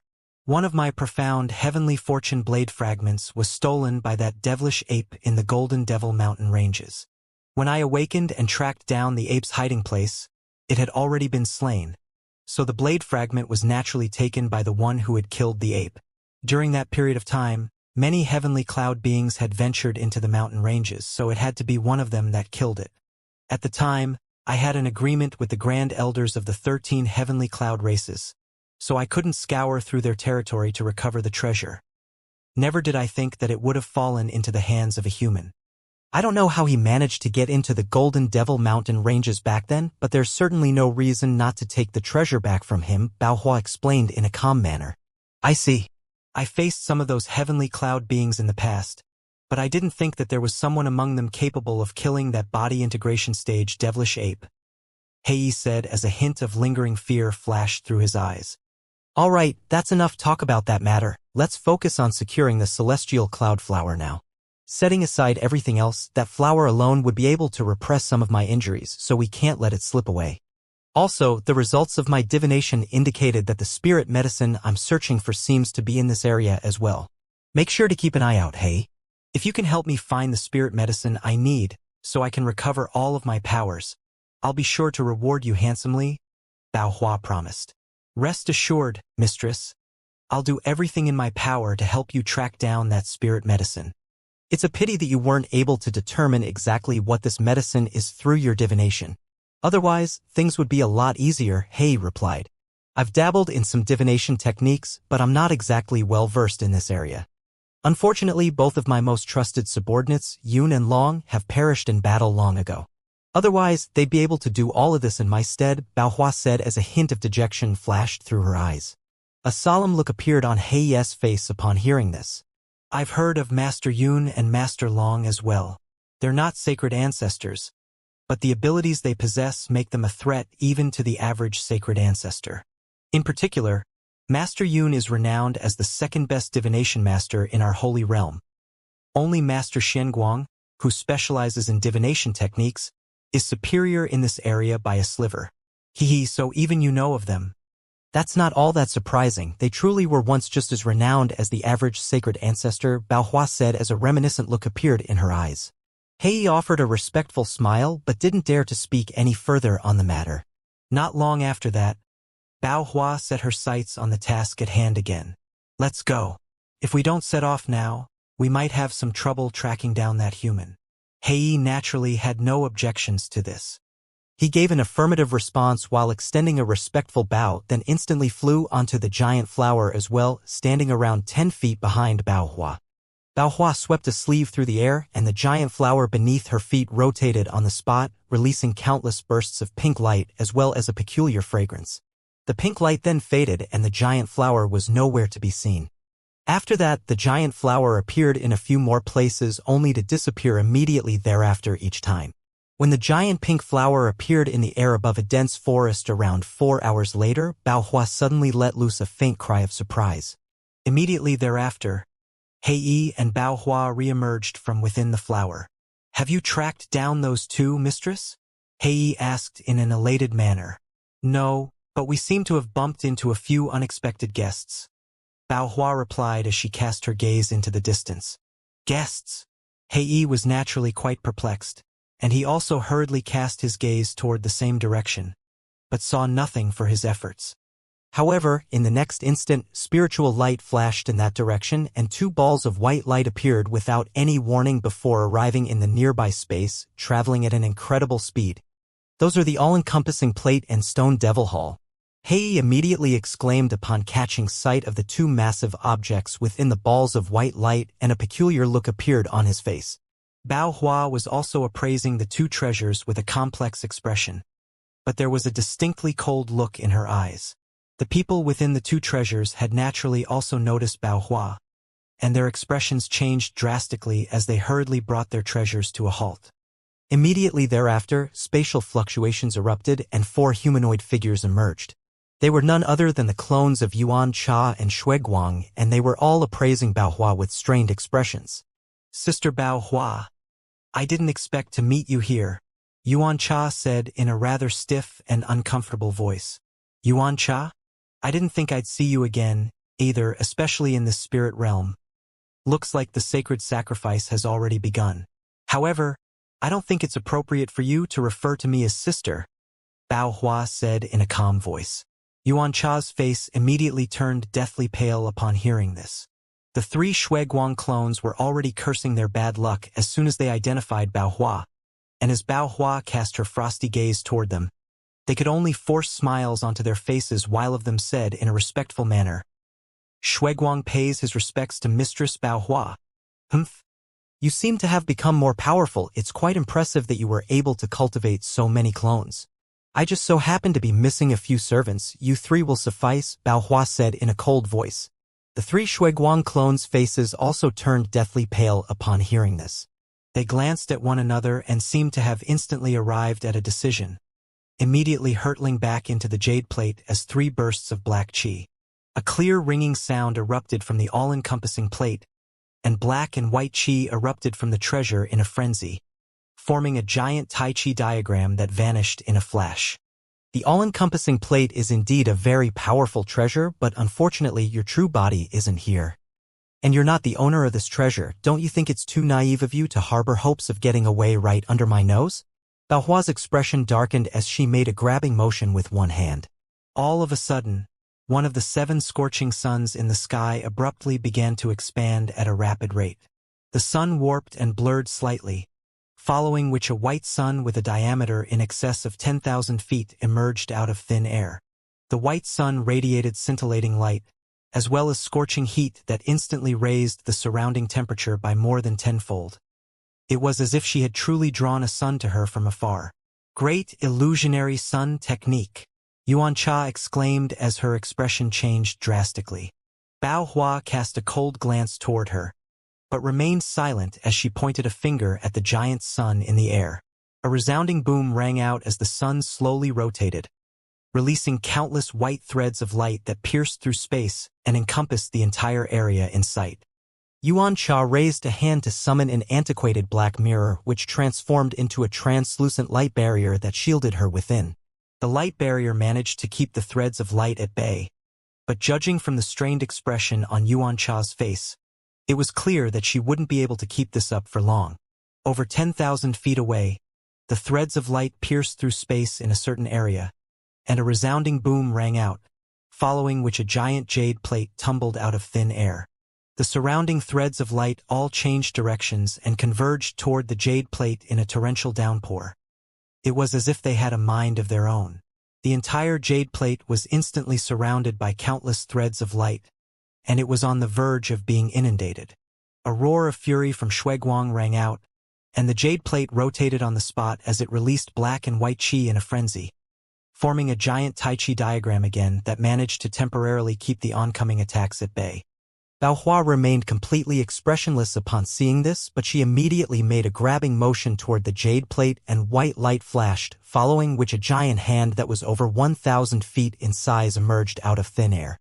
The hand spread its 5 fingers, and scorching white flames were ignited all over its surface as it grabbed toward the jade plate down below.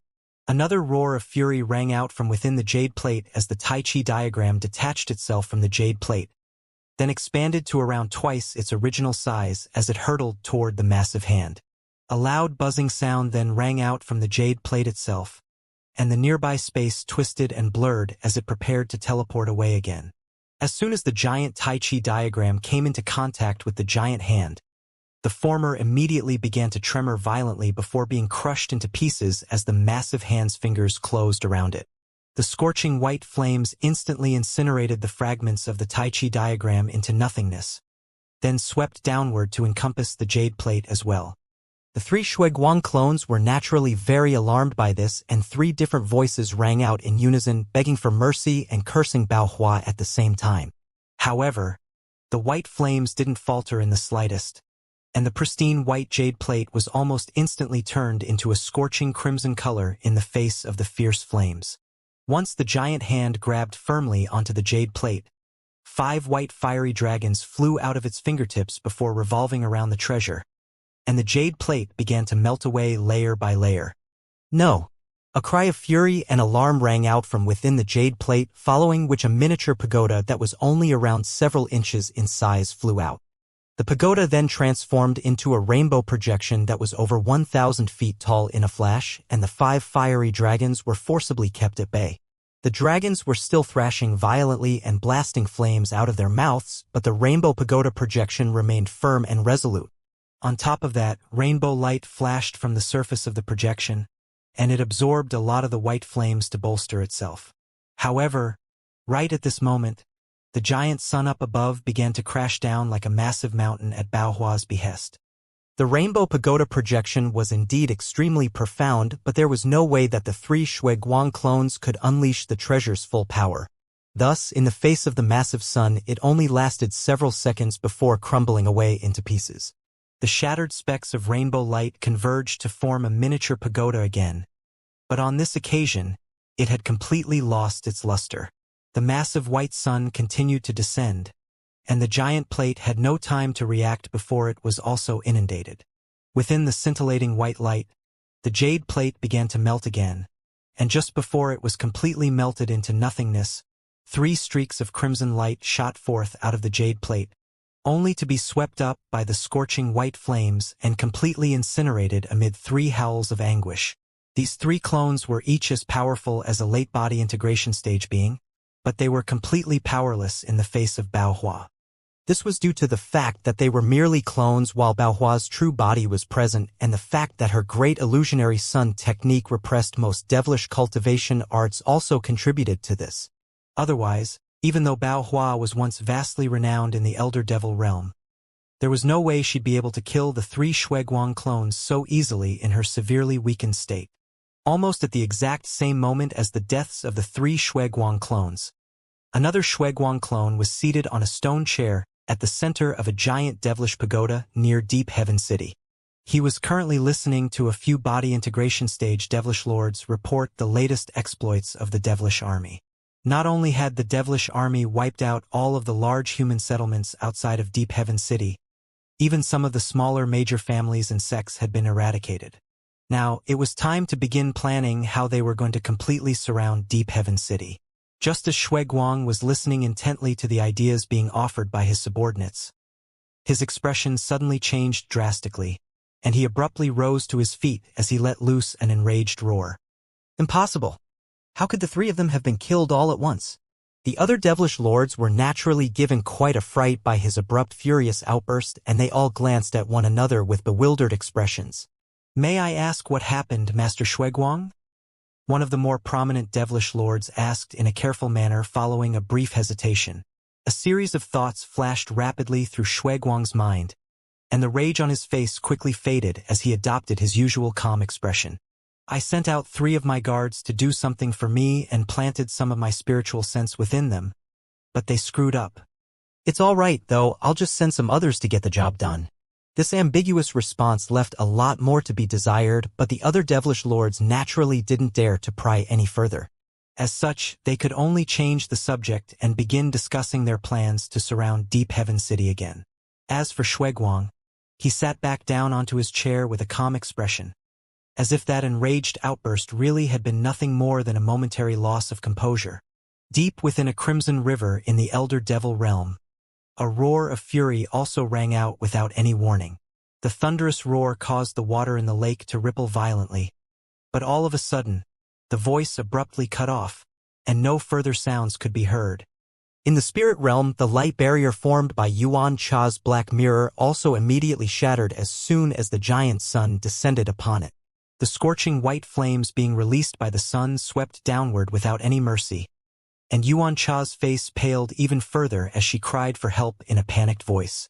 Black light suddenly flashed from the stone hall down below, and a humanoid figure appeared behind Yuan Cha in a wraith-like manner before raising a pair of slender hands up into the air. A fist-sized golden bead flew forth, then vanished into the giant sun in a flash. An earth-shattering boom rang out, and a burst of golden light suddenly exploded within the giant sun. As it did so, a massive hole with a diameter of around 100 feet was blasted into the sun. In contrast with the white sun's mountainous size, such a hole was naturally rather insignificant, but the black humanoid figure suddenly transformed into a ball of black light. The ball of light then swept up Yuan Cha as well before flying into the hole in the sun at an incredible speed. Lu Ji. Bao Hua's pupils contracted slightly at the sight of the black humanoid figure, and her calm expression was replaced by one of cold fury as she made a grabbing motion downward with both hands at once. 2 flower petals detached themselves from the giant flower beneath her feet, then shot forth toward her hands. Azure light flashed from her hands, and one of the flower petals transformed into a giant green bow while the other took on the form of a long white arrow. Bao Hua's movements appeared to be rather slow and languid as she drew the bow, but she didn't bother to aim before letting the arrow loose. As soon as the arrow left the bow, it transformed into a streak of white light that instantly vanished on the spot. Only then did the Lu Ji emerge on the other side of the giant white sun with Yuan Cha, and a sharp screeching sound immediately rang out beside her. Her heart jolted upon hearing this, and she immediately released 8 small crystalline shields amid a flash of blue light. All of the shields were of a translucent blue color, as if they had been forged from glacial ice, and they instantly appeared before Lu Ji stacked one behind another. The sharp screeching sound abruptly cut off as the streak of white light appeared in front of the 8 shields, then vanished again in a flash. In the next instant, a string of crisp cracks rang out in rapid succession, and the 8 small shields exploded in unison. Lu Ji stumbled backward, and it could be seen that a hole as thick as a thumb had been punched through her chest. A ball of white flames then erupted from the wound before enveloping her entire body. Despite this, Lu Ji remained completely unflustered. She abruptly opened her mouth to expel a ball of blood essence, which transformed into a cloud of blood mist that quickly permeated through the air. An astonishing scene then ensued. As the blood mist came into contact with the ferocious white flames, the latter was instantly snuffed out with ease. However, Lu Ji had no time to pay any heed to her own injury as she quickly made a hand seal. Black light erupted from her body again, sweeping up Yuan Cha before hurtling away into the distance. The ball of black light quickly vanished into the distance after just a couple of flashes, leaving Bao Hua to look on with a dark expression. Right at this moment, 5 colored lights suddenly began to revolve around the stone hall that had been left behind by Lu Ji and Bao Hua, and countless runes surged forth in a frenzy to form a giant formation down below. The stone hall was situated at the center of the formation, and it was about to teleport away. A cold light flashed through Bao Hua's eyes upon seeing this. Humph. They may have gotten away, but you two aren't going to be so lucky. As soon as her voice trailed off, the bow in her hand vanished, and she pointed a finger at the stone hall from afar. The giant sun in the air instantly transformed into a white fiery barrier that concealed the entire sky, and at the same time, another giant pink flower emerged beneath the stone hall. A streak of pink sword chi shot forth out of the flower before striking the giant formation with unerring accuracy, and the formation instantly crumbled, thereby thwarting the stone hall's attempt to teleport away. Two low roars rang out from within the stone hall, and it split up into two before transforming into a pair of gray stone giants. The giants thumped their chests in a menacing display, but they were clearly extremely wary of Bao Hua and didn't dare to actually attack her. Bao Hua merely made a peculiar hand seal in a nonchalant manner upon seeing this, and a dull thump rang out as two pillars of translucent light erupted out of the massive flower beneath the pair of stone giants. The two pillars of light were as fast as lightning and reached the two giants in a flash. The pair of giants were naturally greatly alarmed by this, and they tried to take evasive measures, but it was already too late. The two pillars of light completely disregarded the protective spiritual light around them before vanishing into their bodies in a flash. The two of them only had a chance to cry out in shock and fury before a series of crystalline flowers appeared over every single inch of their bodies. The two stone giants had been instantly sealed within a layer of a mysterious crystalline substance and were completely immobilized. Bao Hua raised a hand in silence as she appraised the two stone giants, and white light flashed from the crystalline substance over the bodies of the giants. Immediately thereafter, the pair of giants began to rapidly shrink, and in the blink of an eye they had been reduced to a pair of fist-sized objects that were stowed away up her sleeve. Congratulations on vanquishing those powerful enemies, mistress. Hei hurriedly rushed over to offer his congratulations. They were merely 3 clones of Shuiguangs. They can hardly be considered as powerful enemies. In contrast, Lu Ji's 6 clones are all very important allies to her. After being struck by that sunset arrow of mine, it'll take at least 100 years for her to recover to her former level of power. Bao Hua said in an indifferent voice. Then should we give chase and kill them all? This is a very rare opportunity, Hei suggested in a careful manner. Bao Hua contemplated this suggestion momentarily before replying. There's no need for that. Lu Ji definitely has some type of life-saving movement technique up her sleeve. Even if I were to pursue her with all my power, the chances of being able to catch her are still rather slim. My top priority now is the celestial cloud flower. If I allow the flower to slip away, then it'll be very difficult to find it again in the future. Let's go. Yes, mistress, Hei replied in a respectful manner. Immediately thereafter, the giant flower beneath Bao Hua rotated on the spot, releasing a burst of pink light that swept up both of them before teleporting them away. Thus, peace and quiet returned to the area, and it was as if nothing had ever happened there. In a secluded valley countless kilometers away, 2 shimmering silver lightning formations of different sizes appeared in mid-air amid a rumbling thunderclap. The smaller of the 2 lightning formations was contained within the larger one, and at the center of both formations stood a pair of humanoid figures. One of them was an azure-robed young man, while the other was a burly man with a pair of crimson wings, holding a silver formation plate in each hand. These were none other than Han Li and Lei Yunzi. Are you ready, fellow Taoist Han? Theoretically, I should have this dual lightning formation all figured out, but I've never actually tested it, so if something goes wrong, there's your disclaimer, Lei Yunzi chortled in an excited manner as arcs of lightning revolved around his body. Hee, if something really does go wrong, then so be it. I'll just have to accept my fate. However, seeing as this is theoretically sound, I have nothing to fear. On top of that, I've already briefly studied this dual lightning formation just now, and to me, there doesn't seem to be anything wrong with it, Han Li replied with a smile. You make it sound like you have a lot of trust in me, but you're just as meticulous and calculating as you were several hundred years ago. All right, those 2 are probably close to tracking us down again. Let's go. Lei Yunzi rolled his eyes before hurling his 2 formation plates through the air, and they disappeared in a flash into the 2 lightning formations. Immediately thereafter, he made a hand seal and began to chant something. The 2 lightning formations were activated amid a rumbling thunderclap, and countless arcs of lightning sprang up within the formations. Lei Yunzi let loose a loud cry, and several bolts of lightning that were as thick as water tanks erupted out of the center of the lightning formation to inundate both himself and Han Li at once. The two of them then vanished from within the lightning formation, and around 15 minutes later, spatial fluctuations erupted nearby, following which the giant pink flower emerged out of thin air again.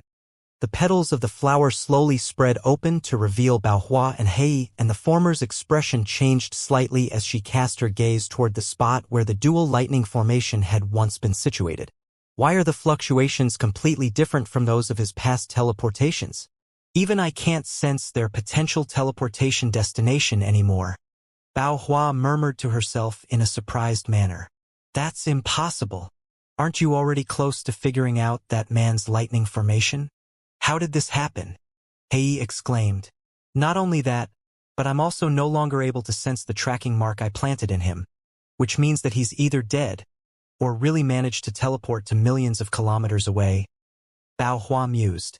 Hei's eyes widened drastically upon hearing this, and he didn't know what to say in response. Judging from the remnant spatial fluctuations lingering here, it's most likely the latter. Looks like I underestimated them. They really did have a way to teleport such a vast distance at once. So be it, the celestial cloud flower is indeed quite useful to me, but it's not worth the energy required to conduct divination to track it down again. Let's go to the human territory. The spirit medicine that can completely heal me should be there. I'll only be able to obtain more detailed information once I get there and conduct divination again. Much to Hei's surprise, Baohua didn't seem to be bothered in the slightest by this and remained as calm as ever. Hei naturally didn't dare to offer any objections and immediately gave an affirmative response. Just as Bao, who was about to depart, a peculiar feeling suddenly welled up in her heart, and her brows furrowed slightly as she cast her gaze toward a certain direction. However, after peering into the distance for a long while, she shook her head to forcibly rid herself of the uneasiness in her heart before departing from the scene atop her giant flower. Millions of kilometers away, countless silver arcs of lightning suddenly erupted out of thin air amid a loud thunderclap above a boundless lake. The arcs of lightning instantly formed a giant lightning formation, and following a flash of blinding silver light, Han Li and Lei Yunzi emerged. The two of them inspected their surroundings, and elated looks appeared on both of their faces. It worked! This dual lightning formation really was able to teleport us to millions of kilometers away. That feeling of constantly being watched has finally disappeared. Let's part ways here, fellow Taoist Han. The elation on Lei Yunzi's face faded, and he immediately took his leave without bothering to engage in any unnecessary pleasantries. Han Li nodded in response before a slightly forlorn look appeared on his face. It's a pity that this dual lightning formation requires two people with mastery in lightning formations to be used. Otherwise, it would be an exceptional life-saving ability. Hee. Nothing is perfect in this world. We're already very fortunate to have run into one another and managed to escape from our pursuers. As the saying goes, those who have survived the severest crisis can expect blessings in the days to come. Perhaps there's good fortune waiting for us right around the corner, Lei Yunzi chuckled. You've already been blessed with immense fortune to have obtained that celestial cloud flower, fellow Taoist. Han Li also chuckled in response. Oh? Are you interested in the celestial cloud flower as well, Brother Han? Lei Yunzi asked with a hint of a smile on his face. You've misunderstood me there, Brother Lei. The celestial cloud flower is indeed an extremely precious spirit item, but it contradicts with the cultivation arts that I'm using, so I have no interest in it. All right, I'll be taking my leave now. I hope to see you again someday, Han Li said as he cupped his fist in a parting salute. Lei Yunzi's expression eased slightly upon hearing this, and he also returned Han Li's salute. I wish you a safe and smooth journey, fellow Taoist. Han Li didn't say anything further and gave Lei Yunzi one final nod before flying away as a streak of azure light. After Han Li had vanished into the distance, Lei Yunzi flew away in the opposite direction as a streak of silver light. Han Li flew in the opposite direction from human territory for 3 days and 3 nights without stopping before finally arriving at a bleak and barren mountain. The chances of being discovered by devilish beings were very slim in such a secluded area, so he stopped and descended halfway up the mountain. He made a hand seal while chanting something, and a layer of yellow light enveloped his body before he vanished into the mountain in a flash. Moments later, Hanli reappeared within a certain cave inside the belly of the mountain, and he swept both sleeves through the air to release several tens of formation flags. The flags then all transformed into specks of spiritual light that disappeared into the surrounding space in a flash. In the next instant, a layer of faint white light appeared around the cave, and only then did Hanli heave a faint sigh of relief as he took a seat on a giant rock at the center of the cave. He flipped a hand over, and several jade vials of different sizes appeared one after another before being tossed up into the air. He tipped the jade around a dozen pills of different colors out of these vials before consuming them all at once, then closed his eyes and began to meditate. Not only did he have to recover his severely depleted magic power, he also had to refine the fierce medicinal effects of the spirit medicines he had directly consumed. It would be impossible to complete both of these objectives without spending at least 2 to 3 months. Hanli meditated for over 2 months, and when he reopened his eyes, not only had all of the potentially harmful medicinal effects been completely refined, his magic power and spiritual sense had both recovered to their peaks. Only now was Hanli truly feeling relaxed. In his current state, even if Yuan Cha were to track him down again, he would be confident in his own ability to face her in battle. After awakening from his meditation, Hanli paused momentarily before flipping a hand over to produce a white wooden box and a blue jade vial. Golden light flashed from his hand, and the white wooden box was immediately enveloped in a layer of golden light, then rose up into the air on its own. Hanli then cast his gaze toward the blue jade vial, and a hint of excitement appeared in his eyes. I've heard many extraordinary things about this chaotic yin-yang qi, but I didn't think I'd be able to obtain it someday. If I can refine it, my breakthrough to the late body integration stage will virtually be guaranteed. Hanli murmured to himself before flicking a finger toward the lid of the jade vial. The lid of the vial flew off on its own, and a ball of light emerged from within the vial before rising up into the air. Hanli's expression darkened slightly as his hand immediately shot forth before making a grabbing motion, releasing a burst of enormous invisible force that encompassed the entire cave. He pulled his hand back toward himself, and the ball of azure light tremored before being forcibly drawn into his grasp.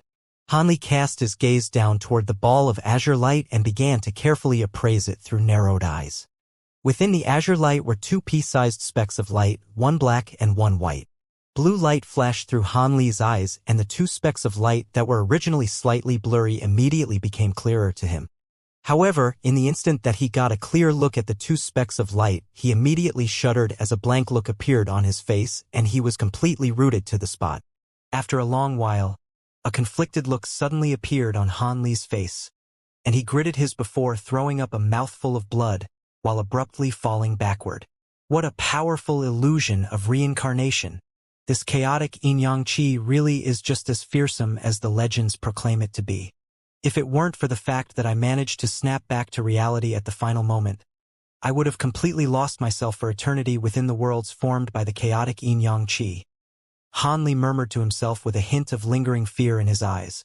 In the instant that he had used his bright sight spirit eyes to appraise the chaotic yin-yang qi, he was drawn in by the essential power imbued within it and plunged into countless illusionary worlds, unable to return to reality. Thankfully, he had foreseen this in advance, and planted a burst of energy within himself that would self-detonate at a set time to forcibly awaken him. Otherwise, he would have most likely sat here in a stupor until the day he died. The ordeal was naturally a very alarming one for Hanli, but at the same time, it confirmed to him that this was indeed chaotic yin-yang qi and couldn't be anything else. If he could refine this chaotic yin-yang qi, then a breakthrough to the late body integration stage would be all but guaranteed. However, prior to that, he had to pay another visit to the 2 old devils in the Devil Sealing Lock.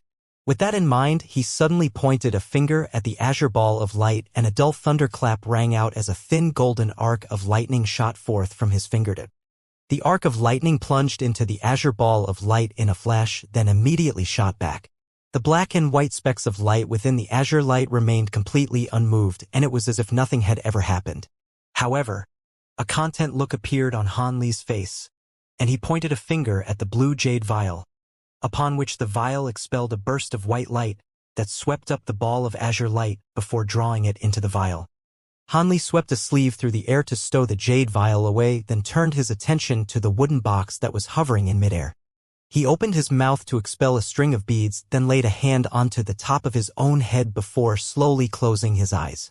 A short while later, spatial fluctuations erupted within a certain mysterious space, and Hanli's spiritual sense clone appeared high up in the air. He inspected his surroundings, and his brows furrowed slightly upon discovering that he had found himself in a world of snow and ice. Before he had a chance to do anything, spatial fluctuations erupted nearby, and two humanoid figures emerged in unison. These were none other than Wuxia and Che Qigong. The two seemed to be very elated to see Hanli, and Wuxia chortled as he asked, "What took you so long, fellow Taoist Han? Brother Che and I were worried that you had landed yourself in some deep trouble. I was going to come and meet you much earlier than this, but during this past year, I was constantly being hunted by some powerful enemies and only just managed to escape from them," Hanli explained with a smile. "Seeing as you're here, I assume that you're safe now. I must congratulate you, fellow Taoist Han. Did you manage to obtain the chaotic yin-yang qi?" Che Qigong asked with an expectant yet slightly nervous look in his eyes. "I'm sure the two of you are more aware than I am of whether any chaotic yin-yang qi has gone missing in the Devil's Ceiling Lock," Hanli replied as he raised an eyebrow. Not only were Che Qigong and Wuxia not enraged by this response, both of them were ecstatic to hear Hanli's answer. We did indeed sense a disturbance in the Devil's Ceiling Lock not long after we last parted ways, but we've been trapped in here and affected by the restrictions in this treasure, so we only had a vague sense of this disturbance. As such, we still require confirmation from you. Judging from what you said, is it safe to assume that you've already obtained the chaotic yin-yang qi? Wuxia was suddenly speaking to Hanli in a far more polite manner than in the past. "I encountered some mishaps during the process, but I have indeed already extracted the chaotic yin-yang qi." "Isn't it about time you disclosed the refinement method to me now?" Hanli asked. "There's no hurry. The two of us have full trust in you, but shouldn't you show us some proof that you've managed to extract the chaotic yin-yang qi?" Che Qigong asked in a cautious manner. Wuxia also nodded in support of Che Qigong's words. "I thought you'd ask that."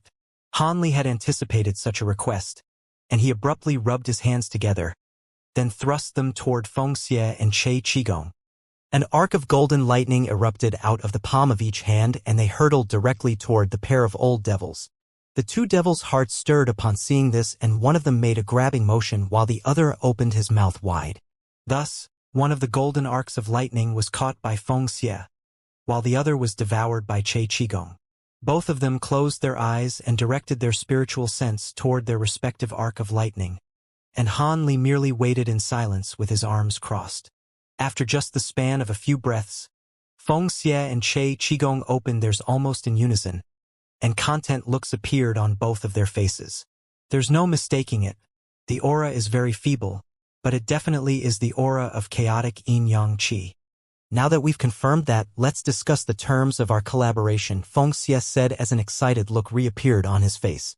In contrast, Hanli's expression darkened upon hearing this, and he asked in a cold voice, "Didn't you agree to give me the refinement method for half of the chaotic yin-yang qi?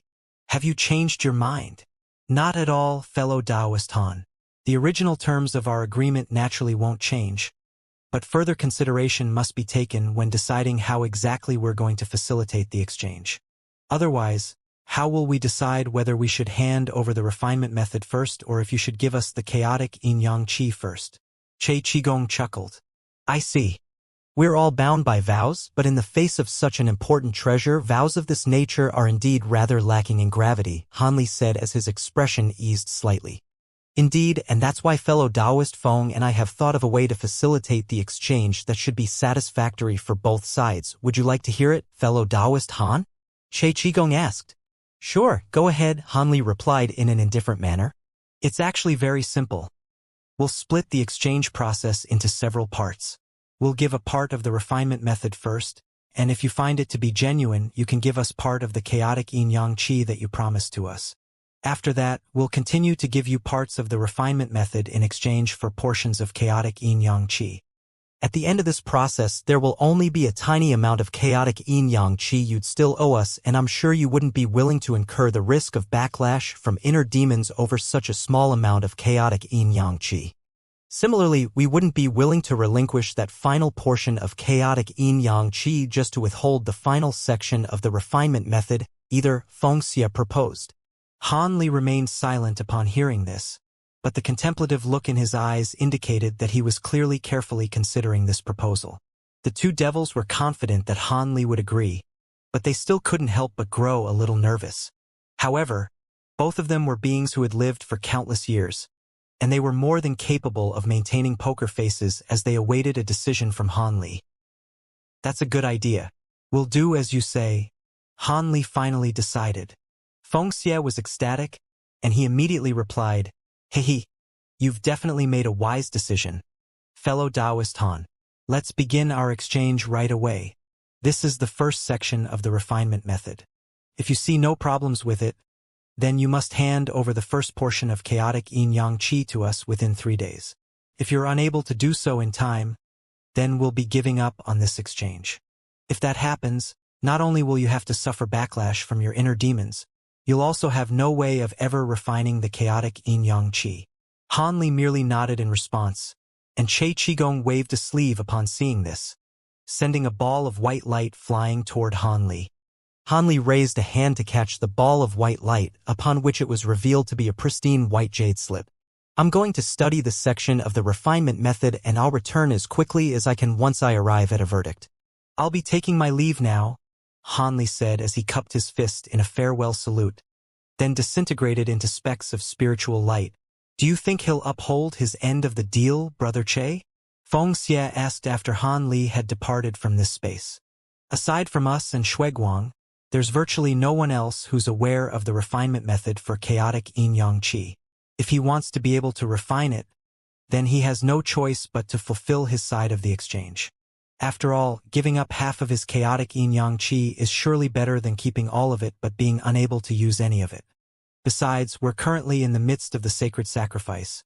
With so many powerful enemies around, there's no way he'll give up on something that could give him a massive cultivation base boost." Che Qigong replied in a confident manner. "I certainly hope so.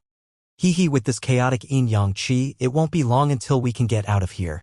When that time comes, we can capture that brat together and forcibly extract the other half of that chaotic yin-yang qi from his body. There's no way he'll be able to truly refine it in such a short time," Xianxia said with an excited look in his eyes. "Of course, it's downright delusional for a mere human cultivator like him to think that he can take this chaotic yin-yang qi for himself. I can see he's quite a cautious little brat, but there's no way he could anticipate that we've already broken all of the restrictions in this devil sealing lock. Now, all we're missing is his chaotic yin-yang qi. As long as we can have half a year to refine the chaotic yin-yang qi to an elementary level, that'll be enough for us to get out of this devil sealing lock. When that time comes, Shuiguang's days will be numbered." Che Qigong looked up at the snowflakes descending from the heavens as a hint of insanity appeared in his eyes. "Haha, I'm really looking forward to that day." A sinister smile also appeared on Xianxia's face. Meanwhile, outside the devil sealing lock, Han Li had withdrawn his spiritual sense clone and his nascent soul had also returned to his body. He slowly opened his eyes, then flipped a hand over to produce that white jade slip. He pressed the jade slip firmly against his own forehead, then injected his spiritual sense into it to inspect its contents. There was indeed a rather profound incomplete refinement method in there, which was comprised of around 1,000 characters. As Han Li studied the contents of this incomplete refinement method, his expression began to undergo minute changes, and he went into meditation for 2 days and 2 nights with the jade slip pressed against his forehead. On the 3rd morning, he finally withdrew his spiritual sense, and the jade slip on his forehead immediately crumbled away into dust. He had naturally already committed the contents of the jade slip completely to memory at this point. The refinement method looks to be real. Even if those 2 old devils want to try something, I'm sure they wouldn't risk ruining this exchange from the get-go, Han Li murmured to himself as a contemplative look appeared on his face. After pondering the issue for a while, Han Li arrived at a decision. "I have to throw this devil sealing lock back into the Elder Devil realm after I obtain the refinement method. Looks like I won't be able to wait until I can venture into the Elder Devil realm with Patriarch Long and the others. I'll just have to toss it into a random node where our two realms have already overlapped. Having made that decision, he swept a sleeve through the air to release the blue jade vial containing the chaotic yin-yang qi, then laid a hand onto the top of his own head again. While Han Li was hiding in the primordial world near human territory, exchanging for the refinement method bit by bit from Che Qigong and Feng Xie, Deep Heaven City had already been completely surrounded. A series of devilish strongholds that were each several thousand feet tall had been set up in front of each city wall, and within those strongholds were countless elite devilish armored warriors. Massive flying pagodas had also appeared in the air above the devilish army, and they were being surrounded by countless flying carriages and battle arcs. Between the strongholds were a series of stone mountains and craters of different sizes, within which were countless devilish beasts of varying power levels. On a giant platform at the top of one of the devilish strongholds, there were over 100 high-grade devilish beings appraising Deep Heaven City from afar. They were led by a crimson-robed young man who wore a frosty expression, but if one were to look closely at him, they'd discover that he seemed to be rather distracted, as if his mind were elsewhere. Meanwhile, the other high-grade devilish beings were discussing something among themselves in hushed tones. A short while later, the crimson-robed young man withdrew his gaze and said, "It's time. Begin attacking the city. I want to have this Deep Heaven City fully conquered within a few years." The surrounding devilish beings all adopted serious expressions upon hearing this, and they answered in unison. "We'll do everything in our power to make sure that happens, Master Shueguang." There was a red-armored guard standing beside the crimson-robed young man, and he immediately tossed the item that he was holding up into the air. A ball of silver light instantly rose up into the heavens, climbing to an altitude of over 100,000 feet before exploding with a resounding boom. A silver rune with a diameter of around 1,000 feet then emerged in midair before radiating dazzling silver light. A series of other slightly smaller silver runes also rose up into the air in quick succession all around Deep Heaven City, as if to resonate with this initial giant silver rune. All of the devilish beings in the air and on the ground below immediately began to prepare for battle upon seeing this. A series of giant light formations lit up within the strongholds, following which countless black balls of light the size of small mountains emerged in the air above the strongholds, then hurtled directly toward Deep Heaven City. The space in the wake of the giant balls of light twisted and warped drastically, indicating that each ball of light was imbued with enormous power. The devilish pagodas and flying carriages within the dense devilish chi also began to unleash attacks, sending countless pillars of light raining down from above.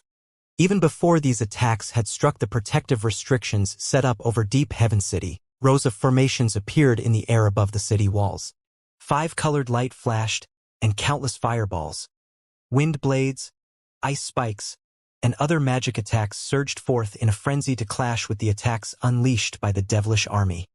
Earth-shattering booms erupted one after another as the scintillating explosions of light illuminated the dark sky.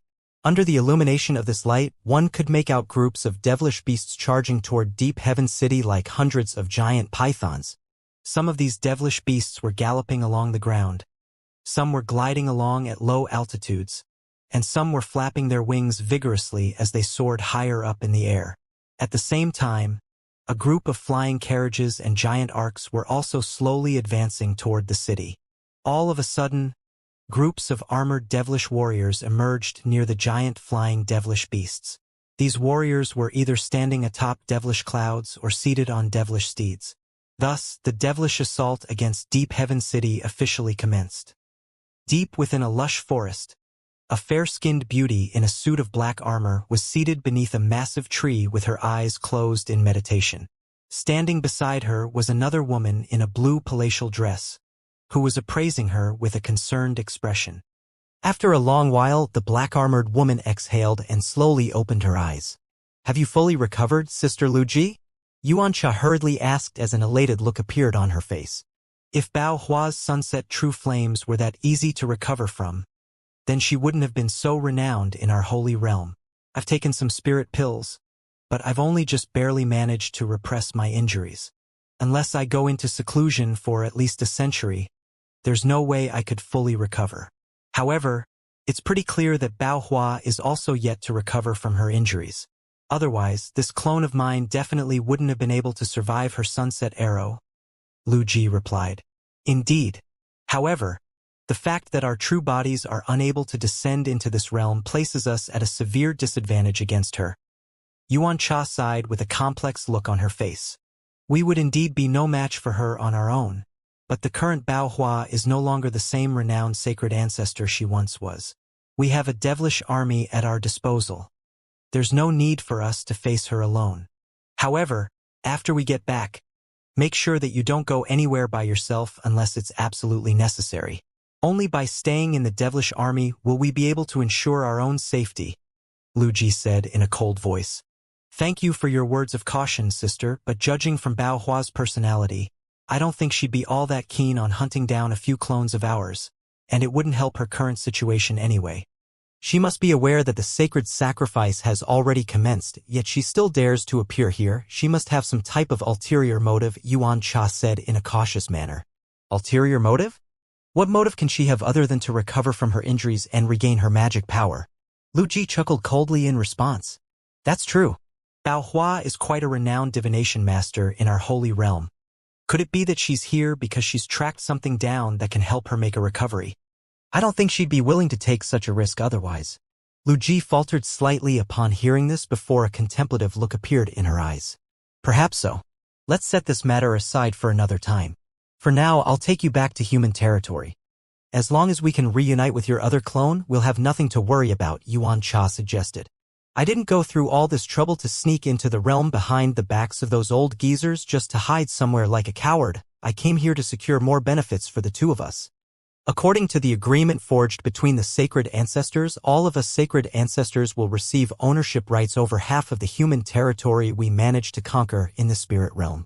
I can't just go into hiding and pass up such a fantastic opportunity, Lu Ji said. Then what do you suggest we do, sister? Yuan Cha asked with furrowed brows. Once we get back, I'm going to take a dragonlock pill to stimulate the latent potential of this clone, so it can temporarily recover 80% to 90% of its magic power. After that, we should still be able to assist you from the shadows as long as we don't encounter overly powerful opponents, Lu Ji said in a solemn manner. Yuan Cha was very surprised to hear this. Dragalock pill? But if you take that pill, you'll need to go into seclusion for at least 1,000 years to recover from your injuries and the pill's side effects.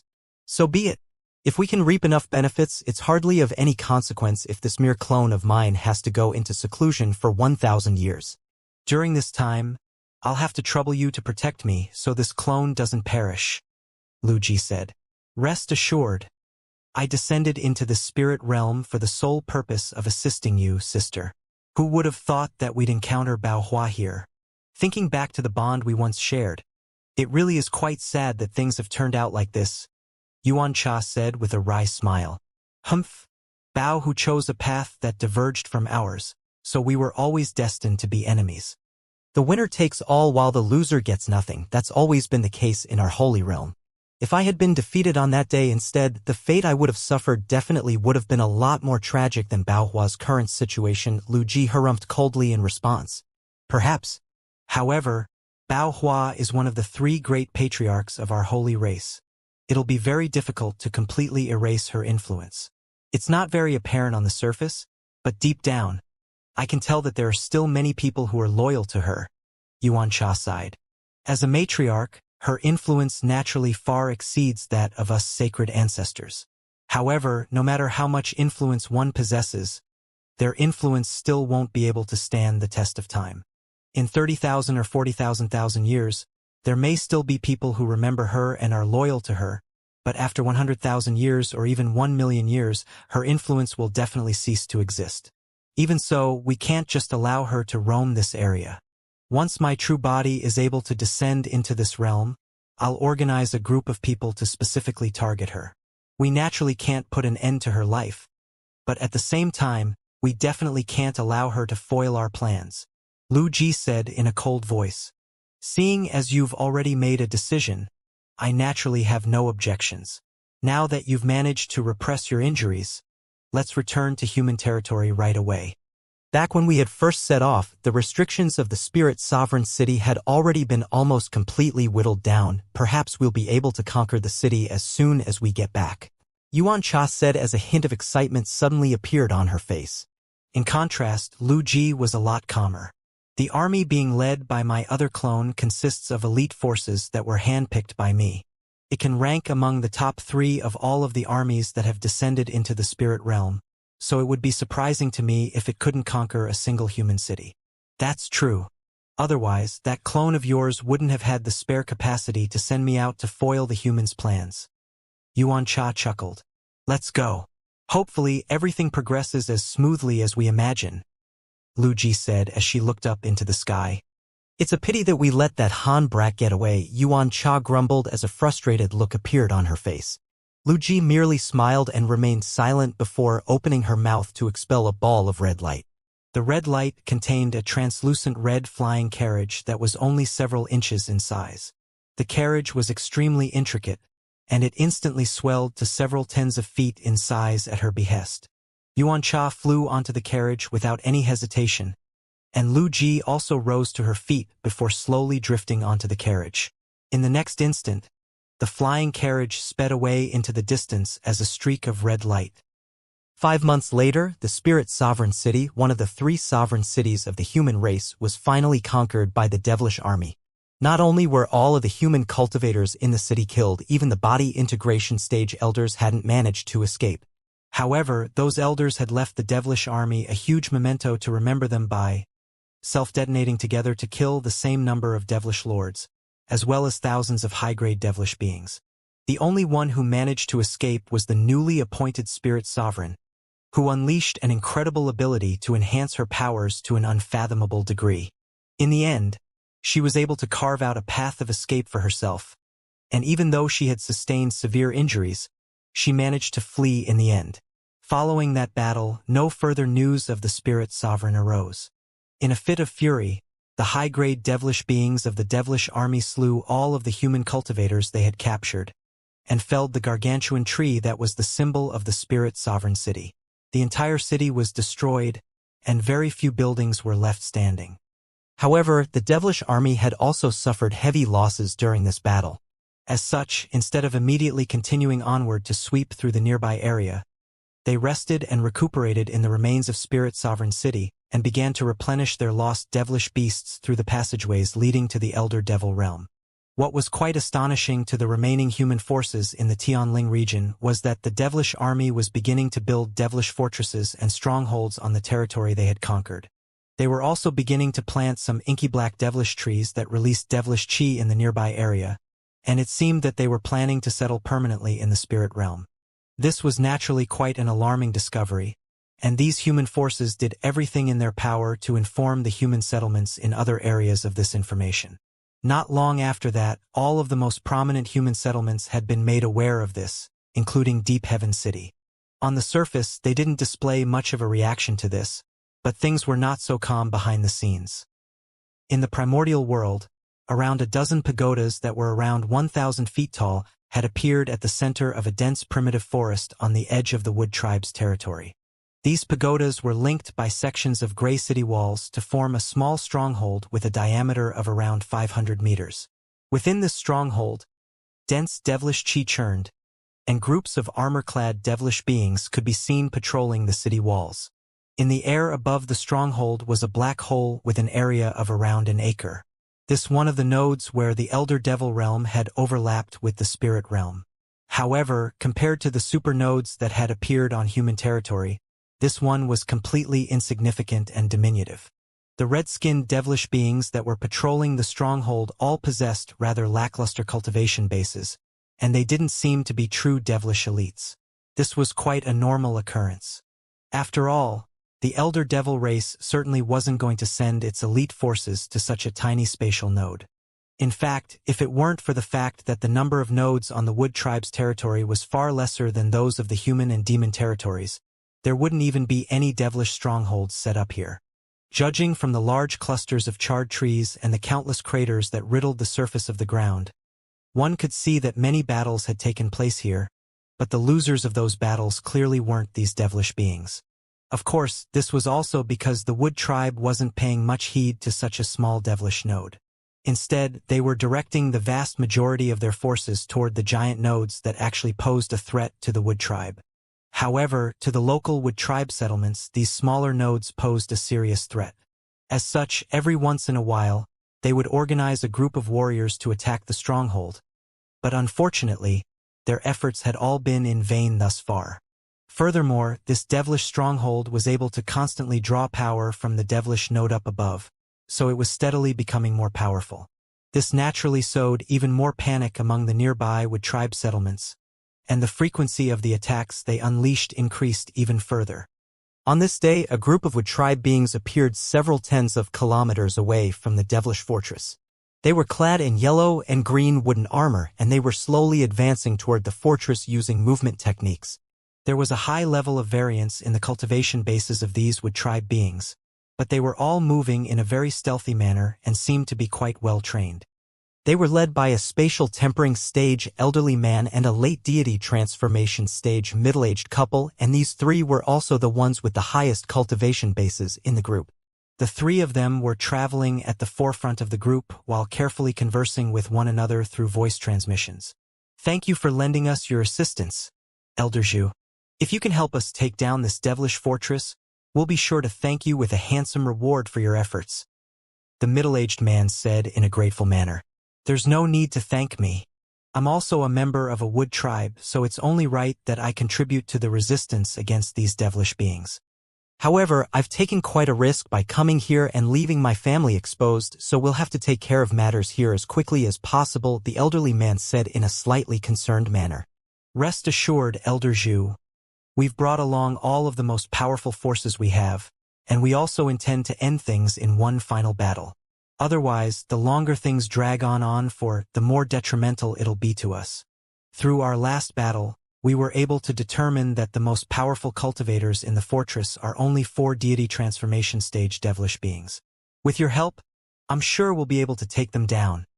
The middle-aged Wood tribe woman chimed in as well.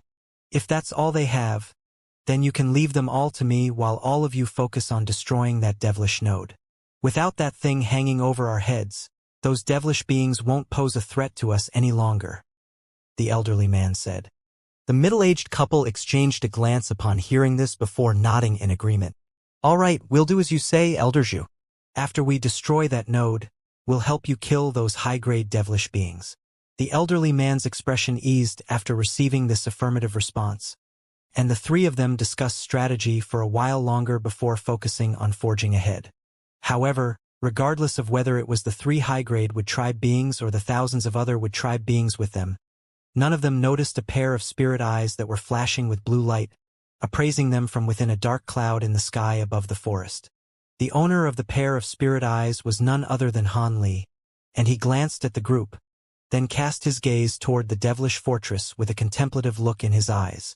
All of a sudden, a smile appeared on his face, and he flew out of the cloud as an indistinct azure shadow, flying toward the devilish fortress along with the group of Wood tribe beings. Around 10 minutes later, a loud explosion suddenly erupted near the devilish stronghold, following which over 100 wooden giants that were several hundred feet tall rushed out of the dense forest amid a flash of green light. They rushed toward the stronghold like devastating wrecking balls, followed close by the group of Wood tribe beings. A series of green wooden spears, bows, and arrows appeared in their hands, and launched the projectiles toward the stronghold in a torrential barrage.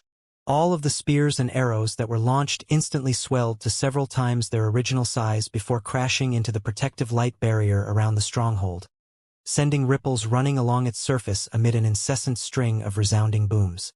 At this point, the wooden giants had reached the fortress, and their hands transformed into giant white metal hammers that were brought down upon the light barrier with ferocious might.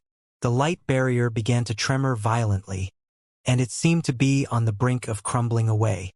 Everything had happened within the span of a few breaths, and only now did the devilish beings in the stronghold react to the situation. Loud sirens immediately rang out all over the stronghold while bursts of black light descended from the city walls before falling upon the Wood tribe beings down below like rain. An extremely fierce battle was about to unfold. Black and green light flashed and intertwined, forming a giant net above the fortress that rumbled and flashed incessantly. The wooden giants seemed to be a little clumsy and maladroit, but their bodies were as hard as iron and steel, and attacks from ordinary devilish beings were only able to inflict some insignificant pit and bumps into their bodies. A short while later, a giant opening was created by them in the city wall, and they charged onward in a completely fearless manner. These wooden giants seemed to possess tremendous strength, smashing all of the devilish beings before them into mincemeat with their giant hammer hands. They led the other wood tribe beings straight into the devilish fortress, but their actions had also enraged the high-grade devilish beings in the fortress. One of them let loose a loud cry, and several menacing roars immediately rang out from within a few giant buildings in the fortress. Immediately thereafter, a dozen or so 100-feet-long rhinoceros-like devilish beasts rushed out of those buildings. These super devilish beasts all had bright red eyes, and they opened their mouths to expel pillars of white light that struck the wooden giants in a flash. Around a dozen wooden giants immediately stumbled and almost crashed to the ground. Furthermore, charred holes had appeared on the parts of their bodies that had been struck by the pillars of light. The rest of the wooden giants continued to charge toward the giant beasts, but the super devilish beasts weren't backing down either. They lowered their heads and pounced toward the oncoming wooden giants to engage them in a fierce battle. Deafening roars and resounding booms rang out, and the two sides seemed to be evenly matched. Meanwhile, tens of thousands of feet above the ground, the elderly man and the middle-aged couple were facing off against 4 armor-clad devilish beings. A high-grade being that resembled a giant bear glanced at the elderly man, and as opposed to being panicked or alarmed, a sinister look appeared on his face as he said, "Humph. I was wondering what gave you the courage to attack us like this. So you've brought along reinforcements. You've made our job a lot easier. After killing this old fart, there shouldn't be any wood tribe beings of a higher cultivation base in this area." The middle-aged couple's expression changed slightly upon hearing this, but the elderly man remained calm and collected as he replied in a cold voice, "You think a group of deity transformation stage devilish trash like you can bring me down? Let me see if your powers can back up your words. If they're incapable of bringing you down, then how about me?" A rumbling boom rang out as spatial fluctuations erupted in midair, and a black figure appeared at the center of the 4 high-grade devilish beings before appraising the wood tribe trio with a cold expression.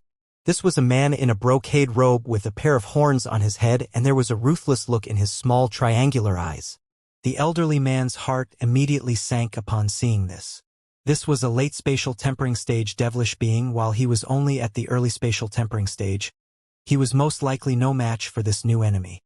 The middle-aged couple were unable to ascertain this devilish man's exact cultivation base, but they could also sense that his aura was more powerful than that of the elderly man, and their expressions darkened significantly. "We're very fortunate that you paid us a visit, esteemed envoy. Otherwise, we would be in huge trouble here. These are the leaders of the wood tribe resistance forces in the nearby area. We'll have to trouble you to help us take care of them," the bear-like devilish being said as he extended a respectful bow toward the brocade-robed man. These 3 are all that we're dealing with? I can kill them all with one hand tied behind my back. Rest assured, there's no way I'll be letting them get away," the brocade-robed man guffawed with a disdainful look in his eyes. The elderly man took a deep breath to repress the alarm in his heart, then quickly transmitted his voice to the middle-aged couple. "We're in trouble here, fellow Taoists. I'll do my best to hold off this devil. Lead everyone else on a retreat right away." The middle-aged couple's hearts jolted upon hearing this, and the middle-aged man hurriedly transmitted his voice in response. "Don't engage in a direct battle with this devil, Elder Zhu. If the opportunity arises, you have to retreat as well." The elderly man nodded in a grim manner and didn't say anything further. Instead, he swept both sleeves through the air to release a dozen or so azure wooden balls, all of which transformed into azure balls of light that encompassed all 5 devils before him. The cold look in the eyes of the brocade-robed devil became even more pronounced as he harumphed coldly, and bright red light suddenly began to glow from his horns. Countless crimson threads shot forth, all of which struck the surrounding balls of azure light with unerring accuracy before piercing through them in a flash. However, before the brocade-robed devil had a chance to do anything else, a crisp crack akin to the sound of shattering porcelain suddenly rang out. All of the azure balls of light exploded in unison and radiated blinding spiritual light. All 5 devils immediately closed their eyes as an instinctive reaction to this piercing light. Taking advantage of this opportunity, the middle-aged couple shot forth toward 2 different directions as 2 streaks of azure light, and at the same time, both of them let loose long cries of different octaves. The 5 devils were only disoriented for a split second before immediately returning to normal, and they were naturally all infuriated to see this. "I'm going to rip you to shreds and torment your soul for all of eternity. Go and chase down those 2. Leave this old fart to me," the brocade-robed man roared as he rubbed his hands together. Bursts of inky black devilish chi erupted from his body, then converged to form a 2-headed devilish projection.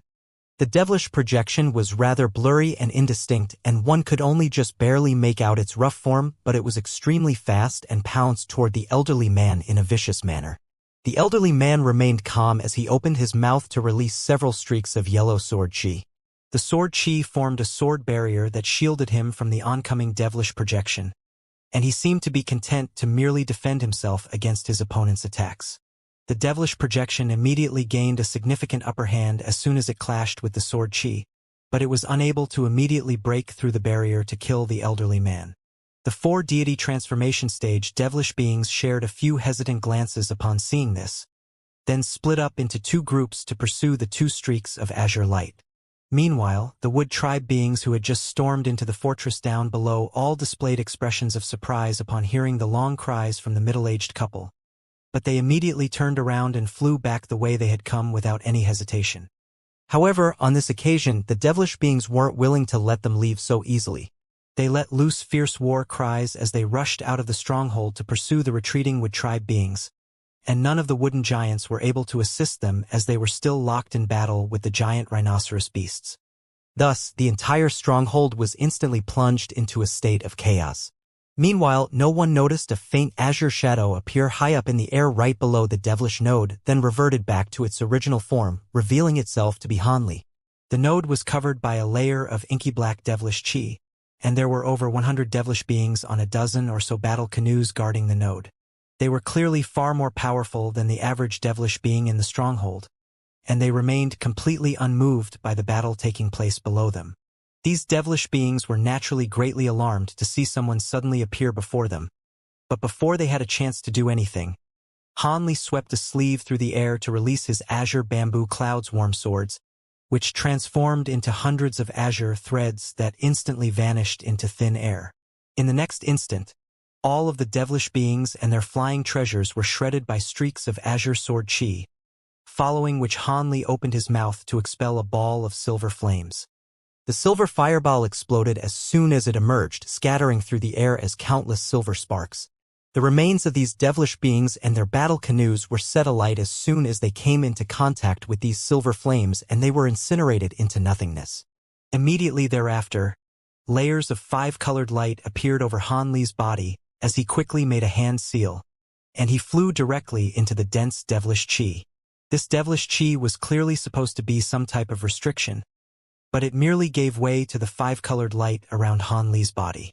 In the blink of an eye, Hanli had passed through the devilish chi and arrived before the devilish node up above. The node was a vast expanse of darkness, and there were bursts of devilish chi occasionally pouring out of it. A solemn look appeared on Hanli's face upon seeing this, and after a brief pause for contemplation, he made a hand seal to summon a suit of antiquated black devilish armor over his own body. Countless black runes then surged out of the suit of armor in a frenzy at his behest before enveloping his entire body.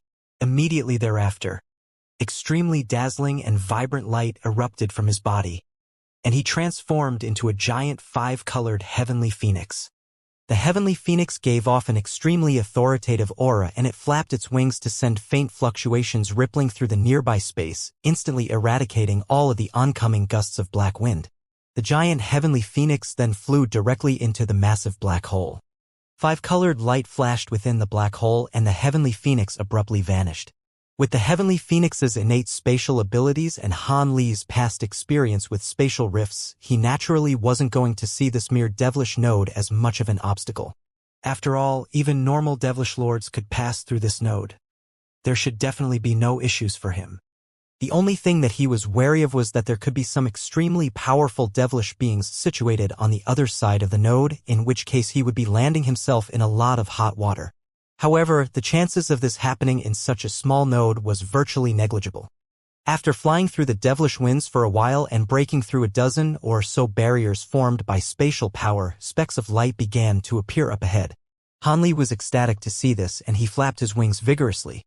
5-colored light flashed over his body, and he became a barely visible shadow. The exit on the other side of the node led to a boundless gray desert. On the ground down below, there were 2 black buildings that seemed to be a pair of watchtowers, within which were several tens of devilish guards who looked up at the node from time to time. After the span of just a few breaths, the spatial power faded, and the heavenly phoenix emerged from the node, then immediately vanished into thin air. Even the most powerful devilish guards situated in the 2 watchtowers were only at the nascent soul stage, and nothing of note had happened here for many years, so they had become complacent and completely failed to notice Han Li's stealthy entrance.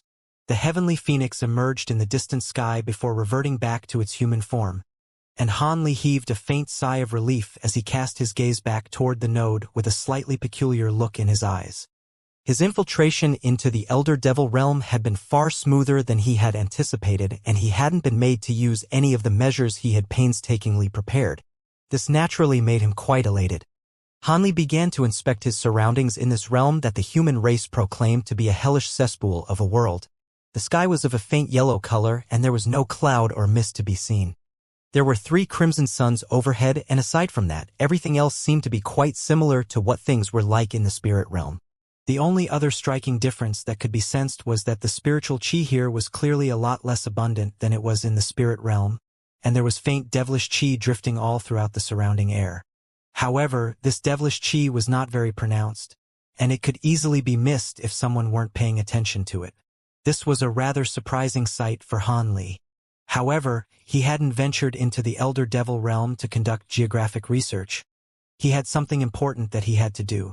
As such, he only inspected his surroundings for a short while before chanting something, and his suit of devilish armor reappeared before expelling a large amount of inky black devilish chi that completely inundated his body. Immediately thereafter, he made a hand seal, and his human aura was completely concealed. He then let loose a low cry, and faint golden scales appeared over his body. However, after coming into contact with the devilish chi, the scales immediately turned black. At the same time, a third black demonic eye also appeared on his glabella. Han Li made a brief inspection of his own body with a faint smile on his face. With his current aura and appearance, he was identical to a high-grade devilish being. If he didn't encounter any devilish beings that were more powerful than himself, no one would be able to see through his disguise. Following his transformation, Han Li didn't dare to linger in the area any longer and immediately flew away as a gust of black wind. Around an hour later, he emerged from the desert and appeared above a hill that was riddled with gray shrubs. As soon as he reached this place, he immediately noticed that the devilish chi had become denser. The difference was only an extremely minute one, but it confirmed Han Li's suspicions, which was that just like spiritual chi, the abundance of devilish chi differed from area to area in the Elder Devil realm. Han Li continued onward and flew for a day and a night. He passed through the hilly region over a giant lake and through several black mountain ranges. Perhaps it was because the Elder Devil realm was very bleak and barren to begin with, or he was traveling in the wrong direction, but aside from a few low-grade devilish beasts, he didn't encounter any other devilish beings. This made Han Li feel slightly more relaxed, but also a bit more wary. On the 4th day, Han Li finally encountered several mid-grade devilish beings with human bodies and horse heads battling at the foot of a small mountain. These devilish beings wielded wooden clubs with beast-hide garments draped over their bodies. They were extremely ferocious and seemed to possess a certain level of intelligence. There was a black devilish beast that resembled a saber-toothed tiger lying completely still nearby, and it was quite clear that these devilish beings were fighting over this prized prey. Han Li was ecstatic to see this, and he descended from above before releasing a few arcs of golden lightning to knock out these devilish beings. He then made a grabbing motion to draw one of them into his grasp before pressing a hand firmly onto the top of the devilish being's head. His eyes narrowed slightly, and black light flashed from his fingertips as he unleashed a soul search technique. Just as he had expected, the devilish being possessed only a very elementary level of intelligence, and there really wasn't much for him to sift through in its spiritual sense. Thankfully, he wasn't searching for any complex information, and through his soul search technique, he discovered a suitable place that wasn't far away. Golden lightning sprang forth from his hand again to instantly incinerate this devilish being into dust, and he did the same for the other devilish beings, as well as that devilish beast carcass. After that, he flew toward a different direction compared to his original one. Several hours later, a boundless canyon appeared up ahead. The black winds faded, and Han Li appeared in the air above the canyon before casting his gaze downward. The canyon down below was several thousand feet wide and unfathomably deep. Howling winds were blowing incessantly through it, and there was a vast expanse of murky yellow mist within it.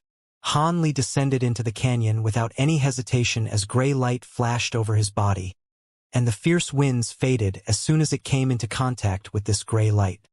As he descended further and further, the air temperature plummeted drastically and a layer of frost could be seen on the faces of the canyon. These temperatures naturally weren't low enough to be of concern to Han Li, and after descending for over 10,000 feet, he finally reached the bottom of the canyon, where a blue glacier was situated.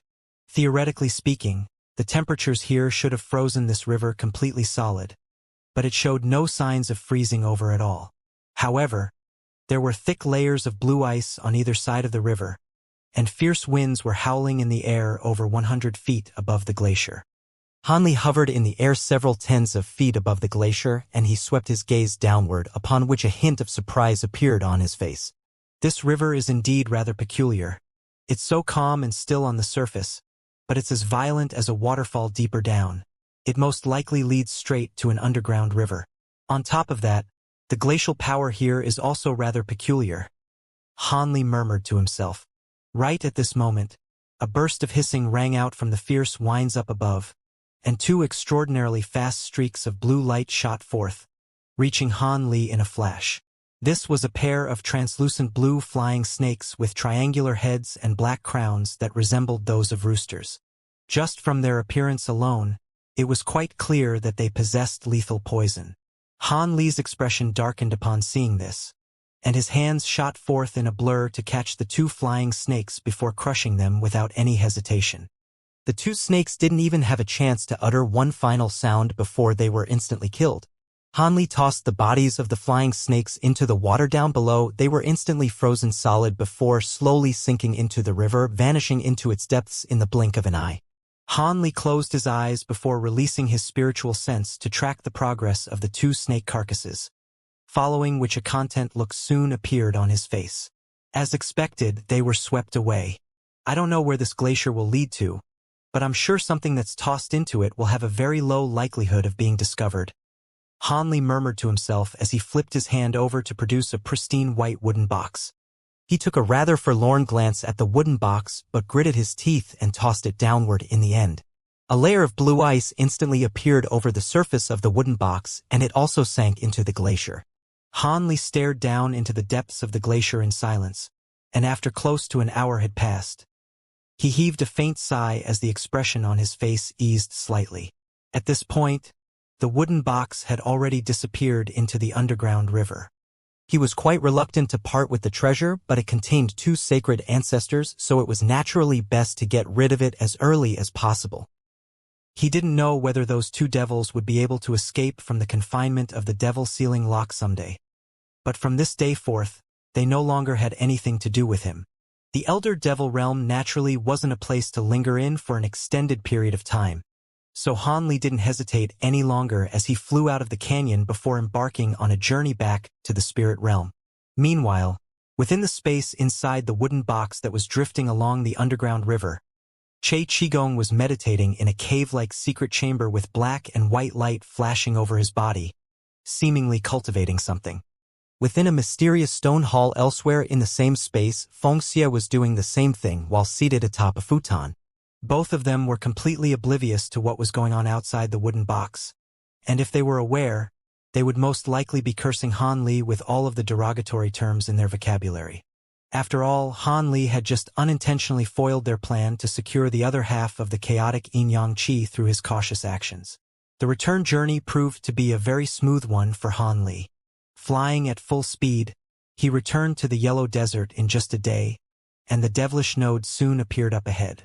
Everything was the same as when he had left the node, and Han Li wasn't all that surprised to see this. The black qi around his body faded, and he transformed into a heavenly phoenix again before flying toward the node as a faint streak of light. After just a few flashes, he flew into the node, escaping the detection of the devilish guards down below once again, and this journey through the node was also a smooth and uneventful one. A short while later, the heavenly phoenix emerged in the spirit realm as a ball of 5-colored light, but in the instant before he exited the node, he swept his spiritual sense through the surrounding area. As he had expected, devilish beings had surrounded the node, and a cold smile appeared on his face after detecting this. Bright light erupted from the heavenly phoenix's body, and it disappeared from the spatial passageway in a flash. In the next instant, spatial fluctuations appeared outside the node, and an azure figure emerged out of thin air. As soon as Han Li appeared, a loud cry of attack rang out nearby. Immediately thereafter, countless streaks of black light hurtled toward him from all sides, and fierce winds were swept up overhead as a dozen or so two-headed devilish birds swooped down from above. Down below, 2 azure battle arcs that were each several hundred feet in length emerged, and they blasted forth 2 pillars of black light that reached Han Li in a flash. Several hundred devilish guards had gathered near the exit of the node, and as soon as Han Li had returned, they immediately unleashed a torrential barrage of attacks. Han Li had anticipated this situation well in advance, and despite the fierce attacks being aimed at him, a faint smile appeared on his face. He abruptly swept a sleeve forward, and a burst of gray light swept forth before forming a translucent light barrier that completely shielded his body within. He then flicked his fingers casually up toward the giant devilish birds, paying no heed to the oncoming streaks of black light around him. Around a dozen streaks of azure sword qi shot forth in a flash from his fingertips, and before they even knew what had happened, each of the devilish birds had been sliced into 2. Their carcasses crashed down from above amid a rain of blood, and the high-grade devilish beings appraising the proceedings from afar were extremely alarmed to see this. Those 2-headed devilish birds possessed bodies that were more resolute than iron and steel. Even the average treasure wouldn't be able to harm them in the slightest, yet they had just been sliced apart by Han Li with ease. However, whatever was even more astonishing to them was that all of the streaks of black light and that pillar of light had vanished as soon as they had struck the gray light barrier around Han Li's body. It was as if they had all been devoured by the light barrier. That's a body integration stage human cultivator. Retreat at once, one of the high-grade devilish beings hurriedly commanded. Those high-grade devilish beings were none other than the 4 deity transformation stage devilish beings and that brocade-robed late spatial tempering stage devil. After they had dealt the Wood Tribe resistance force a heavy defeat, they discovered that the devilish beings guarding the node had disappeared, and this had naturally been quite an alarming discovery for them. They had no idea what had happened, but if some kind of mishap were to befall the devilish node, then they would all be held accountable. Thus, following some discussion, they contacted the other devilish strongholds nearest to them and gathered a group of elite devilish warriors to surround the node. In reality, they were doing this just for show, and they didn't actually think that they would catch anyone, but much to their surprise, Han Li had returned after staying for only a few days in the Elder Devil realm. As soon as he returned, he immediately fell into their trap, and initially they had been ecstatic to see this, but their elation soon gave way to horror when the brocade-robed devilish being ascertained Han Li's cultivation base. The high-grade devilish beings exchanged a few horrified glances before immediately flying away as streaks of black light. In order to not alert Han Li to their escape, they didn't even notify their subordinates of what they were doing. However, with Han Li's immense spiritual sense, he had naturally already spotted these high-grade devilish beings. As soon as they attempted to flee the scene, he cast a frosty gaze toward them. "You're dreaming if you think you can get away." As soon as his voice trailed off, Han Li made a grabbing motion with his pristine white hand, and spatial fluctuations erupted in the air above the high-grade devilish beings, following which a giant 5-colored hand that was over 100 feet in size abruptly appeared before swooping downward.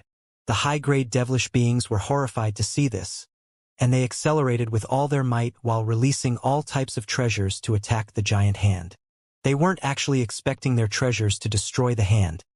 They were simply hoping to delay it slightly and buy themselves some time for escape.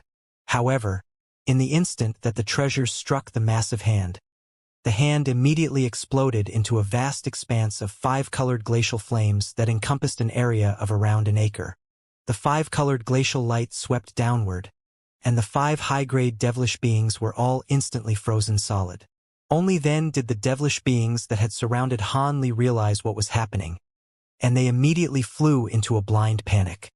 However, before they had a chance to retreat, Han Li swept his sleeves through the air to release several tens of small azure swords, all of which transformed into streaks of azure sword chi. He then let loose a low cry and made a hand seal, sending the streaks of sword chi flying in all directions. Around 10 minutes later, not a single living devilish being remained in the entire devilish stronghold. A streak of azure light circled around high up in the air, then flew back toward human territory. Several days later, the Wood tribe scouts discovered what had happened here, and they were naturally filled with elation. After doing some further scouting to ascertain that this wasn't some kind of trap, they immediately hurried back to report the situation. 7 or 8 days later, the devilish stronghold was taken over by Wood tribe beings, who began to set up some kind of profound formation at the exit of the node in an attempt to completely seal it off. Of course, none of this had anything to do with Han Li. He was currently refining the chaotic yin-yang qi within his body while quickly flying back toward human territory. Even though he had only refined a small portion of the chaotic yin-yang qi, his magic power had been greatly enhanced, and he had benefited immensely. He estimated that the chaotic yin-yang qi should be close to fully refined by the time he returned to the human race, and that would take him to the pinnacle of the mid-body integration stage. After that, he would be able to make a breakthrough to the late-body integration stage, but for that, he would require the Ice Phoenix's assistance. Otherwise, Han Li would have settled somewhere in the primordial world to make his breakthrough instead. After all, the human territory was rife with devilish invaders, and it certainly wasn't a very safe place. With that in mind, Han Li could only heave a resigned sigh and continue onward. Meanwhile, there were groups of human warriors and cultivators situated atop the city wall of Deep Heaven City, controlling their treasures with all their might to attack the devilish army outside of the city's restrictions. An extremely fierce battle was taking place, and similar scenes were unfolding all throughout the human and demon territories. During the recent period of time, the devilish army had suddenly become a lot more ferocious and began to launch wave after wave of fierce assaults without any regard for the casualties they suffered. Countless low-grade and mid-grade human and demonic beings had perished during these intense battles, and the number of casualties among high-grade cultivators at or above the deity transformation stage was also spiking drastically. This made both races extremely nervous and apprehensive. During past devilish tribulations, these cities should be fine after withstanding a few years of attacks from the devilish army. As such, all of the cities were using everything at their disposal to ward off the attacks, eagerly hoping for the arrival of the day when the devilish army would run out of steam. Unbeknownst to everyone, there were currently around a dozen human and demonic body integration stage beings gathered on a mysterious island situated on the border of the human and demon territories. At present, all of them were discussing a secretive matter in a hall that was surrounded by layer upon layer of restrictions. So the Elder Devil race is planning to conquer our territory, then settle permanently in the spirit realm. An elderly man with snowy white hair mused with furrowed brows. That's not the extent of it. The scouts that we sent into the Elder Devil race have discovered that a huge group of low-grade Elder Devils have been mobilized, and they're about to force their way into the spirit realm soon, a red-haired middle-aged man said with a dark expression. Low-grade Elder Devils? Approximately how many have been mobilized? Someone sighed before asking. We don't have an accurate figure, but it's going to be at least 1 billion. The red-haired man replied after a brief pause. 1 billion. Everyone gathered in the hall was astonished to hear this. Is this figure really reliable?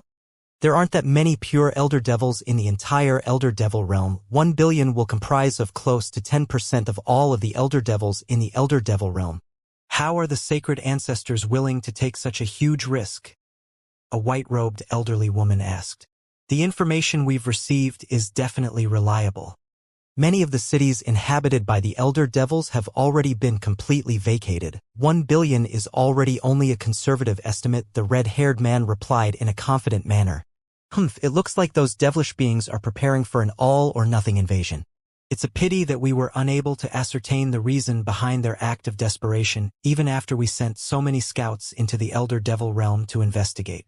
Otherwise, we'll be able to target them much more effectively. The white-haired elderly man sighed.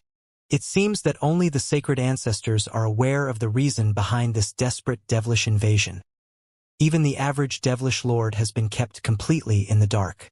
We've taken huge risks in the past to capture devilish lords alive, but we've been unable to glean any relevant information even after using soul search techniques on them, the white-robed woman said in a resigned manner. Regardless of why the Elder Devil race is doing this, we definitely can't allow them to do as they please. The backup measures we've prepared have all been implemented and 2 of them are mostly complete. They should be enough to put a severe dent in the devilish army. Even if the true bodies of some sacred ancestors were to descend into the spirit realm, it won't make any difference. The only matter of concern is that our sources have confirmed that the 3 patriarchs of the Elder Devil race will descend into the spirit realm together. If that happens, even if all of the grand Ascension stage beings of our races join forces, we most likely won't be a match for them. I've heard that all of the 3 patriarchs are old monsters who have lived for hundreds of thousands of years and are only 1 step away from ascending to become true devils, the red-haired man said with furrowed brows. Everyone's expressions darkened even further upon hearing this, and the white-robed woman sighed. The 3 patriarchs of the Elder Devil race are all Tribulation Transcendence stage ancient devils. Even in the entire spirit realm, there won't be many beings who can defeat them, let alone our races.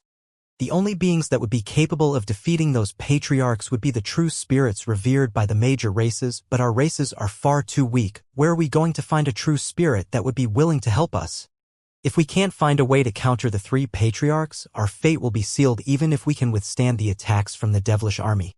Just as everyone was beginning to exchange concerned glances, a clean-shaven man suddenly spoke for the first time. There's no need to be overly concerned. Back when Master Mo gently left the Holy Island, he said that he would seek out the Grand Ascension stage beings of the other races to devise a way to counter the devilish patriarchs. A long time has passed since then. Perhaps they've already found a way.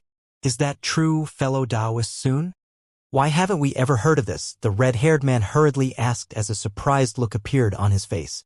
Everyone else was also both surprised and elated to hear this. Only Brother Luo and I are aware of. Prior to Senior Mo's departure, he had told us not to reveal this information unless the situation demanded it, so we never mentioned it to anyone. Now, the situation seems to be dire enough for me to divulge this information. The clean-shaven man sighed. Is that true, Brother Luo? The white-robed woman immediately turned to the elderly man for confirmation. Fellow Taoist soon speaks the truth. Senior Mo did indeed inform the 2 of us of this prior to his departure. The white-haired elderly man confirmed with a smile. That's great. That must mean that Senior Mo already has a plan. It looks there's a good chance we'll be able to transcend this devilish tribulation in the end. Everyone was very relieved to hear this, and they immediately began to discuss this new information among themselves. All right, before we begin discussing specific arrangements, I have something that I need to announce. Fellow Taoist Black Rain, who departed from the Holy Island not long ago to capture the Pipe Dream Stone Spirit, has, unfortunately, perished. He had been accompanied by Tian Chan of the Holy Sovereign City, who informed us that they had parted ways after the Pipe Dream Stone Spirit had been captured. However, not long after that, fellow Taoist Black Rain's soul lamp was snuffed out. The red-haired man said with a grim expression. The elation in everyone's eyes immediately faded upon hearing this. Master Black Rain is a mid-body integration cultivator. How was he killed so quickly? Could there be some foul play involved here? The clean-shaven man asked in a suspicious manner. I don't think so. The Pipe Dream Stone Spirit is indeed extremely rare, but it's not very useful to the average person. On top of that, fellow Taoist Tian Chan mentioned a witness. At the time, they just so happened to encounter another body integration stage fellow Taoist who helped them capture the Stone Spirit. Without his assistance, it wouldn't have been so easy for them to capture the stone spirit, the red-haired man replied with a shake of his head. A witness? Who is it? Is it someone else from the holy sovereign city? The elderly woman asked with furrowed brows. No. Come to think of it, I'm sure most of you have heard of him. The other witness is fellow Taoist Han, who progressed to the body integration stage just a few centuries ago. The red-haired man revealed. Are you referring to Han Li? I heard that he's a freakish cultivation prodigy from your human race who only took several centuries to progress from the deity transformation stage to the early body integration stage. The elderly woman said with a surprised look in her eyes. Hee, I'm afraid your information is outdated, fellow Taoist. This fellow Taoist Han is already a mid-body integration cultivator now. The white-haired elderly man chuckled. What? He made another breakthrough. That's way too fast. I had thought that the rumors of his cultivation aptitude were mere hyperbole, but it seems that they were understatements, if anything. The elderly woman was even more astonished now. All of the other body integration stage beings presented were also quite stunned to hear this. Perhaps, if it weren't for the ongoing devilish tribulation, fellow Taoist Han would have most likely already become a member of our holy island. Setting that aside for now, have you tracked down fellow Taoist Han to ascertain the details of what happened to fellow Taoist Black Rain? The white-haired elderly man asked. I tried to do that, but after getting into contact with Deep Heaven City, I was told that fellow Taoist Han had disappeared. It seems that that time of his disappearance coincides with that of fellow Taoist Black Rain's death, the red-haired man replied with a wry smile. He disappeared? The elderly man's expression darkened upon hearing this. According to the information we received from Deep Heaven City, fellow Taoist Han encountered the clone of a sacred ancestor while reinforcing Heavenly City, and he had gone missing after that. However, according to fellow Taoist Tianchan, fellow Taoist Han had most likely encountered Tianchan and Black Rain after he had escaped from the clone of that sacred ancestor. However, after the three joined forces to capture the stone spirits, Tianchan was the only one who returned safely to the holy sovereign city, while the other two both went missing, the red-haired man said. With fellow Taoist Han's aptitude, there may be hope for him to reach the grand ascension stage in the future. It would truly be a pity if something has happened to him. However, cultivators like us are constantly defying the natural order anyway, so it's common for us to die early, especially during this devilish tribulation. The elderly woman sighed in a wistful manner. If fellow Taoist Han really has perished, then he can only lament his ill fortune. However, in contrast with Black Rain, fellow Taoist Han didn't leave behind a soul lamp in Deep Heaven City, so it's impossible to tell whether he's currently alive or not. Regardless of how Black Rain perished, the problem is that the pipe dream stone spirit that he captured has also disappeared. Without that stone spirit, the first step of our preparations can't be implemented. This is a pressing matter that concerns the survival of our two races, so we have to think of a way to rectify the issue right away, the red-haired man said with a grim expression. This is indeed an urgent matter. Is there anywhere else where we can find another pipe dream stone spirit? Can we replace the pipe dream stone spirit with something else?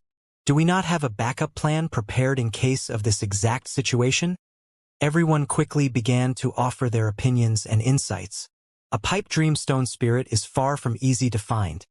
The one that we sent fellow Taoist Black Rain to capture was one that was discovered tens of thousands of years ago. As for substitutes, we did indeed prepare a few, but resorting to those substitutes will hamper our preparations, and it's hard to say whether we'll be able to achieve the intended effect in the end, the red-haired man said. Everyone fell silent upon hearing this, and a tense silence descended over the entire hall. Leave the pipe dream stone spirit to me. I have more important matters that I'll require your assistance with, fellow Taoists. A faint male voice suddenly echoed throughout the hall, and everyone was rather bewildered to hear it.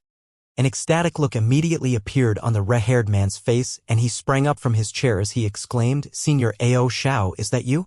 Almost at the exact same moment, the gate of the hall was opened from the outside, and two people strode into the hall one after another.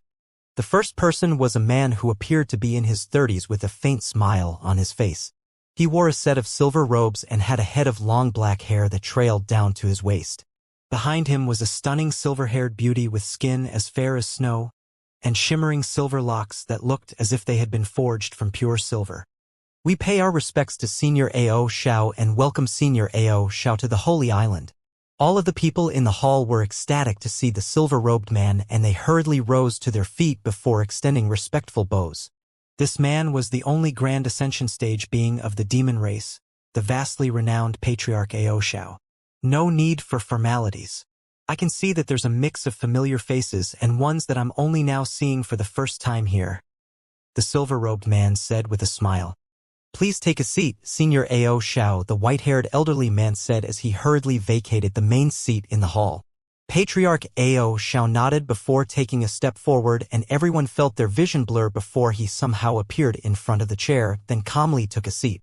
The silver-haired woman also strode into the hall and stood behind Patriarch Ao Xiao, completely ignoring everyone's bewildered eyes. The white-haired elderly swept his spiritual sense toward the woman to find that she was a late spatial tempering stage demonic cultivator, and he couldn't help but ask, "May I ask who this is?" "This is my granddaughter, Ling Long. You may not have met her before, but I'm sure you've heard of her," Patriarch Ao Xiao replied.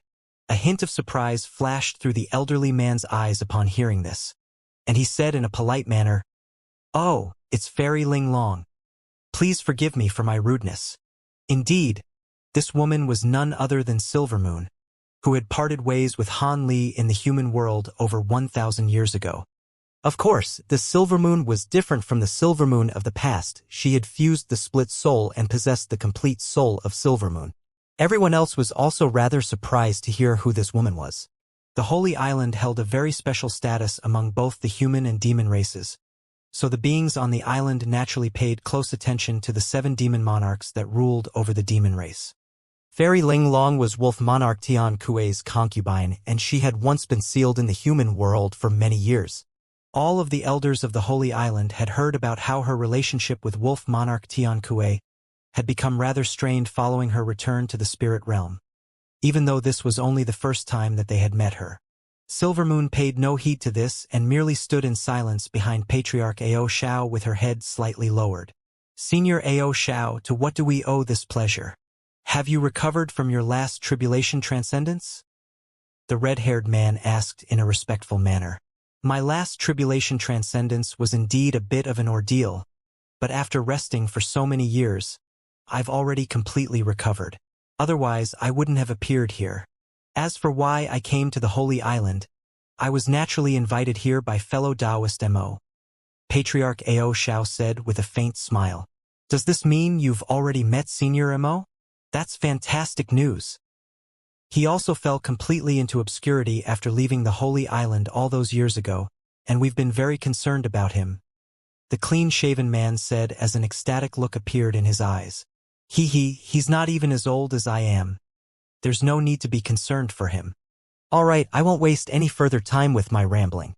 On this occasion, I was asked to come here by fellow Taoist Mo to deliver a message for him and also to remain on the island for a while," Patriarch Ao Xiao said. The clean-shaven man's heart stirred upon hearing this, and he asked in a respectful manner, "What message does Senior Mo have for us?" Fellow Taoist Mo recently received news that the location of the Holy Island seems to have been leaked to the Elder Devil race. The devilish army currently doesn't possess the power to pose a threat to the Holy Island yet, but we still have to take some precautions just in case. The Holy Island holds an extremely important status in our 2 races. If something were to happen to this place, morale would plummet to an unsalvageable degree, Patriarch Ao Xiao said as a grim look appeared on his face. "The location of the Holy Island has been leaked again? But that's impossible. The Holy Island only just teleported to a new location. It won't be able to teleport again in the near future," one of the body integration stage beings present exclaimed. "There's no need to panic. I'll be here to hold down the fort." The fact that the location of the Holy Island was leaked again in such a short time indicates that a devilish spy has most likely infiltrated the island. However, the spy shouldn't be very troublesome to track down. We just have to investigate all of the people who have entered the island since the commencement of the devilish tribulation to find the culprit, Patriarch Ao Xiao said in a cold voice. The white-haired elderly man's heart jolted upon hearing this, and he hurriedly cupped his fist in a salute as he said, I'll organize some people to conduct an investigation right away. Patriarch Ao Shao nodded in response, and after a brief pause, he said something that came as quite a surprise to everyone. The other message that fellow Taoist Mo wanted me to relay is that we need to adjust the countermeasures we've originally prepared against the devilish army. Why is that? Those countermeasures are all powerful trump cards that took us and Senior Mo over 100 years to devise. Surely there won't be any issues with them, the elderly woman asked. This is most likely a decision that fellow Taoist Mo made after meeting the Grand Ascension stage fellow Taoists of the other races. I presume he must have identified some fallacies in the original countermeasures that had been prepared through his communication with those fellow Taoists. Rest assured, this doesn't require everything to be torn down and redone anew. Only 2 or 3 of the countermeasures will need to be adjusted. I'll disclose the specific details to all of you later. Coincidentally, one of the adjustments that need to be made makes the pipe dreamstone spirit redundant, as fellow Taoist Mo has already decided to substitute it with something else. This substitute will only produce a better effect than what it originally would have been, and I've brought the substitute along with me. Patriarch Ao Shao flipped a hand over as he spoke to produce a jade vial, which he tossed toward the white-haired elderly man. The elderly man caught the box before removing the lid in a befuddled manner, upon which a stunned look appeared on his face. This is... Patriarch Ao Shao raised a hand to cut the elderly man off. If you know what it is, then keep it to yourself. It's best to have as little people know about this thing as possible for now. The other Holy Island elders were quite curious about what was in the box, but it was naturally inappropriate for them to pry into such matters. The elderly man hurriedly gave an affirmative response before carefully stowing the jade box up his sleeve. The elderly woman hesitated momentarily before asking, "By the way, Senior, have you heard that there's a chance the 3 devilish patriarchs could descend into our spirit realm?" "I have indeed heard of this, and it was fellow Taoist Mo who informed me of this in person," Patriarch Ao Shao replied in a calm manner. His calm display instilled everyone in the hall with a lot of confidence, and a hint of elation appeared in the elderly woman's eyes as she asked, "Does this mean you've already thought of a countermeasure against them, Senior?" As opposed to giving a definitive response, Patriarch Ao Shao waved a hand and replied in a nonchalant manner, "Hehe.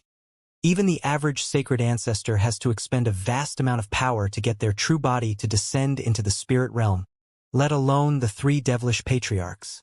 It won't be that easy for them to make their way into this realm. It's still too early to be discussing something like this. We can consider it after we deal with the current threat posed by the devilish army." All of the body integration stage beings present were left exchanging befuddled glances upon hearing this. The white-haired elderly man cleared his throat and gave the red-haired man a meaningful look. The red-haired man seemed to have been reminded of something upon seeing the elderly man's silent signals, and he hurriedly changed the subject. "Indeed, it's still too early to be discussing the 3 devilish patriarchs. Would you like to hear about some of the specific measures we've prepared on the Holy Island, Senior Ao Shao? There are some issues that we're unable to resolve, and we'll require a verdict from you." A hint of a smile appeared on Patriarch Ao Shao's face as he nodded in response. "Sure, go ahead. Firstly, in order to deal with those low-grade devilish beasts, we've been nurturing an army of spirit beasts, and that army is basically complete. We've also begun breeding some ferocious insects with shorter lifespans, and they should just about reach maturity once our final battle against the devilish army commences. Also, in order to refine those profound heavenly holy artifacts, we've moved all of the tool refinement masters of our human race onto the island, and they should be able to begin refining the treasures in about half a year. The only matter of concern is that there are several types of materials that are still yet to be delivered to the island, and they'll only be able to get to us after passing through several areas currently controlled by the devilish beings. Hence, we have to decide on someone to send out to receive the materials. I suggest."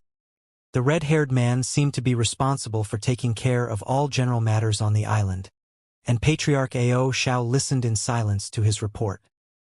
His expression remained completely unchanged, but the contemplative look in his eyes suggested that he was considering all of the matters that were being raised.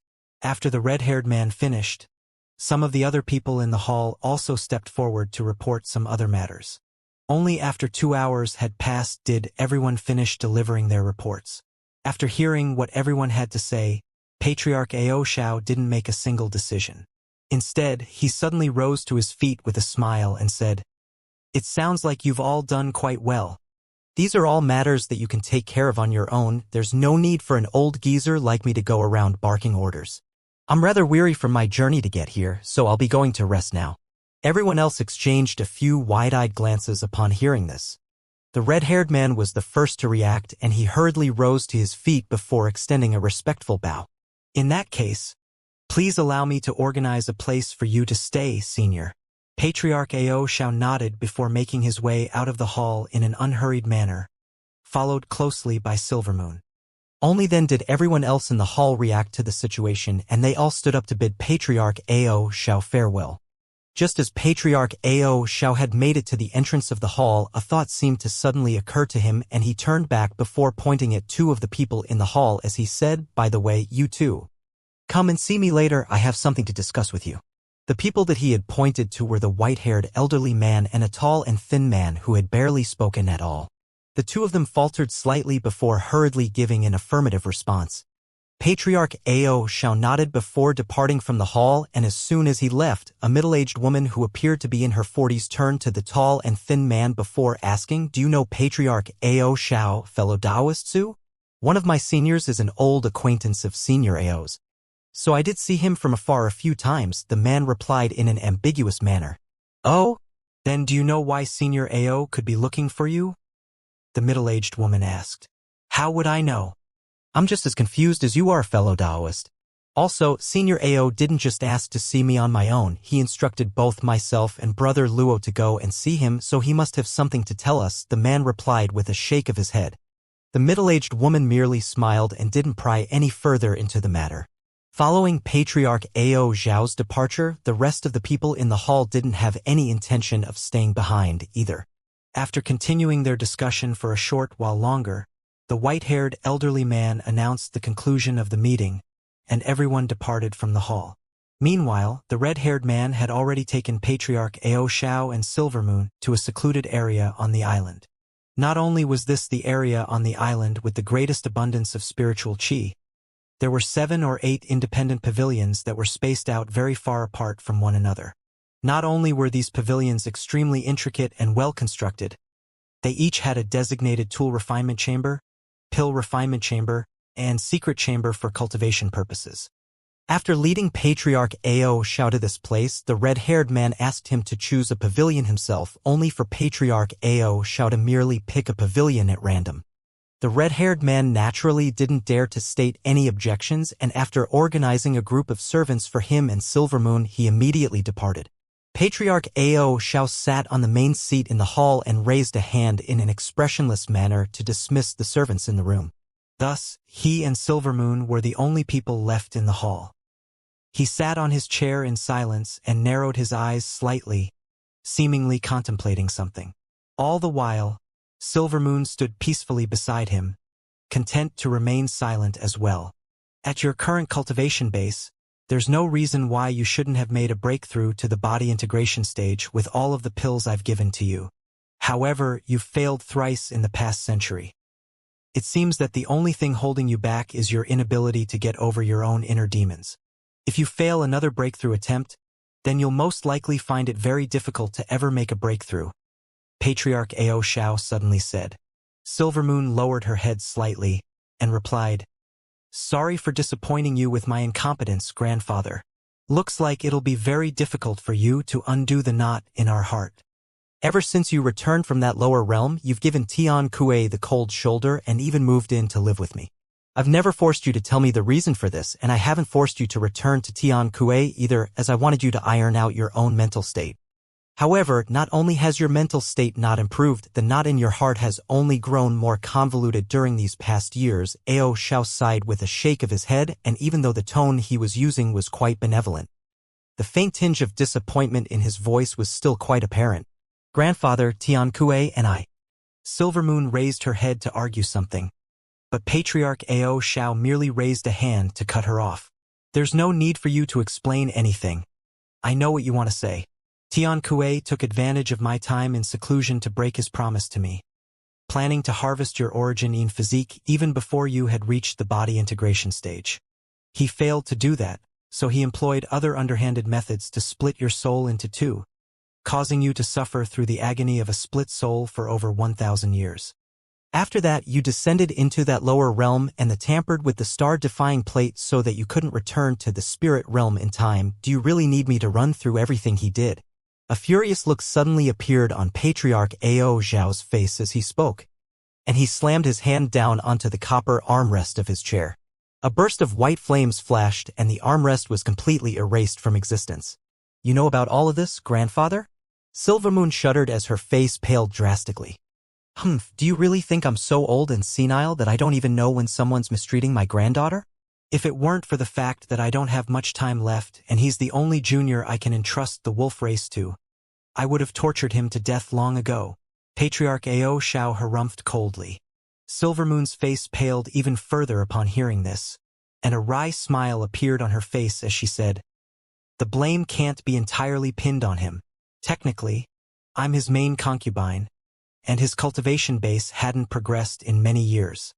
He knew that my originating physique could help him break through his bottleneck, so it's inevitable that he would try something. You're still speaking out for his sake? Before you married him, you were already the holy maiden of our Silvermoon race. Prior to attaining full mastery of that Silvermoon cultivation art, your lifespan would be significantly cut short if you were to lose your virginity. There's no way that he wouldn't have been aware of this. On top of that, after he married you, he took on many more concubines and never considered your feelings. It seems that ever since he became a demon monarch, he's forgotten that our Silvermoon race is the premier branch of the wolf race. If it weren't for the fact that all of my juniors possess lackluster cultivation aptitude and none of them have reached the body integration stage, there's no way I would have resorted to assisting an outsider like him to become the wolf monarch." A cold look appeared in Patriarch Ao Zhao's eyes as he spoke. Silvermoon bit down on her lower lip, but heaved a faint sigh and remained silent in the end. However, following the ordeal that you suffered in that lower realm, you awakened your 7-star moon physique, so that's an unexpected silver lining on the situation. With your past cultivation aptitude, the spatial tempering stage would have been your limit, but with this 7-star moon physique, it's not impossible for you to reach the Grand Ascension stage in the future. I didn't possess exceptional cultivation aptitude in my youth either. Only after awakening the same physique was I able to reach my current cultivation base. Patriarch Ao Zhao's eyes gradually began to light up as he spoke. However, Silvermoon's face remained deathly pale as she shook her head in response. I would rather not have this physique if it means I could have avoided the ordeal I had to go through. I know you've been through a lot these past years, but seeing as you now have the potential to progress to the body integration stage, I can cast aside the inhibitions I once had. Tian Kuei had better pray that he perishes in battle against the devilish army. Otherwise, once the devilish tribulation ends, I'll subject him to a fate worse than death. Silvermoon's heart jolted with shock upon hearing this. You don't mean? Patriarch Ao Zhao continued. There's no rule prohibiting a woman from becoming one of the 7 demon monarchs. I had always been reluctant to make an outsider the wolf monarch, and Tian Kuei has betrayed my trust, so I'm naturally going to strip him of the title of wolf monarch. Silvermoon's mouth gaped open upon hearing this, and only after a long while did she murmur in response, "That doesn't seem to be appropriate." Patriarch Ao Zhao reverted back to his usual calm expression, but his voice cooled significantly as he asked, "Why is that?" "I'm not plotting against Tian Kuei for no reason. He only has himself to blame for what he's done to you. Are you still harboring feelings toward him?" Silvermoon hesitated momentarily before replying with a wry smile. "Of course I no longer harbor any feelings for him after what he did to me. It's just that even though I've attained this physique, there's still no guarantee that I'll be able to progress to the body integration stage. If I fail to do so, then our wolf race will still need Tian Kuei as our leader. Indeed, it seems you won't be able to progress to the body integration stage so long as you're unable to overcome your inner demons. Now that we're in the midst of this devilish tribulation, we can't afford to wait for you to make slow and steady progress. If something were to happen to me during this devilish tribulation, you would be in an extremely perilous situation. So be it, I'll have to make an exception and do something drastic. Take a look at what's in this jade slip." Patriarch Ao Xiao sighed with furrowed brows before suddenly opening his mouth to expel an azure jade slip that hovered toward Silvermoon. Silvermoon was a little perplexed, but she still caught the jade slip before pressing it against her own forehead. After injecting her spiritual sense into the jade slip, she immediately exclaimed, "Art of Indifference?" That's right. This art of indifference is an ancient secret technique that I stumbled upon many years ago. Not only is it extremely powerful, cultivating it will have incredible effects on one's mental state. If you decide to cultivate it, I'll use other secret techniques to help you achieve elementary mastery of this art as quickly as possible. That'll most likely be enough to iron out the flaws in your mental state, and a breakthrough to the body integration stage should be all but assured at that point. However, as the name of the cultivation art suggests, using it will inflict upon your severe side effects. Apparently, as one progresses in this cultivation art, their emotions and desires will gradually fade, and they could even become completely non-existent once full mastery is achieved. That's not too much of an issue, but the most important thing is that the cultivation method of this secret technique is rather extreme, and it'll most likely have a severe impact on your progression to the Grand Ascension stage in the future. I'll let you weigh up the pros and cons involved for yourself, Patriarch Ao Xiao said with a slightly conflicted expression. Silvermoon's expression changed several times upon hearing this, and she seemed to be rather hesitant. As for Patriarch Ao Xiao, he slowly closed his eyes and didn't say anything further, waiting patiently for Silvermoon to make a decision. After a long while, Silvermoon removed the jade slip from her forehead and lowered her head to contemplate her options. After a while longer, she seemed to have made a decision, and she adopted a serious expression as she asked, "Grandfather, will this secret technique really allow me to progress to the body integration stage prior to our final battle against the devilish army?" Patriarch Ao Xiao reopened his eyes and replied, "I can't make any guarantees, but there's at least a 70% to 80% chance that it will. Otherwise, I wouldn't be bringing it out for your consideration. Having said that, there's no hurry. You can think about this for a few days before getting back to me." Silvermoon opened her mouth to say something but swallowed her words in the end and replied, "Yes, grandfather," just as Patriarch Ao Xiao was about to say something further. His expression suddenly changed as he cast his gaze toward the gate of the pavilion. Moments later, the sound of footsteps rang out, and a young female servant appeared outside before informing in a respectful voice, "Master Ao Xiao, there are 2 elders of the island here to see you." "Oh? They sure aren't wasting any time. Tell them to come in," Patriarch Ao Xiao instructed as his expression eased slightly. The servant gave an affirmative response before departing. A short while later, the white-haired elderly man and the man with the Su surname strode into the room, and they immediately extended respectful bows at the sight of Patriarch Ao Xiao. "We pay our respects to Senior Ao Xiao. What would you like us to do for you?" Elder Su asked. "There's no hurry. Take a seat first," Patriarch Ao Xiao said with a smile as he pointed at the chairs beside him. The 2 elders naturally didn't dare to raise any objections, and they expressed their gratitude before taking a seat as they were told. "Come to think of it, both of you have some ties with me. One of you is a descendant of an old acquaintance of mine, while the other is fellow Taoist Mo's in-name disciple. I have something important that I need to have done, and I only feel comfortable entrusting this task to you too," Patriarch Ao Xiao said in a benevolent manner. The 2 elders were clearly quite flattered to hear this, and Elder Su immediately said, "Please tell us what you'd like us to do, Senior. I heard from fellow Taoist Mo that when he's not on the Holy Island, the onus of leadership falls upon you, fellow Taoist Luo. In that case, I need you to search for some treasures and materials for me. These items are all quite rare. We have leads on the whereabouts of some of them, but you'll have to search for the other ones.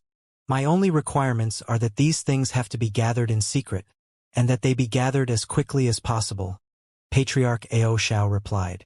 The white-haired elderly man faltered slightly upon hearing this before immediately nodding in agreement. "I'll send out some trustworthy people to gather the items right away, and we'll make sure to keep things strictly confidential." "Good. Here is a list of what I want." Patriarch Ao Xiao raised a sleeve as he spoke, and a jade slip flew out from within.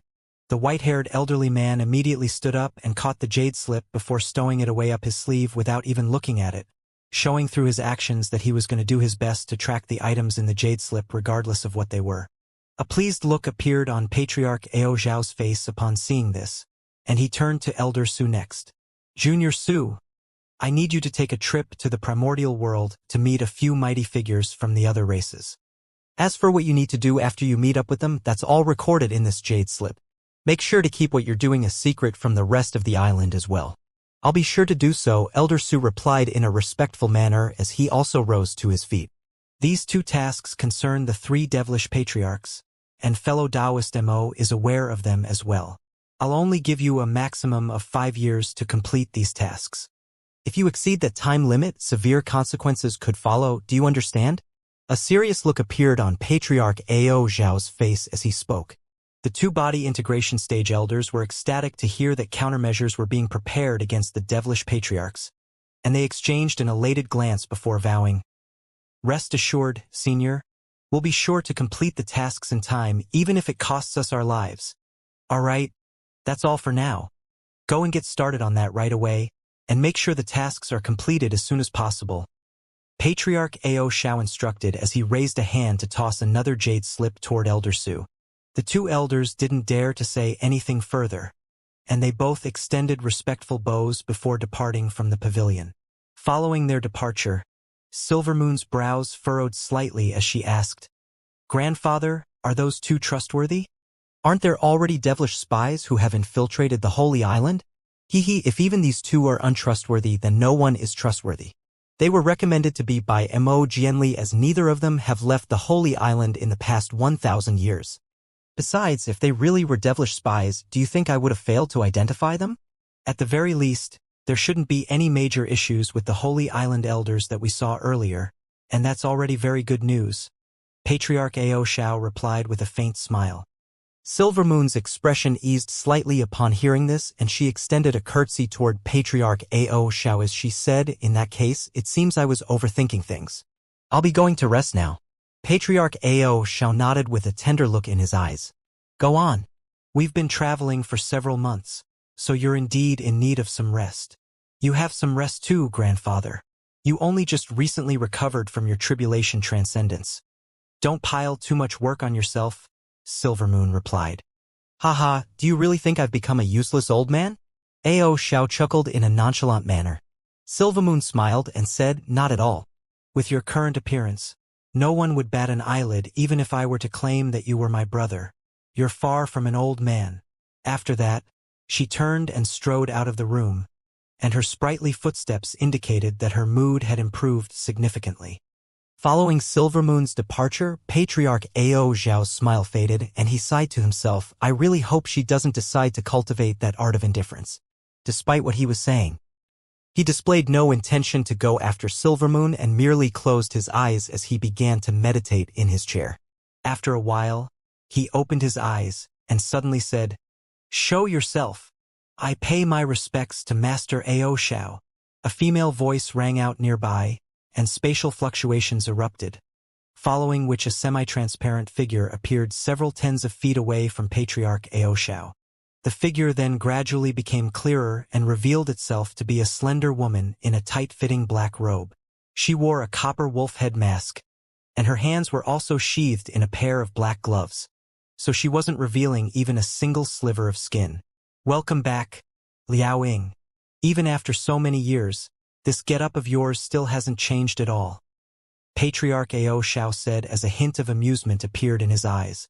The woman extended a respectful curtsy as she replied, "You also look like you haven't aged a single day, Master. I had been concerned for a long time after I heard that you had been injured during your tribulation transcendence. It's quite a relief to see that you're safe and well. A mere heavenly tribulation isn't enough to kill me. All right, setting aside the pleasantries for now, I ordered to stay on the Holy Island in secret as a safety precaution. Now, I need you to give me a specific rundown of the situation on the Holy Island. I'm going to be staying here for some time, so I have to familiarize myself with the true situation on the island," Patriarch Ao Zhao said as a serious look appeared on his face. The woman immediately did as she was told and commenced her report.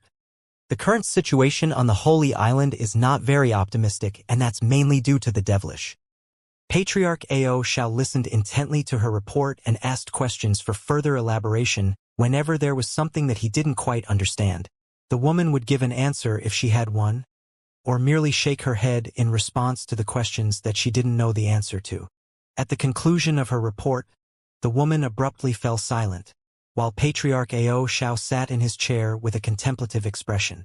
Finally, Patriarch Ao Shao nodded with a pleased expression before continuing, "You've done very well, Liaoying. The years you spent on the Holy Island certainly haven't gone to waste. Is there any update on the person that I asked you to look into last time?"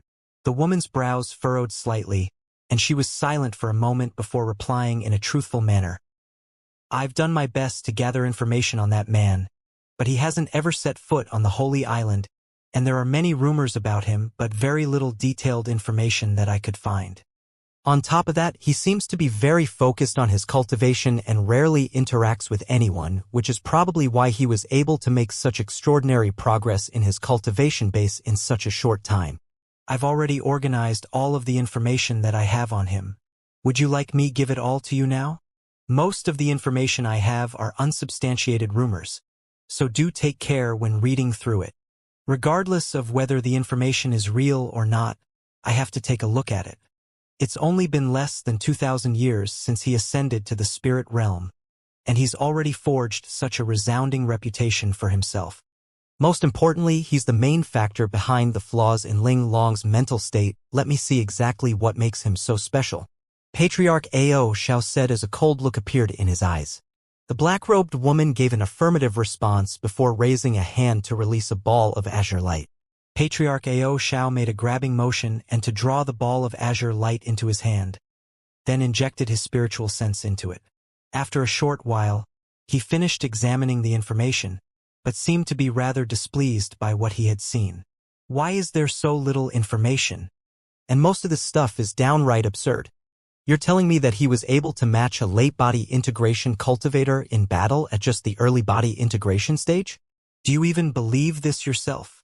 I've merely gathered all of the information on him that I could find. You'll have to decide whether the information is real or not. After all, you never ordered me to track him in person to gather more information, and now it's too late. He was hunted by devilish beings not long ago and has since disappeared." The woman replied in a serious manner. "He disappeared? Is that true? What a lucky little brat. His name is Han Li, right?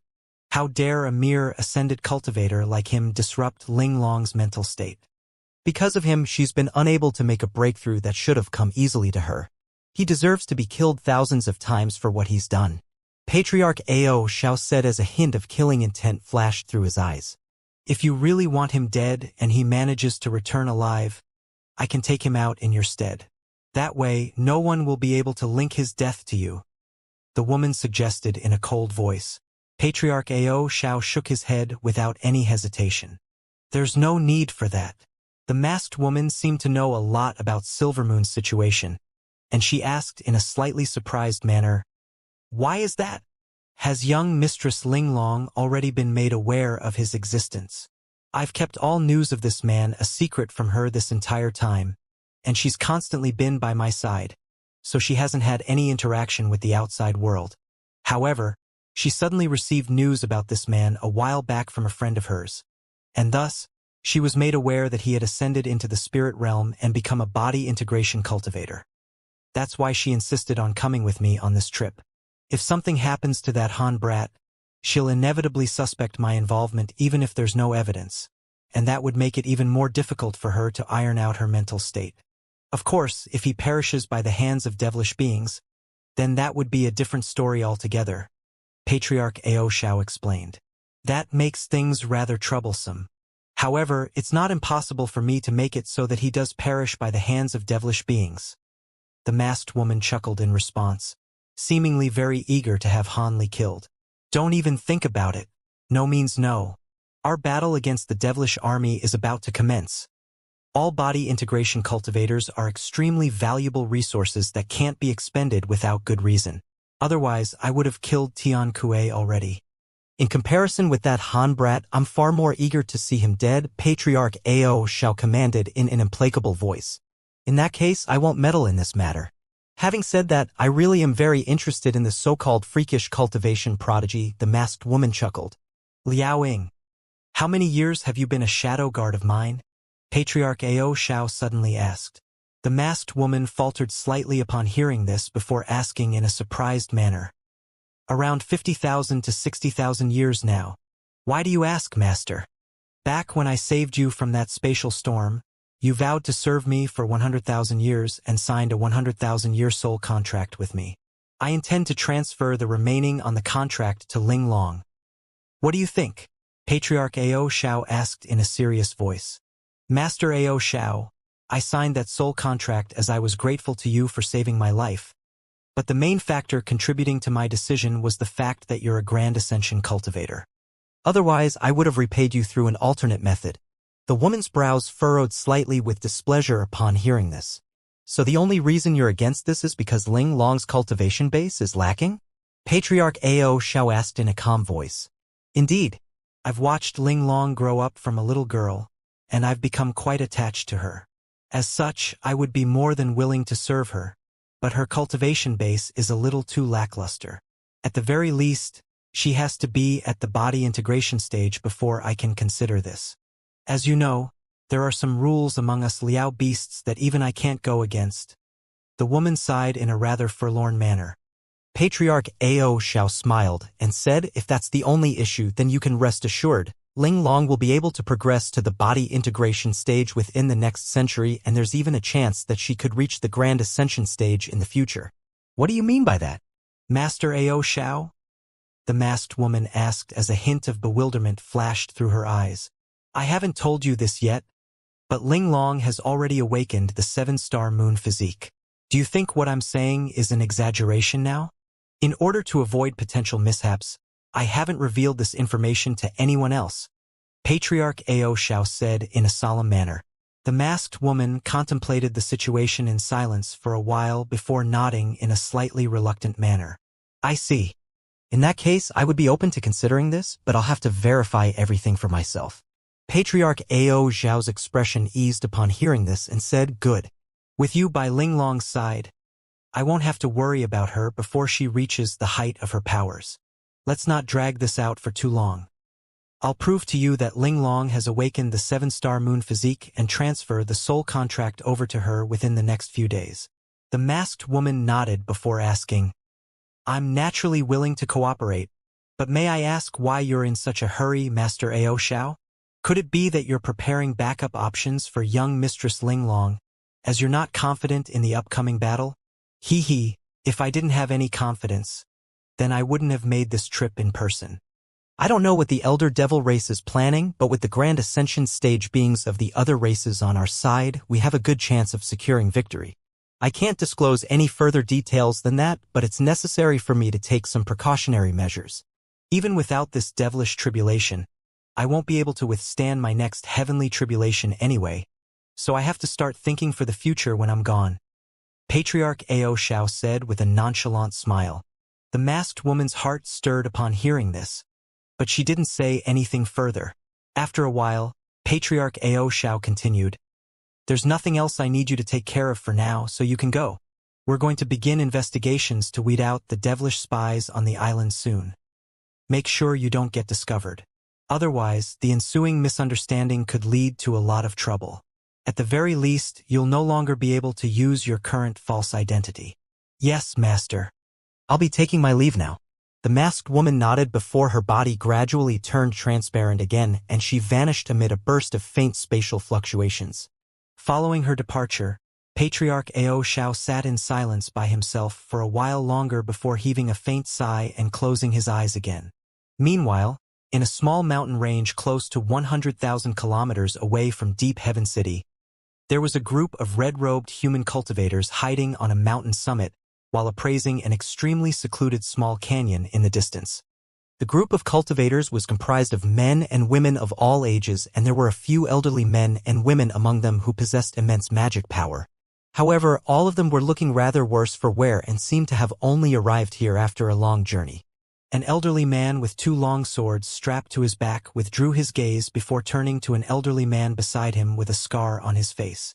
Junior Marshal Brother Li, Are you sure that there's a teleportation formation in that canyon that'll take us directly to Deep Heaven City?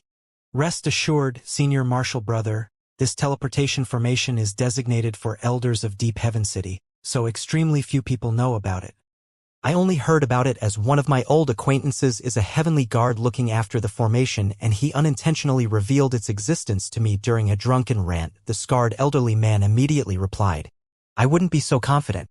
It's been quite a long time since those devils took over this area. Even the most secluded of teleportation formations could have been tracked down by now, the elderly man said with a concerned shake of his head. The problem is that Deep Heaven City has been sealed off by the devilish beings now, and it would be nothing short of suicide to try and reach it directly. Junior Marshal Brother Lee's suggestion is our only hope, a hideous elderly woman interjected. The sword-bearing elderly man gritted his teeth and said, Indeed, Junior Marshal's sister, we have no alternatives. If we keep hiding out in the open like this, then our Huali sect will inevitably be hunted down eventually. Only by making it into Deep Heaven City will we be able to ensure that the heritage of our sect gets passed on. We have no choice but to take a risk. The scarred elderly man was ecstatic to hear this. You've definitely made the right decision, Senior Marshal Brother. In the past, even the 3 sovereign cities have been conquered during previous devilish tribulations. Only Deep Heaven City has a spotless track record. If we can get into the city, then we'll be saved for sure. I'll send some disciples to scout the area right away. There's no need for that. If the devilish beings have set up traps around the area, then normal disciples most likely won't be able to discover them. It would be best if we made a trip there ourselves. Even if we do end up falling into a trap, ordinary devilish beings won't be able to stop us anyway, the sword-bearing elderly man countered. All right, we'll do as you say then, Senior Marshal Brother. Junior Marshal Brother Lee and I will come along with you. The elderly woman agreed after a brief moment of contemplation. No, you stay behind, Junior Marshal Sister. Your powers are only second only to mine in our sect, so we have to keep you here as a backup option. If something happens, don't wait for us, get away from here with the disciples right away. Junior Marshal Brother Lee, Junior Marshal Brother Yang, you two can come with me. One of you has information about the teleportation formation, and the other is adept in the art of formations, so both of you possess useful skill sets, the sword-bearing elderly man instructed. The scarred elderly man and a refined elderly scholar immediately gave affirmative responses. Thus, after issuing a few more instructions, the sword-bearing elderly man departed for the canyon with his 2 junior marshal brothers. The remaining human cultivators looked on from their hiding spots with nervous expressions. Unbeknownst to them, there was a faint streak of azure light that was also hurtling toward the same target several thousand kilometers away. Within the streak of azure light was a young man who appeared to be in his 20s, and he was currently fiddling around with a miniature black mountain in his hands. On his shoulders sat a little girl who appeared to be around 3 or 4 years of age. She had delicate fair skin and an adorably chubby little face. She had one hand grabbing onto Han Li's robes and an unknown spirit that she was munching on in her other hand. Han Li turned to glance at the little girl sitting on his shoulders, and a faint smile appeared on his face. The little girl was none other than the leopard Kirin beast that had just awakened. During his journey back to human territory, the leopard Kirin beast had finally awakened, and in the process it gave him an unexpected surprise. As soon as it had awakened, it had commenced its body integration stage tribulation transcendence. It possessed the bloodline of the true spirit Kirin, so the heavenly tribulation that befell was naturally extremely devastating. An outsider couldn't step in during one's tribulation transcendence, so Han Li could only watch as the leopard Kirin beast was almost destroyed during the tribulation. Thankfully, after devouring the demon core of that dark beast monarch, it had managed to attain several new abilities that allowed it to just barely transcend its tribulation, and it was now able to manifest a human form. At the time, the leopard Kirin beast had been in extremely dire condition, and Han Li had expended countless spirit pills to save its life. Otherwise, it would have already perished. However, what left Han Li feeling rather speechless was that the human form manifested by the leopard Kirin beast was a little girl who appeared to be even younger than Chewer. If it were a normal person, it most likely wouldn't even be able to talk much yet. Thankfully, despite its appearance, the leopard Kirin beast was able to directly communicate with him through spiritual sense. So communication wasn't an issue. Due to its unexpected tribulation transcendence, Han Li's trip back to Deep Heaven City was naturally delayed a little. As such, it had taken him several months to reach this point. The place that he was currently traveling toward was one of the few hidden teleportation formations designated for the Elders of Deep Heaven City. Due to the fact that this was a small formation that could only teleport a maximum of 2 people at a time, Deep Heaven City wasn't concerned about devilish beings discovering it and invading the city through it. After all, even if 2 body integration stage devilish lords were to teleport into the city at once, they would still be immediately surrounded, overwhelmed, and killed. The only thing that Han Li was wary of was that a devilish ambush could have been set up near the formation. Of course, with his current level of powers, even if there were an ambush, it wouldn't be much of a problem. Aside from sacred ancestor clones, even the average late body integration stage being wouldn't be able to defeat him. The probability of being chased by sacred ancestor clones again was downright negligible, so he didn't have anything to worry about. After all, those sacred ancestor clones had descended into this realm to command the devilish army. They certainly couldn't just wait somewhere just to ambush someone. In fact, there was even quite a low probability that devilish lords would appear here. This was an important point in the devilish army's assault on Deep Heaven City. They weren't going to waste their most powerful beings by making them undertake such trivial duties. Not long after that, the azure streak of light began to approach the mountain range up ahead. All of a sudden, Han Li's expression changed slightly, and the azure light around his body faded as he stopped just outside the mountain, then peered deep into it through narrowed eyes. Blue light flashed through his pupils, and everything up ahead was instantly made clear to him. As a result, he was greeted by the sight of several tens of streaks of light flying toward him in a panicked manner. Behind these streaks of light was a dense black devilish cloud that was giving chase in hot pursuit. And within this devilish cloud were ferocious devilish beasts and weapon-wielding devilish armored warriors. Behind the several tens of streaks of light, there was an elderly man controlling a pair of flying swords, one azure and one yellow, to attack the devilish cloud with all his might. The flying swords shot forth as sword projections that transformed into a giant sword that was several hundred feet in size to briefly stall the devilish cloud. The 2 flying swords were immensely powerful and seemed to be beyond what the elderly man could wield with his spatial tempering stage cultivation base. With each sword strike that was unleashed, the elderly man's face would pale slightly, and when his face had become completely devoid of color, he opened his mouth to expel 2 balls of blood essence onto the flying swords. The sword projections unleashed by the flying swords instantly became more dazzling than before, and the sword projections slew a large number of devilish beasts and devilish warriors before they had a chance to evade. After several successive sword strikes, several hundred devilish warriors had been reduced to ashes. This had clearly enraged the high-grade devilish beings hiding deep within the devilish cloud, and a thunderous roar abruptly rang out, following which an inky black flying trident shot forth out of the devilish cloud. The trident extended to over 1,000 feet in length in a flash before hurtling directly toward a powerful sword projection, and an earth-shattering boom erupted. The 2 clashed violently before the sword projection faded, revealing a flying sword that flew back toward the elderly man. As for the flying trident, it emitted an anguished wail before also flying back toward the devilish cloud, seemingly having been severely damaged during that clash. "How dare you ruin my treasure? I'm going to make you regret ever being born once I capture you." A furious roar rang out, presumably from the high-grade devilish being who was the owner of the flying trident. Immediately thereafter, the devilish cloud surged before rising up to around twice its original height and sweeping directly toward the elderly man. The elderly man's expression changed drastically upon seeing this, and he hurriedly sheathed his flying swords before flying back as an azure and yellow streak of light. With the elderly man's valiant efforts in impeding the devilish clouds, all of the disciples had already fled to close to 100 kilometers away. However, the devilish beings within the devilish cloud naturally weren't going to be willing to give up. Fierce devilish winds were swept up, and they continued to give chase. The elderly man pulled out several pills as he flew through the air, and he didn't even bother to look at them before stuffing all of them into his own mouth as he appraised the devilish cloud with a grim expression. He had already been extremely cautious when venturing into the canyon in search of the teleportation formation with his 2 junior martial brothers, but they still fell into a devilish ambush and were surrounded by 7 or 8 high-grade devilish beings. In the end, his 2 junior martial brothers had detonated their own nascent souls to severely wound several of the high-grade devilish beings.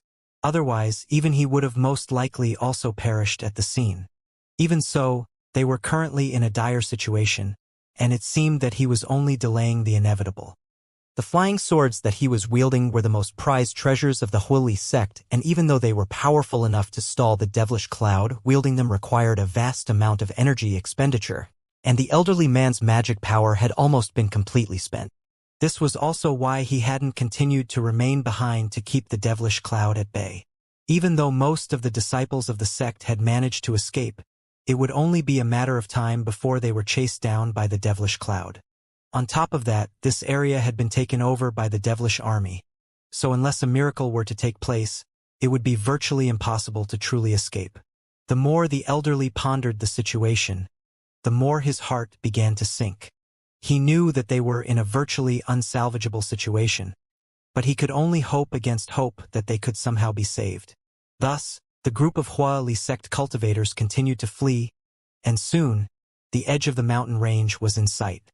At this point, around a dozen of the weakest disciples among them had already fallen behind and were about to be engulfed by the devilish cloud. Low roars rang out from the devilish beasts within the devilish cloud, and menacing looks also appeared on the faces of the armored devilish warriors, while the lagging disciples' faces turned deathly pale. The sword-bearing elderly man heaved a forlorn internal sigh before turning around and hurtling directly toward the devilish cloud again. A burst of raucous laughter rang out from within the devilish cloud, following which 4 burly spatial tempering stage, high-grade devilish beings emerged together. One of them was wielding a black devilish trident. It was none other than the high-grade devilish being that had just repelled the elderly man's flying sword. The other 3 devilish beings possessed powers that weren't inferior to this devil in the slightest. Just as the elderly man was about to reach the devilish cloud, the 4 devils hurtled their treasures upward in unison. A giant black trident, 2 white bone swords, a giant blue sword, and a mountainous yellow brick emerged in midair, then trapped the elderly man and forced him to stop. Immediately thereafter, the 5 treasures crashed violently toward the elderly man at the behest of the 4 devilish beings. A wry smile appeared on the elderly man's face upon seeing this, and he could only inject what little remained of his magic power into his 2 flying swords. A loud buzzing sound instantly rang out from the 2 swords, and they transformed into a pair of giant sword projections again, then conjured up a thick sword barrier that shielded him from above. These 2 flying swords were indeed remarkable treasures, but the collective attacks from those 4 devilish beings were nothing to be scoffed at, either. Following a heavy blow from all 5 treasures, the sword barrier completely shattered, and the 5 treasures continued to descend toward him with devastating might. The elderly man's face paled even further upon seeing this, and in his desperation, he could only open his mouth to expel a burst of azure light as one final struggle. However, right at this moment, a cold male voice suddenly sounded nearby. To think that even a few spatial tempering stage pieces of devilish trash dare to try and kill someone in my presence. Your lives will be the ones coming to an end here.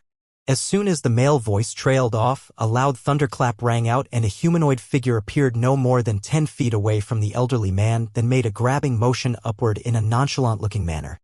The 5 devilish treasures that were descending from above abruptly shuddered before being repelled as if they had been struck by some kind of tremendous force.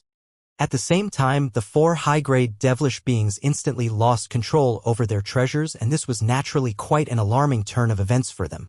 Only then did they catch a clear glimpse of the humanoid figure beside the elderly man, and they discovered it to be a young man who appeared to be in his 20s. It was none other than Han Li. Before the high-grade devilish beings had a chance to seize back control over their treasures, spatial fluctuations erupted overhead, and a streak of golden light shot forth before rapidly revolving around them at an incredible speed, then appeared over 100 feet away in a flash. The golden light faded to reveal a yellow beast that was around 10 feet in size. The beast had a lithe and streamlined body, and it resembled a leopard with a pair of small green horns on its head. As soon as it appeared, it turned toward the 4 devilish beings with a derisive look in its eyes. Strangely enough, the four devilish beings remained rooted to the spot, and the expressions on their faces were also quite peculiar. In the next instant, countless thin gashes suddenly appeared over their bodies, and they fell apart as piles of dismembered body parts right before the elderly man's astonished eyes. Their blood rained down into the devilish cloud from above, and as soon as the low-grade devilish beasts within the devilish cloud came into contact with their blood, they were immediately driven insane and began to tear viciously into one another. The armored devilish warriors were completely stunned and horrified to see this, and one of them suddenly yelled out an order for retreat, upon which all of them instantly fled the scene as quickly as they could, leaving the frenzied horde of devilish beasts behind. Han Li's expression darkened upon seeing this. There was no way he was going to let these devilish beings escape. He immediately transmitted his voice to the leopard Kirin beast. "I'll leave these devilish beasts to you. I'll take care of those devilish warriors myself." The leopard Kirin beast nodded in response, then conjured up several tens of faint golden projections of itself, all of which pounced directly toward the low-grade devilish beasts like lightning. As for Han Li, he merely remained still on the spot before extending a hand out of his sleeve.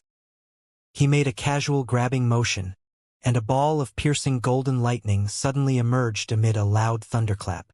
Immediately thereafter, he spread his fingers open. Countless arcs of lightning that were as thick as human fingers erupted forth in all directions.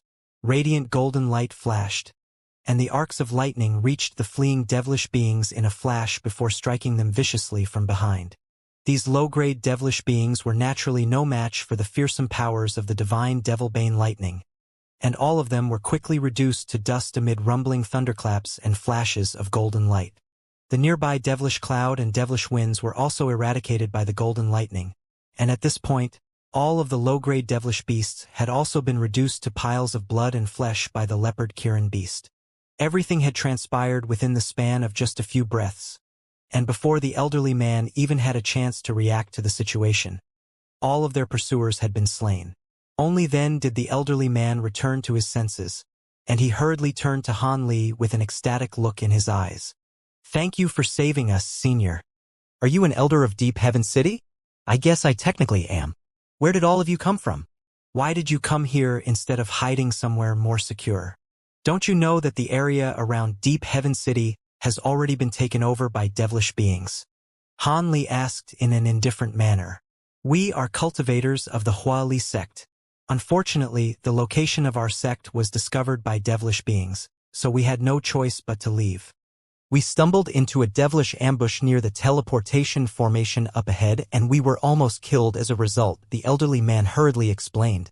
"So the teleportation formation up ahead really has been taken over by devilish beings, eh? Are there any other high-grade devilish beings up ahead aside from the ones I just killed?" Han Li asked. "There are a few more high-grade devilish beings near the teleportation formation, but all of them are injured. Otherwise, they would have pursued us as well." The elderly man replied in a truthful manner. "I see. In that case, I'll have to take care of them quickly. Otherwise, if they receive news of what happened here, they could destroy the teleportation formation to prevent us from using it," Han Li murmured to himself with furrowed brows. The elderly man's expression also changed slightly upon hearing this. At this moment, the remaining Huali sect disciples were led toward the elderly man by the hideous elderly woman, and they were all appraising Han Li with awe and veneration in their eyes. Before they had a chance to say anything, Han Li waved a hand toward the leopard Kirin beast.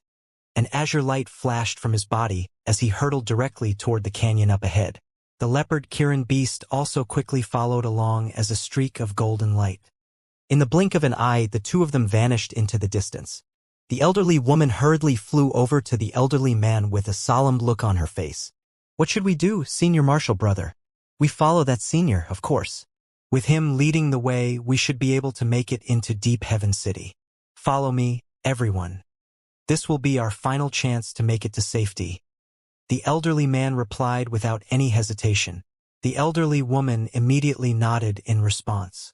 After quickly taking a few more pills to replenish his magic power, a slightly abnormal flush appeared on the elderly man's face, and he immediately flew toward the canyon, followed by all of the remaining disciples of the Huali sect. In contrast with the unease and anxiety they had been experiencing before, all of them were now filled with hope and excitement. A distance of less than 1,000 kilometers naturally didn't take very long to cover for cultivators like them, and a short while later, they arrived near the canyon. But before they had a chance to descend toward it, they were greeted by an earth-shattering boom. Several streaks of azure sword chi erupted into the heavens from within the canyon, then vanished in a flash. Immediately thereafter, an anguished howl rang out, and a gust of black devilish winds swept out of the canyon, within which was a horned devilish shadow that was fleeing in a horrified manner. The elderly man and elderly woman exchanged a glance upon seeing this, and both of them could see their own elation mirrored in one another's eyes. It seemed that the senior they had just encountered had made short work of the high-grade devilish beings in the canyon as well.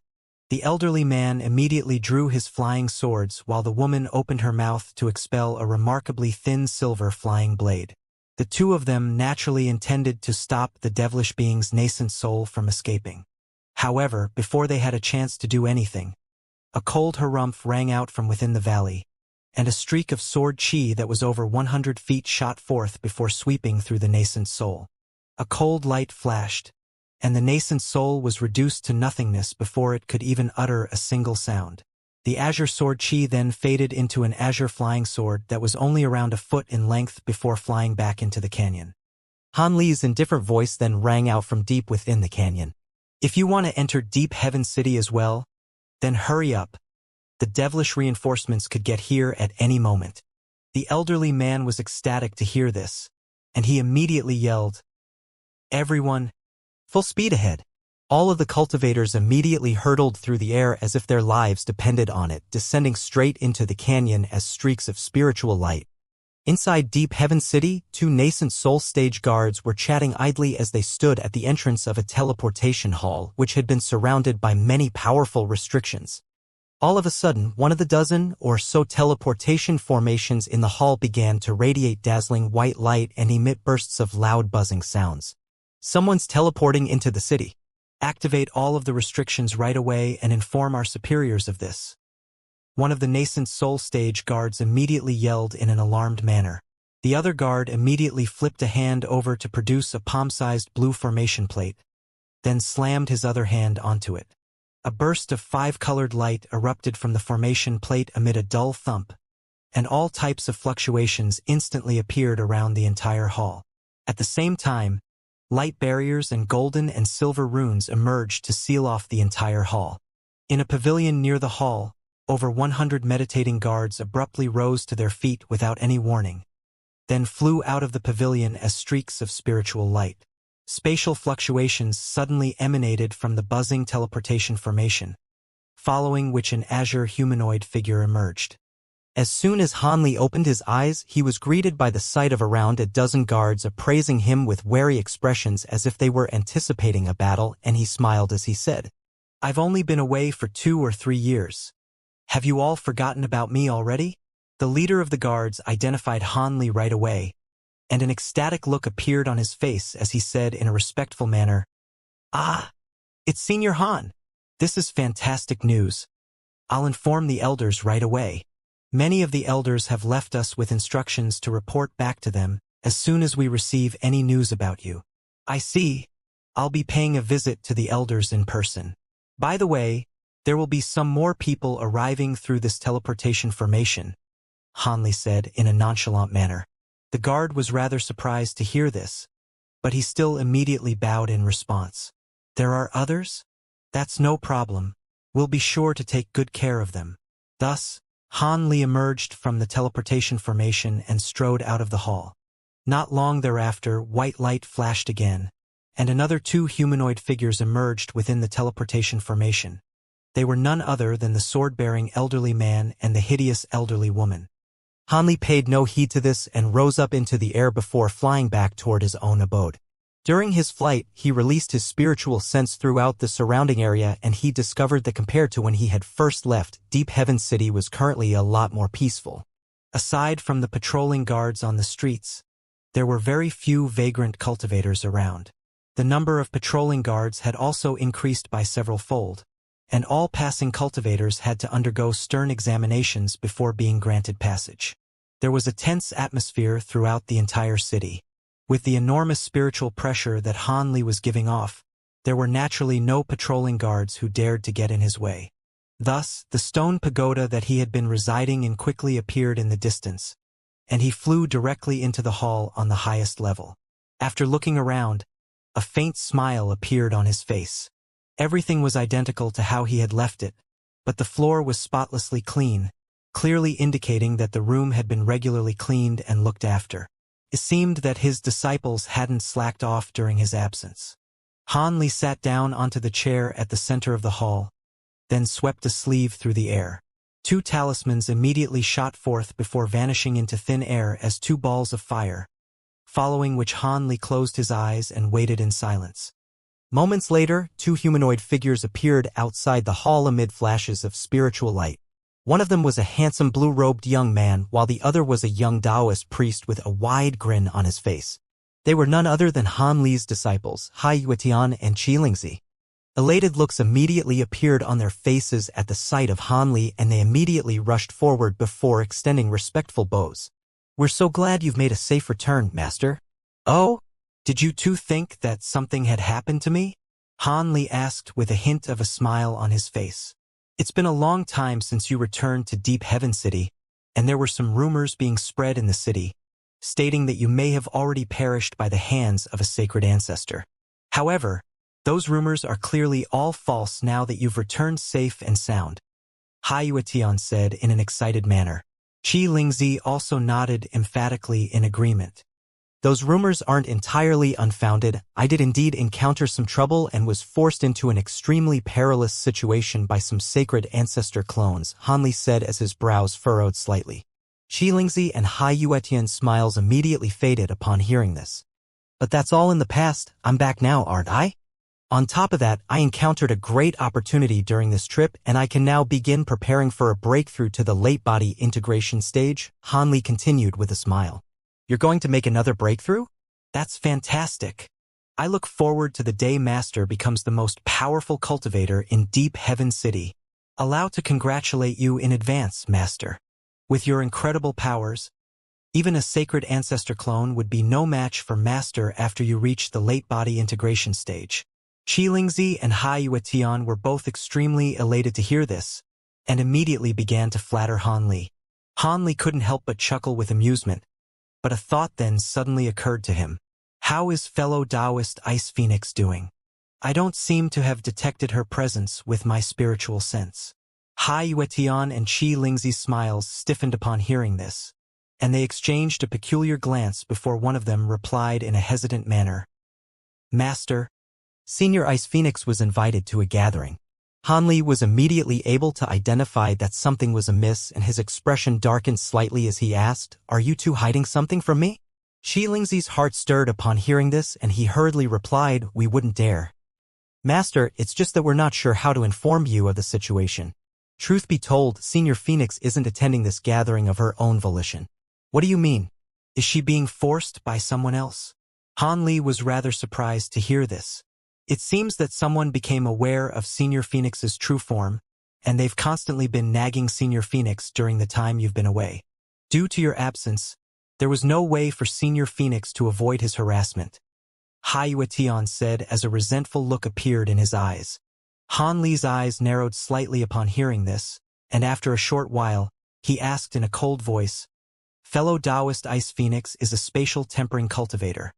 Who would dare to harass her? Our human and demon races have forged an alliance during this devilish tribulation, so her identity as a demon shouldn't be an issue here. I know all of the elders of the city. Even during my absence, I'm sure they wouldn't do something like this. Could it be that this is an outsider who only recently joined Deep Heaven City? Your wisdom is truly unmatched, Master. I heard from Senior Phoenix that this man is a Grand Elder of Heavenleen City who only recently joined Deep Heaven City. You took such huge risk to reinforce their city, yet he's repaying your kindness by doing something like this. What an ungrateful piece of scum." Qi Lingzi grumbled in an enraged manner. "Heavenleen City? That's rather interesting. I've met both of the body integration stage Grand Elders of the city. Which one of the two is behind this?" Han Li asked as he stroked his own chin. It's Master Azure Dragon of the 9-Star Sect. Hai Tian replied without any hesitation. Han Li raised an eyebrow as he said in a cold voice, I see. What reason does he have for harassing fellow Taoist Ice Phoenix? There must be some enormous benefit to be reaped for him if he dares to do something like this despite knowing the relationship between fellow Taoist Ice Phoenix and myself. Senior Ice Phoenix never mentioned this to us.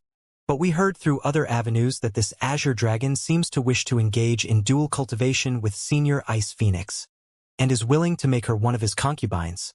Hai Tian replied after a brief pause. Everything immediately became clear to Han Li upon hearing this, and he chuckled coldly. Dual cultivation? Eh? Hee, what a sly old bastard.